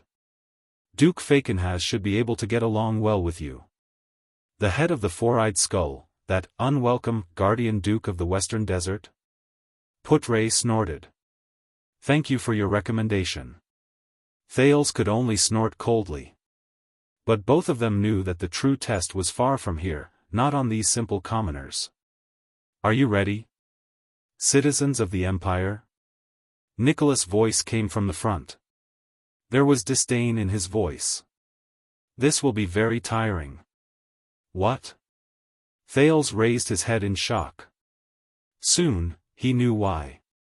Dragon Cloud City was built according to the mountain's topography and slope. It was built in layers and spiraled upwards. They had to climb all the way in the city, passing through layers of barriers that were separated by thick inner-city gatehouses. There were 7 or 8 such inner-city gatehouses between each region. I've heard about the structure of Dragon Cloud City. Waya gritted his teeth and observed his surroundings vigilantly. It is said that this kind of inner-city structure is easier to defend. Even if the enemy breaks through the main gate of Dragon Cloud City, the archers on the city walls and gates can turn around and attack the enemies who charge in. The warriors are able to block the waves of attacks from the enemy behind the gatehouses. And because of the slope, the invaders have to face the disadvantage of attacking from the back, which will consume a lot of energy. I dare say that this structure helped us a lot when we were surrounded by the Eastern Peninsula's army during the Third Peninsular War. In that case, this city is not much inferior to Broken Dragon Fortress. Thales helplessly looked at the panting horse as it sat down. The noisy onlookers outside the guard separation line also made him frustrated. The citizens have to climb all the way up just to take a walk, let alone the enemies who are attacking us. And the nobles now have an excuse and a reason to hide in the city and shiver in fear. Ida stepped on the stone bricks under her feet. Her figure was light, but she still snorted in dissatisfaction. They let their people suffer outside the city. I think the first batch of people built this city purely for military purposes, but no one expected that it would one day become the capital of Extet. Thales glanced at the passers-by who stopped walking. Don't the people who live here feel tired? To a certain extent, this city also naturally repels merchants. This kind of structure is neither suitable for peddlers nor shops, whether it is for transporting goods or expanding business. Can you imagine the cost of transporting 1 load of firewood into the inner city as much as carrying 3 loads of firewood? Marquis Shiles of Camus Union seemed to be used to this kind of road, but he still shook his head and clicked his tongue. Of course, this is the time for us Camians to take the field. So, the higher up we go in the inner city, the more powerful and influential people can live there, right? Thales sighed. It's really a clear and easy to understand social stratification. Marquis Shiles of Camus Union seemed to be used to this kind of road. Compared to a few years ago, there shouldn't be any major changes. In fact, I suspect that there hasn't been any major changes in Dragon Cloud City over the past 100 years. Putre introduced the place to them. On their way, they passed through quite a number of distinct areas: Shield District, which looked like a slum; Hammer District, which was where the commoners lived; Sword District, which was where the bazaar and square were located; Bow District, which had all sorts of miscellaneous items; Arrow District, which was where the temples and religious places gathered; Spear District, which was where the courts, prisons, and other departments were located; Armor District, which was where the workshops and shops gathered; Axe District, which was where the nobles lived, and so on. Why don't they just build another area and call it the Mystic Gun Area?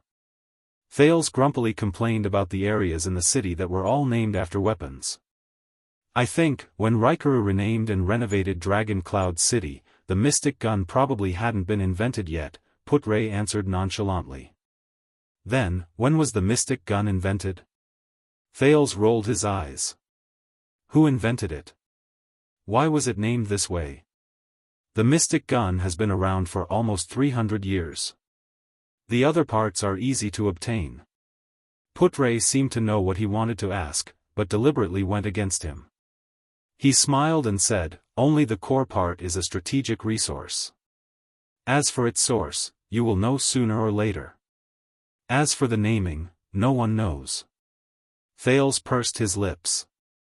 Mystic gun, mystic. Mystic. Magic. He suppressed the doubts in his heart and tried hard to shift his attention to the matter at hand. All right, the names that the Extensions gave to the city are really lacking in imagination.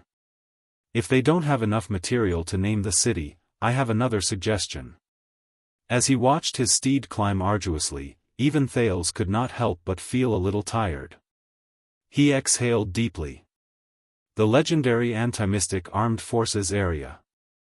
Putre finally took out his pipe again and looked at Thales with a slightly profound gaze. He took a deep breath and calmly said the truth. If you ask me, you have been chattering non-stop since just now. It's because of the situation that we're about to face, and you're nervous? Thales was immediately at a loss for words. Damn it. Under the gaze of the other people in the diplomat group, Thales shut his mouth in embarrassment. They finally climbed out of the last section of the road in Axe District. No matter where Thales went, the flag with the double cross-shaped stars on a sky-blue background, which was held by Gened, would always be the biggest target of all the onlookers. Along the way, there were crowds of people who came to watch him. The soldiers in charge of maintaining order in Dragon Cloud City were overwhelmed. The Northlanders' naturally loud voices and fiery personalities made the scene even more chaotic. This gave Thales no chance to carefully observe the appearance of Dragon Cloud City. He was escorted by the White Blade Guards all the way to the highest point of the inner city. The gatehouse was closed, isolating the surging crowd outside. Thales frowned and took a deep breath. With Wuxia's help, he dismounted from his horse and stepped on the rough and solid black stone tiles of Northland. He slowly raised his head. Before him was a palace. So, that's... Thales thought in a daze.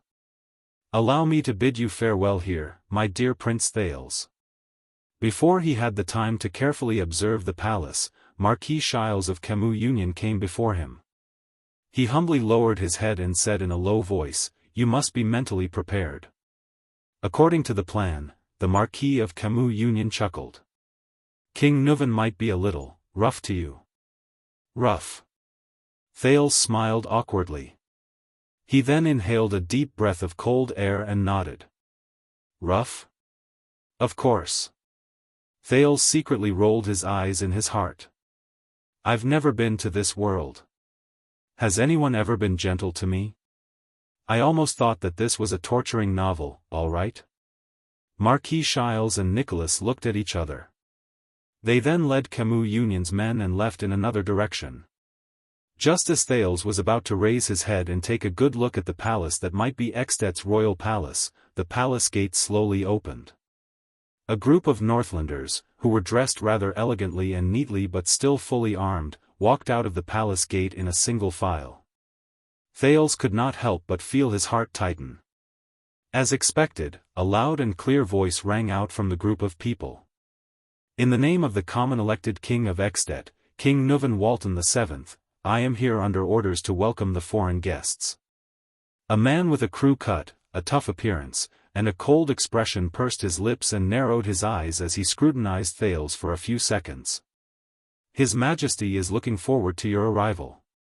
The Prince of Constellation. Thales clenched his fists. Here it comes. Nicholas laughed heartily and went forward to hug the leader of the group. Have you completed your mission, my dear leader of the guards, my friend Nicholas? The man asked softly, seemingly with a profound meaning. Of course, Nicholas also said with a hidden meaning in his words, the Prince of Constellation we want is already here. Thales furrowed his brows and watched the exchange between the two. Then, the leader of the men with a crew cut came before Thales and bowed to him. Welcome to Extet and its most brilliant pearl, Dragon Cloud City, Your Highness Thales from Constellation. Thales remembered Gilbert's teachings and Putre's advice on the way. He immediately smiled and returned the greeting. He looks like a bureaucrat, but his physique, Thales thought, is more like a warrior. Or should I say, almost all Northland men look like warriors. I am Lord Byrne Merk. The Northland man with a crew cut was about 40 or 50 years old. He was dressed in a thick robe and had a serious expression on his face. Before I received my title, I was once a member of the White Blade Guards. Now, I am King Nuvan's administrator. I will be responsible for your reception in Dragon Cloud City. Thank you for your reception, Lord Merk. Thales nodded and confirmed his judgment in his heart. Allow me to introduce to you, as this is your first time here. Merk turned around with a straight face and raised his hand at the towering palace behind him. This is the residence of the suzerains in Northland since ancient times. From the shabby houses in the mountains during the era of kings, to the stone fortresses during the era of the empire, to the majestic palaces today. For thousands of years, it has witnessed the history of Northland, the rise of Extet, and the prosperity of the children of the North Wind and the Dragon. Merk said solemnly, that's right. Heroic Spirit Palace. Heroic Spirit Palace? The meaning of this name, is it really suitable for a living suzerain to live in? Thales was startled. He then slowly raised his head. It was a huge palace with a simple style but heavy colors. It had a grand layout and a rough design. It was built against the mountain. Even if he were to count the ground of the inner city where he was standing, it would still be 8 or 9 stories high. The building materials were quite unique as well. Huge wood, rough stones, animal skins, and metals were all present. Many parts of the palace were even crudely polished. It was a typical Northland style, vigorous, powerful, bold, and wild. In front of the huge palace gate stood 10 pillars that were more than 10 meters tall. They supported the lofty palace roof. The pillars were carved with the stories of Northland's past heroes. The style of the carvings was simple and bold. The path from the inner city to the palace gate was lined with 8 furnaces that were a few meters tall. Even in broad daylight, they were still burning fiercely. It was as if they were illuminating the small square in front of the palace gate all day long. The area around him was filled with tall, fierce-looking white blade guards and dragon cloud city guards. Unlike Constellation's guards, who were orderly and strictly distributed, their positions seemed to be scattered, and they patrolled without any pattern. But after Aida's reminder, Thales was stunned to realize that they were lax on the outside but tight on the inside, and they did not leave any blind spots. Compared to Constellation's Renaissance palace, which had a rather creative design and looked like half a pyramid, the palace of Dragon Cloud City looked more like a grand palace in a story, from the architectural style to the personnel inside. The flag with a red dragon on a black background fluttered high above. Below the national flag was another flag, a dragon spear that pierced out of the clouds. It was the emblem of the Walton clan, the Cloud Dragon Spear. Red and black, coupled with the color of snow that naturally fell from the sky. In Thales' impression, there was no other palace that resembled a place where heroic spirits returned to. Thales shook his head. Heroic Spirit Palace lives up to its name. And the suzerains, archdukes, and kings who live here. At this moment, Thales' gaze was suddenly attracted by the top of the palace. He could not help but raise his head. A stone bridge stretched out from the top of the palace and led to another mountain peak. Thales' gaze froze. It was that stone bridge. The stone bridge that led to the Cliff of the Sky, the temporary imperial residence of the Queen of the Sky. Only then did he notice that there was a huge statue erected at the starting point of the stone bridge. He could not see it clearly from afar, perhaps because of the limited field of vision. It was a huge black stone statue of a male warrior. The warrior on the statue was full of heroic spirit and awe-inspiring presence. He held a terrifyingly long spear in both hands, his armor was neat, his muscles were strong, and he looked majestic as he looked down at Heroic Spirit Palace. Presumably, Thales thought, from that angle, he could have a panoramic view of the entire Dragon Cloud City. Lord Merk, who was in charge of the reception, was very patient. He waited quietly for the foreign prince until he noticed Thales' gaze. That is the stone bridge that leads to the Cliff of the Sky. There is a statue of Rikaru I standing on it. It was built after Rikaru passed away more than 600 years ago. Merk raised his head and introduced seriously, it was just renovated a week ago. Thales' expression froze. That is. He looked at the valiant man in the stone statue. The human hero of the Battle of Eradication, one of the people who defeated the Calamities and the Mystics. The founder of Extet and its first monarch. Rikaru Extet? The warrior on the statue was covered in snow. His movement of holding the spear was full of strength, and there was a sense of tension and beauty. For more than 600 years, Rikaru must have looked down at his people, his land, and his country with a resolute and deep gaze. Thales nodded slightly at Merk. A cloud floated past, and the direction of the sunlight changed a little. From afar, the expression of the Extension hero's statue seemed to change from resolute to sorrowful. Thales narrowed his eyes and praised the craftsmanship of the sculptor from 600 years ago in his heart. It was just renovated a week ago. Was it to welcome me? Unlikely. Perhaps the Extensions are still hoping that the legendary Great Dragon Queen, who disappeared without a trace after the Battle of Eradication, will come back to visit her husband's statue? To visit the country that left her portrait on the national flag, and to take care of the Western Peninsula's blade that she and Rikaru left behind? Heroic Spirit Palace has prepared a room for you. This will be your temporary residence during your stay in Dragon Cloud City. Merc raised his hand towards the palace door and gestured for Thales to move forward. Thales smiled. Of course. Thank you for your hospitality, King Nuvan. And please come with me. The man with the crew cut did not change his expression, but what he said made the hearts of all the Constellation diplomat group sink. King Nuvan and the 5 archdukes are waiting for your arrival in the Hall of Heroes. Thales exchanged a glance with Putre. It has begun. But just as Thales, Putre, and Ida were about to move forward, Merc raised his hand gently and stopped the skinny vice diplomat. His Highness attendants, please follow my subordinates to your room, Merc said softly. I don't understand. Putre stopped and looked at Merc calmly. I am His Highness' assistant on this trip. I have to follow His Highness. I understand your duty. Merc said slowly without any expression on his face, but this invitation is limited. This is a noble conversation between suzerains and suzerains, and the royal family to the royal family. Jade Star to the Walton family and the 5 great clans.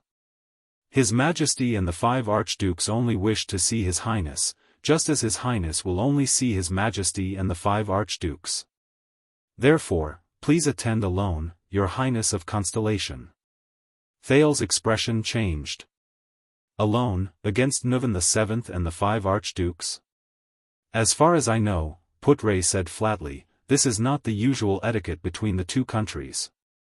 Although we have reached a preliminary agreement with King Nuvan, but we must not risk the prince's safety. Constellation has learned its lesson in this regard. This is a critical period. Merc shook his head. You want us to hand over Constellation's only heir, give up on protecting him, and let him be isolated and helpless under your control? Putre cleverly pointed out the most crucial point. Behind Thales, Ida, Waya, Ralph, and the others became nervous and subconsciously reached for their weapons. Nicholas raised his hand gently. The white blade guards slowly surrounded them. The Star Killer's face grew paler. Just as you said before, you still don't have much of a choice, don't you, young prince? Thales narrowed his eyes. Please believe me, this is necessary. Merc stared at Thales with a burning gaze.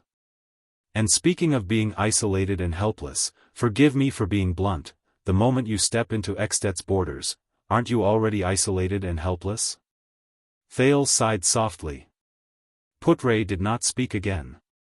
This made the prince realize that his hunt with Nuvan had already begun. All right. King Nuvan is said to be very violent, huh?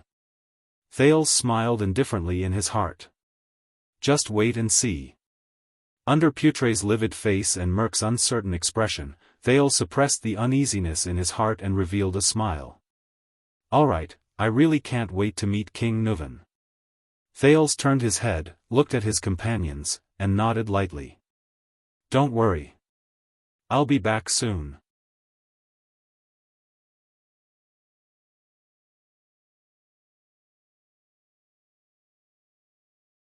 Chapter 128.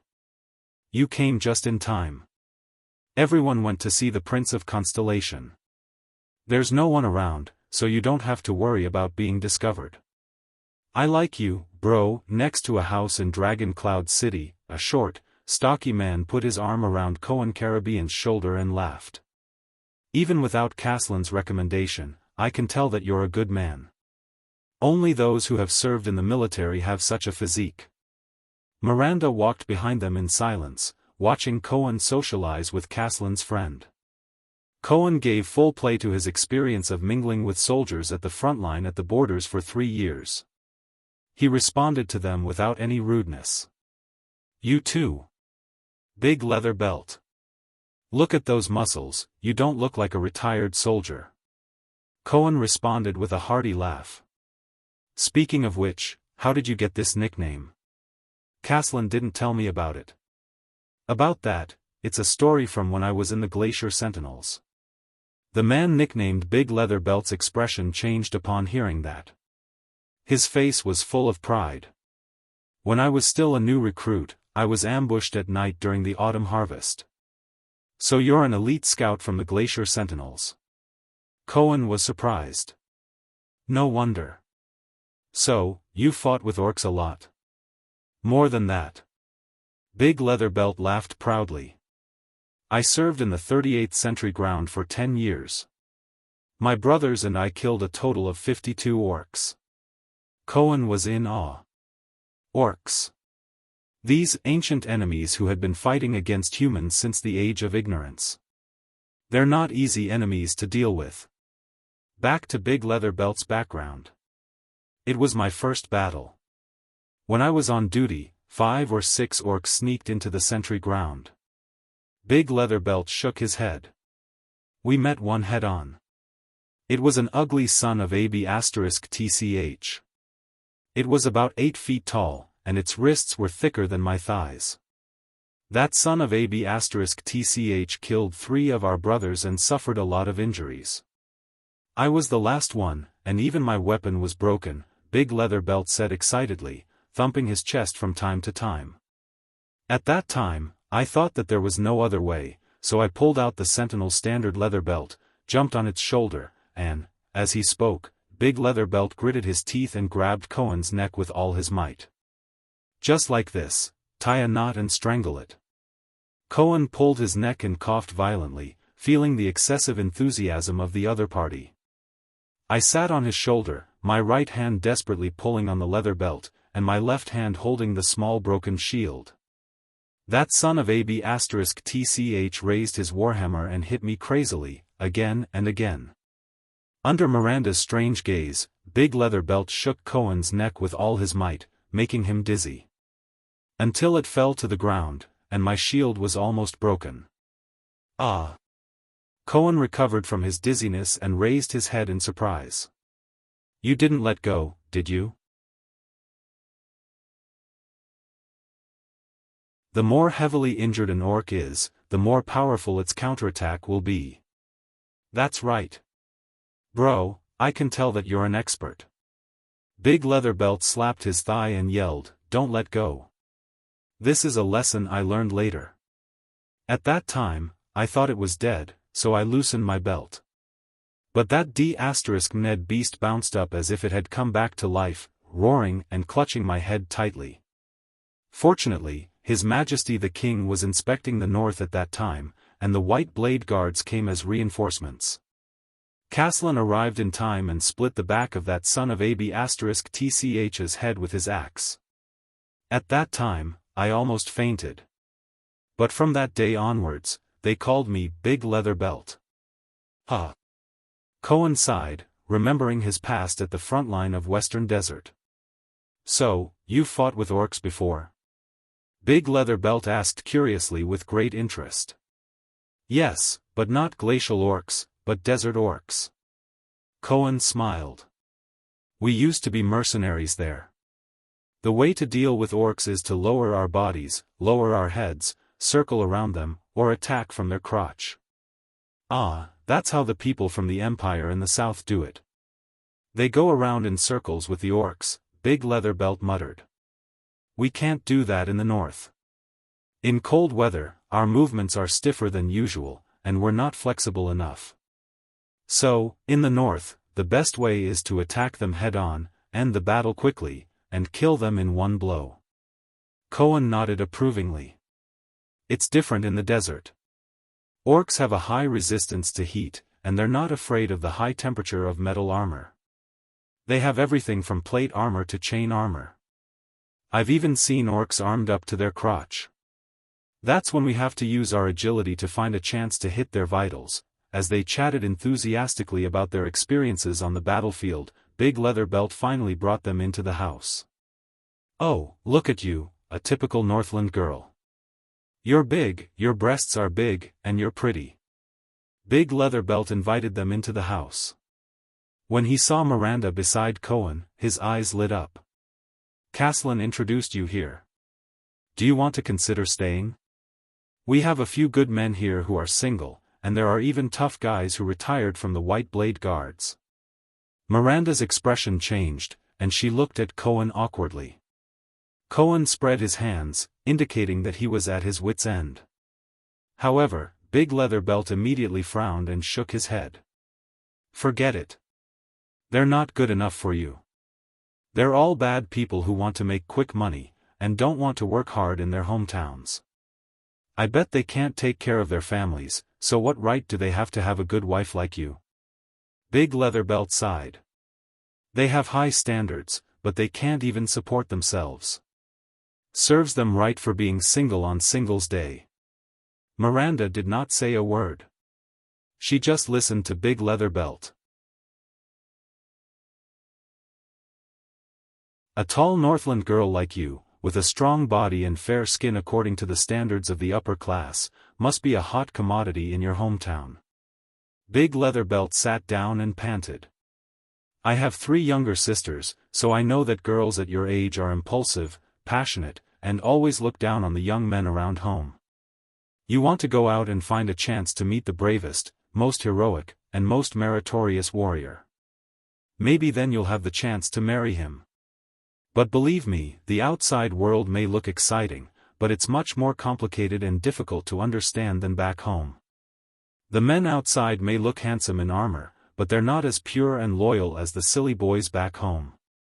Listen to me, you should go home, weave the thickest robe, forge the toughest dagger, and wear the most beautiful wreath. Use them to choose the most sincere one among the young men who flock to you, but don't be too eager to sweeten him. Keep him in suspense. Then wait for him to be conscripted and come back from the battlefield. That's the standard for a man to become a successful man. Then, see how he feels about you. If he hasn't changed, hang your wreath around his neck and bring him to meet your parents. Don't care about his family fortune or his background.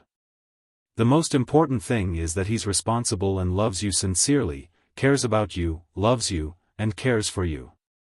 It's best if he's a little afraid of you.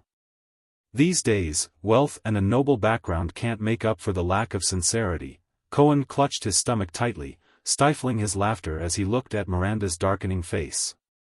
I've always told my daughter that she'll eventually marry into a good family when she grows up, but it must be someone who truly loves her. I'm also looking forward to the day I can hand her over to a good young man.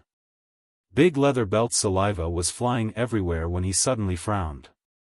Cohen looked at Big Leatherbelt's darkened expression in surprise. The latter stood up abruptly and rushed out of the house. You guys. I thought you went to see the prince enter the city, but you're actually hiding here.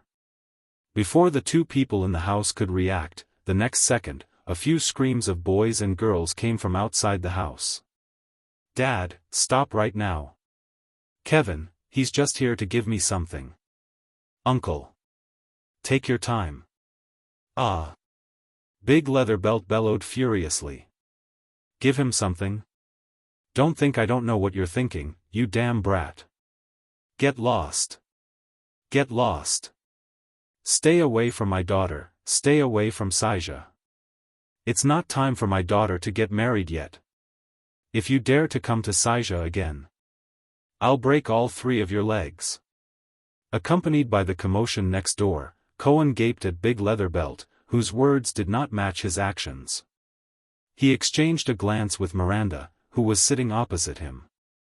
Then, both of them burst into laughter. As she smiled, Miranda raised her head and looked at Heroic Spirit Palace on the hillside in the distance. Her gaze quickly became unfocused. Silly boy from my hometown. Pure and single-minded, step by step, Thales walked forward stiffly on the floor tiles of Heroic Spirit Palace. Unlike Renaissance Palace, which was plain and simple inside and outside, Heroic Spirit Palace's interior decoration was very contradictory. Some parts appeared rough and imposing, such as the crude carvings on each porch, the staircase handrails made of giant wood, and the beast heads on the walls that were specially made to look like trophies. However, there were many places that were exquisitely carved, such as some special, exquisitely carved floor tiles, the ceiling dome filled with paintings in the corners, the extravagant everlasting lamp holders, and so on. The traces of history and time were also different. The material and color of the wall tiles in some corners seemed to have lasted for hundreds of years, and some places were obviously renovated in just a few years. If he had to say, the interior of Heroic Spirit Palace was like layers upon layers of murals. New engravings piled up on the marks of the past, and history and the present were intertwined. But Thales was not in the mood to appreciate these. He was trying his best to adjust his state of mind. He thought about the political identity of King Archduke, which was unique to Extet, and was ready to deal with the upcoming challenge. Although Nuvan VII had already given him some pointers through Nicholas and Shiles, his experience had made Thales believe that the unknown was the main theme of life, and that accidents would always come suddenly. He had to be prepared. Under Merc's signal, the second Prince of Constellation walked past the White Blade Guards, who were looking straight ahead. He passed through countless porches and slowly walked towards a stone hall that seemed to be oval. The lighting here did not seem to be good. It was dim, but there were 6 burning braziers on the 6 iron racks in the stone hall. They drove away the cold and brought some flickering illumination. Another brazier like Lampard. Do the suzerains of Extet like braziers so much? Thales secretly ridiculed in his heart. He took a deep breath and stepped forward into the stone hall. Merc did not follow him. The door slammed shut behind him. From afar, Thales saw a simple and heavy dark brown square table in the middle of the stone hall. At the other end of the long table, directly facing Thales, sat a white-haired old man. He was about 60 to 70 years old, and he wore a thick red and black robe with a dark golden crown on his head. The crown looked very simple, and there was only a dark red gem embedded in front of his forehead. The old man placed his hands on the table but lowered his head without saying a word. Due to the distance and the light, Thales could not see his appearance clearly. However, Thales already had an idea of his identity. Thales walked closer to the simple long table. On the left and right of the old man, there were 5 men with different appearances and different clothes. There were 2 on the left and 3 on the right. If there was anything they had in common, it would be that from the moment Thales stepped into the stone hall, the 5 men of different ages cast unfriendly and even fierce gazes at him, sizing up the 7-year-old boy. 1 king, 5 archdukes. Thales stood in front of the long table and immediately frowned. The Extetians did not even leave a seat for him. They did not intend to give him an extra seat either. This is bad. He gritted his teeth lightly. Thales was forced to stand on the cold stone floor and face the 6 most powerful suzerains of Extet. Because he was not tall enough, he had to look up. This made the atmosphere very unfavorable for him. It seems that respecting the old and loving the young is not the theme here. It's like returning to the days when I was a child beggar. The prince laughed in his heart when he thought of this. It eased a lot of tension. Thales calmed himself down. Ever since he came to Red Street Market, he had been through a lot of trials and tribulations. No matter how dangerous the situation was, he was confident that he could calm down in an instant and find a way out. And, Thales looked at the 5 people on both sides of him. But because of the light, the faces of the 5 people were hidden in the dark and could not be seen clearly. Only their eyes flickered in the firelight, giving the visitor a great deal of pressure. And the culprit who joined forces with Archduke Chapman Lampard and Duke Valerund in an attempt to take over the throne, assassinated the prince twice, succeeded once, and even caused an unprecedented diplomatic crisis between the 2 countries, the culprit who almost caused war and conflict, disaster and death, and the culprit who caused me to end up in this situation today, among these 5 people. Thales looked at the 5 indistinct figures in the dark and clenched his fists secretly. The only possible ally he had was someone who wasn't exactly friendly with him. Thales raised his head and looked at the old man furthest from the other side of the table. He was a supreme ruler who had just lost his beloved son. He couldn't help but notice that this stone hall was surrounded by cloth flags with the symbol of the cloud dragon spear. Only behind the old man was a huge square fireplace, and the wall above the fireplace was inlaid with a wall shelf made of black wood. On the wall shelf was a long spear with a peculiar shape and an unknown material. It was different from the ancient knight's long spear with a handguard and a fixed handle that Thales had seen in the books in Mindy's hall. Although this long spear was 2 meters long, it did not have a handguard. Its entire body was of the same thickness, and only 2/3 of the spear's body was specially polished. The body of the spear shone with a silver metallic luster, but the spearhead was black and shiny. It was equipped with a square, cone-shaped sharp edge, and looked ferocious and sharp. Soul Slayer Pike. A low and slow voice rang in the stone hall. That is the weapon that Rikuru once used. It is also the emblem of the Walton family, and the reason why we are called the Dragon Spear family. The old man on the other side of the long table tilted his head slightly. As the firelight flickered, he revealed his face in the dark. It was a resolute but wrinkled face. His appearance under his silver-white hair had the typical characteristics of a Northlander. His eyes were deep, his nose bridge was high, and his facial features were prominent. Only the curve at the corner of his mouth revealed a hint of coldness. It is said that only Constellation's judgment pike can compare to its sharpness and danger. Countless souls have died under the pike. Over the past few centuries, it has slaughtered and severely injured many famous enemies, including the sinister, Morning Archduke, the vicious human slaughterer, Syra Dark Thunder, the powerful enemy of the wolves, the ferocious Night Wing King, and the bizarre Power Mystic. Thales frowned slightly. Thales suddenly remembered Caslin's evaluation of the old man in front of him. He was a good king when he was young, a typical burly Walton man. Thales met the old man's gaze. He noticed that the old man had a pair of green eyes. He did not know if it was a hereditary trait of the Walton family. Anyway, Thales did not inherit Kessel's sky-blue eyes. Thales was suddenly stunned. He remembered head ritual master Licia and Queen Kia's evaluation of his gray eyes. It was a characteristic that originated from his mother. His thoughts returned to the present. But Thales felt a chill run down his spine.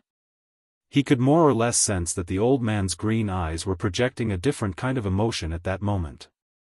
It was vicissitudes and gloominess, sorrow and anguish, like a person who had been immersed in despair for many years.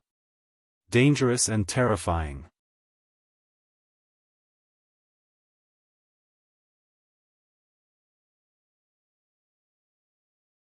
Chapter 129. Just like this, the old man said slowly, the Soul Slayer pike will never stop. Until all of our enemies are destroyed. Or until the Waltons are wiped out. But when that time comes, I swear in the name of the previous kings that the world will come to an end. The old man's words fell softly, but Thales sensed that the 5 archdukes on either side of him moved, either naturally or unnaturally, in the darkness. I believe that this is a great weapon, but destruction and revenge alone may not be enough to sustain its brilliance, Thales said meaningfully, since it was once held in the hands of such a great person. I believe that Rikuru's wisdom, valiance, personality, and brilliance are also the reasons why the Soul Slayer pike is so great. According to the plan, an expected conflict would occur between Nuvan and Thales. The hunter's trap would be laid at that time. The old man did not answer. Although he knew that it was an act, Thales still curled up the corners of his mouth awkwardly. The atmosphere was very stiff. At that moment, Thales could understand what the suzerains of Constellation thought when they looked at Kessel. No one knows what a king who lives alone and without any scruples will do. The scene of the one-eyed dragon coaster forcing Thales to abdicate in the Hall of Stars was still vivid in his mind. Thales suddenly became inexplicably nervous. He swallowed a mouthful of saliva and bowed respectfully on the spot. Thales Jade Star, as the second prince of Constellation, representing my father, His Majesty Kessel Jade Star, the 39th Supreme King of Constellation, the Southern Islands, and the Western Desert. Thales controlled his body to not be nervous. This became easier after he obtained that fluctuating power. At the same time, he recited the lines he had practiced. I am here to visit the glorious Extet and the glorious Dragon Cloud City. I am here to visit the Archduke of Dragon Cloud City, who is equally respected and famous, also the ruler of the entire Extet kingdom, the common elected king, the born king, King Nuvan Walton. The born king. This was Nuvan VII's nickname. Not many people used it, but it was widely known. Because people often said that when he was young, he showed the talent to be a suzerain who could govern a territory. He was almost born to be king. Thales lifted his body and stared at the old man's cold and stern expression, which did not change at all. After taking a deep breath, he slowly said, "My father and I both deeply understand your loss and sorrow." He asked me to represent the Jade Star family to express his deepest apologies to you and the Walton family, and to express his condolences for Prince Mariah's misfortune. It was a matter of enmity between two families, and not between two kingdoms. That was what Putre had warned him before the battle. But he believes in your character and ability. He believes that you can make the best choice. The Jade Star family is willing to provide all possible help to make up for and save the tragic consequences. And I am here, Thales said, with the most peaceful and friendly message from the Jade Star family. Now, he was waiting for the other party's response. What followed was silence. For a time, Thales could only hear the muffled sounds from the furnace and the cold wind outside the stone hall. 5 pairs of eyes stared at him in the dark. The old man, the only one who had the right to reply, did not move either. His green eyes were as dull as ever. Just when he felt as if a century had passed, the common elected king of Extet, the Archduke of Dragon Cloud City, the born king, King Nuvan VII finally inhaled slowly. He raised his head and looked at Thales with a weary face. I am very old. Only slightly younger than your grandfather, King Adi of Constellation. But I don't have as many children as he does. King Nuvan sighed. The rhythm of his words was extremely slow, making others feel the eerie chill in his tone. I only had my eldest son when I was 30 years old. And Mariah was a child I only had in my 40s. I still remember that when he was your age, he used to lean against my seat here and beg me to let him go out of the palace to hunt with the help of the White Blade Guards. King Nuvan's expression was numb. His gaze was filled with complicated nostalgia and sorrow. I always agreed with a smile. But after his elder brother passed away, I was always careful. Nuvan narrowed his eyes and shook his head slowly. I could not let him suffer even the slightest bit of harm. I could not, but logic still told me. King Nuvan straightened his body. His tone was calm as he approached Thales. Children have to grow up in the midst of setbacks. The hall was silent for more than 10 seconds. Only the breathing of the archdukes on both sides could be heard. Logic told Thales that even if it was an act, Nuvan's current emotions were definitely not fake. It was best for him not to speak. If all of this is Nuvan's plan, finally, King Nuvan exhaled. He closed his eyes and said slowly, the day before I sent him south, Mariah told me that he had a sweetheart, but she did not come from a good background. So he came to beg for my help, hoping that I would allow and bless their union. I was not very happy. King Nuvan leaned against the back of his chair dejectedly. Do you know what I said to him? As usual, an ominous feeling enveloped Thales' heart. He comforted himself that everything was under King Nuvan's control. I said. King Nuvan opened his eyes and looked at his open right palm. He said numbly and coldly, we'll talk about it when you come back. That's what I said, wait for you. King Nuvan's voice began to tremble uncontrollably. The archdukes turned to their king. Their expressions were indecipherable. Come back. The next moment, King Nuvan suddenly clenched his right fist and slammed it on the long table. Asterisk thud. Thales did not even dare to breathe loudly. He quietly watched as a father who had lost his son expressed his grief in a very real manner. That was my only son left. The old man's expression became gloomy and unreadable. I should have watched him become a real man and warrior. Then, before I died, I should have handed over my position, my wealth, my power, my everything to him, to Maria. Nuven VII's tone was filled with remorse and despair. But now, I can only sit here and listen to a brat's insincere apology. King Nuven's tone became flatter, but the atmosphere was getting more and more uncomfortable. Listen to him say, "I'm sorry, your son died in our place. And I can do nothing." Thales' heart sank. It was still all right before, but now this rhythm, this is bad. Is the rough part coming? He secretly reminded himself. The old king heaved a long sigh. His sorrowful mood obviously made the archdukes uncomfortable. They quickly looked at each other and exchanged glances. Why? King Nuven raised his head. He furrowed his brows and continued in a low voice, "Because I am a king. Because I am almost 70 years old. Because I have a family on my shoulders. Because I have to maintain the balance of the kingdom, because if I do anything to this child, I will have to pay the price of an all-out war. I will not rest until I die." Thales' expression changed. He said softly, "Your Majesty, I sincerely brought constellation and jade stars, sincerely." But Nuven did not give him a chance to speak. Instead, he cut him off with a numb expression and a cold tone, "Believe me, when you are my age, when your only son was slaughtered like livestock in the wild, you'll find that there's nothing is more sincere than that kind of hatred and anger." The archdukes adjusted their sitting posture unnaturally, but none of them made a sound. Especially when, in the face of all this, as a king, I can't do anything. Thales hurriedly adjusted his breathing and thought about the wording of his response. How will King Nuven use this situation to set up a trap to lure out the secret collaborator? Nicholas and Shiles did not say much. He turned his gaze to the 5 archdukes who hid their faces in the dark. "Who is it? Do you know, your father is very smart. He asked you to apologize.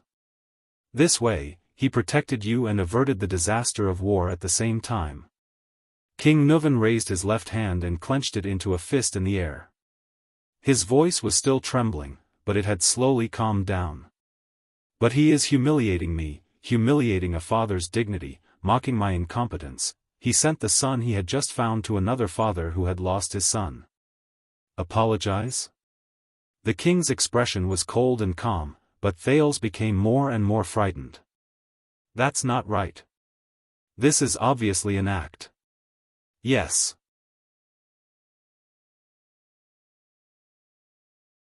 Thales felt the atmosphere in front of him and tried hard to calm his breathing. He repeated to himself, just like what Nicholas and Shiles said, "King Nuven will be very tough on me, even a little rough.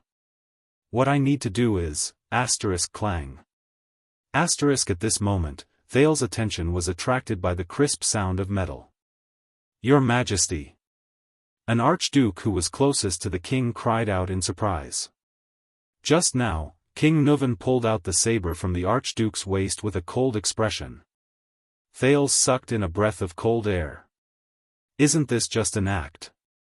Really, he has to resort to violence? King Nuven relaxed his arm. Thud. A cross-shaped longsword was thrown from afar. It landed on the ground in front of Thales with a clang. The latter could not help but take a step back. At this moment, the almost indifferent figures of the archdukes entered Thales' eyes. Thales could only passively wait for King Nuven's next move. At the same time, he forced himself to start thinking about the archdukes in front of him. What are they thinking? Can they not react in the face of such a situation as the Prince of Constellation? Will they see through this act? It had to be known that even though Nicholas' performance earlier, wait a minute. No. Thales gritted his teeth and stared in disbelief at the suzerain's longsword embedded with precious rubies. something must be wrong. At this moment, a crucial question that he had not thought of all this while flashed across Thales's mind. Nicholas and Shiles, the two people who proposed to me King Nuvan's willingness to work together. One is the leader of the White Blade Guards, the other is King Nuvan's reliable trading partner. But, are they really just serving King Nuvan? Looking at it from a more terrifying perspective, are they really Nuvan the Seventh's men? Thales felt a chill in his heart. If not, then their so-called Nuvan's proposal, the so-called trap. The so-called hunt. At this thought, Thales could not help but tremble with his tightly clenched left hand. It can't be. You're here to apologize. Under the gazes of all the archdukes, Nuvan the Seventh calmly raised his head. How brave. Let us see how brave you are. King Nuvan stared at him expressionlessly. A sincere apology, of course, cannot stop at words. Thales' pupils shrank abruptly. Marquis Shiles' words rang in his ears again. King Nuvan will show a tough attitude towards you. It may be, a little rough. A little rough? In the next second, Nuvan the Seventh's unquestionable words traveled into his ears. Pick up this sword. Under the different reactions of all the archdukes, King Nuvan's expression was as cold as ice. He enunciated each word clearly, slit your own throat. You're tuning in to the Unparalleled SwordWill YouTube channel. Don't forget to subscribe and join us on this journey to catch the most captivating stories.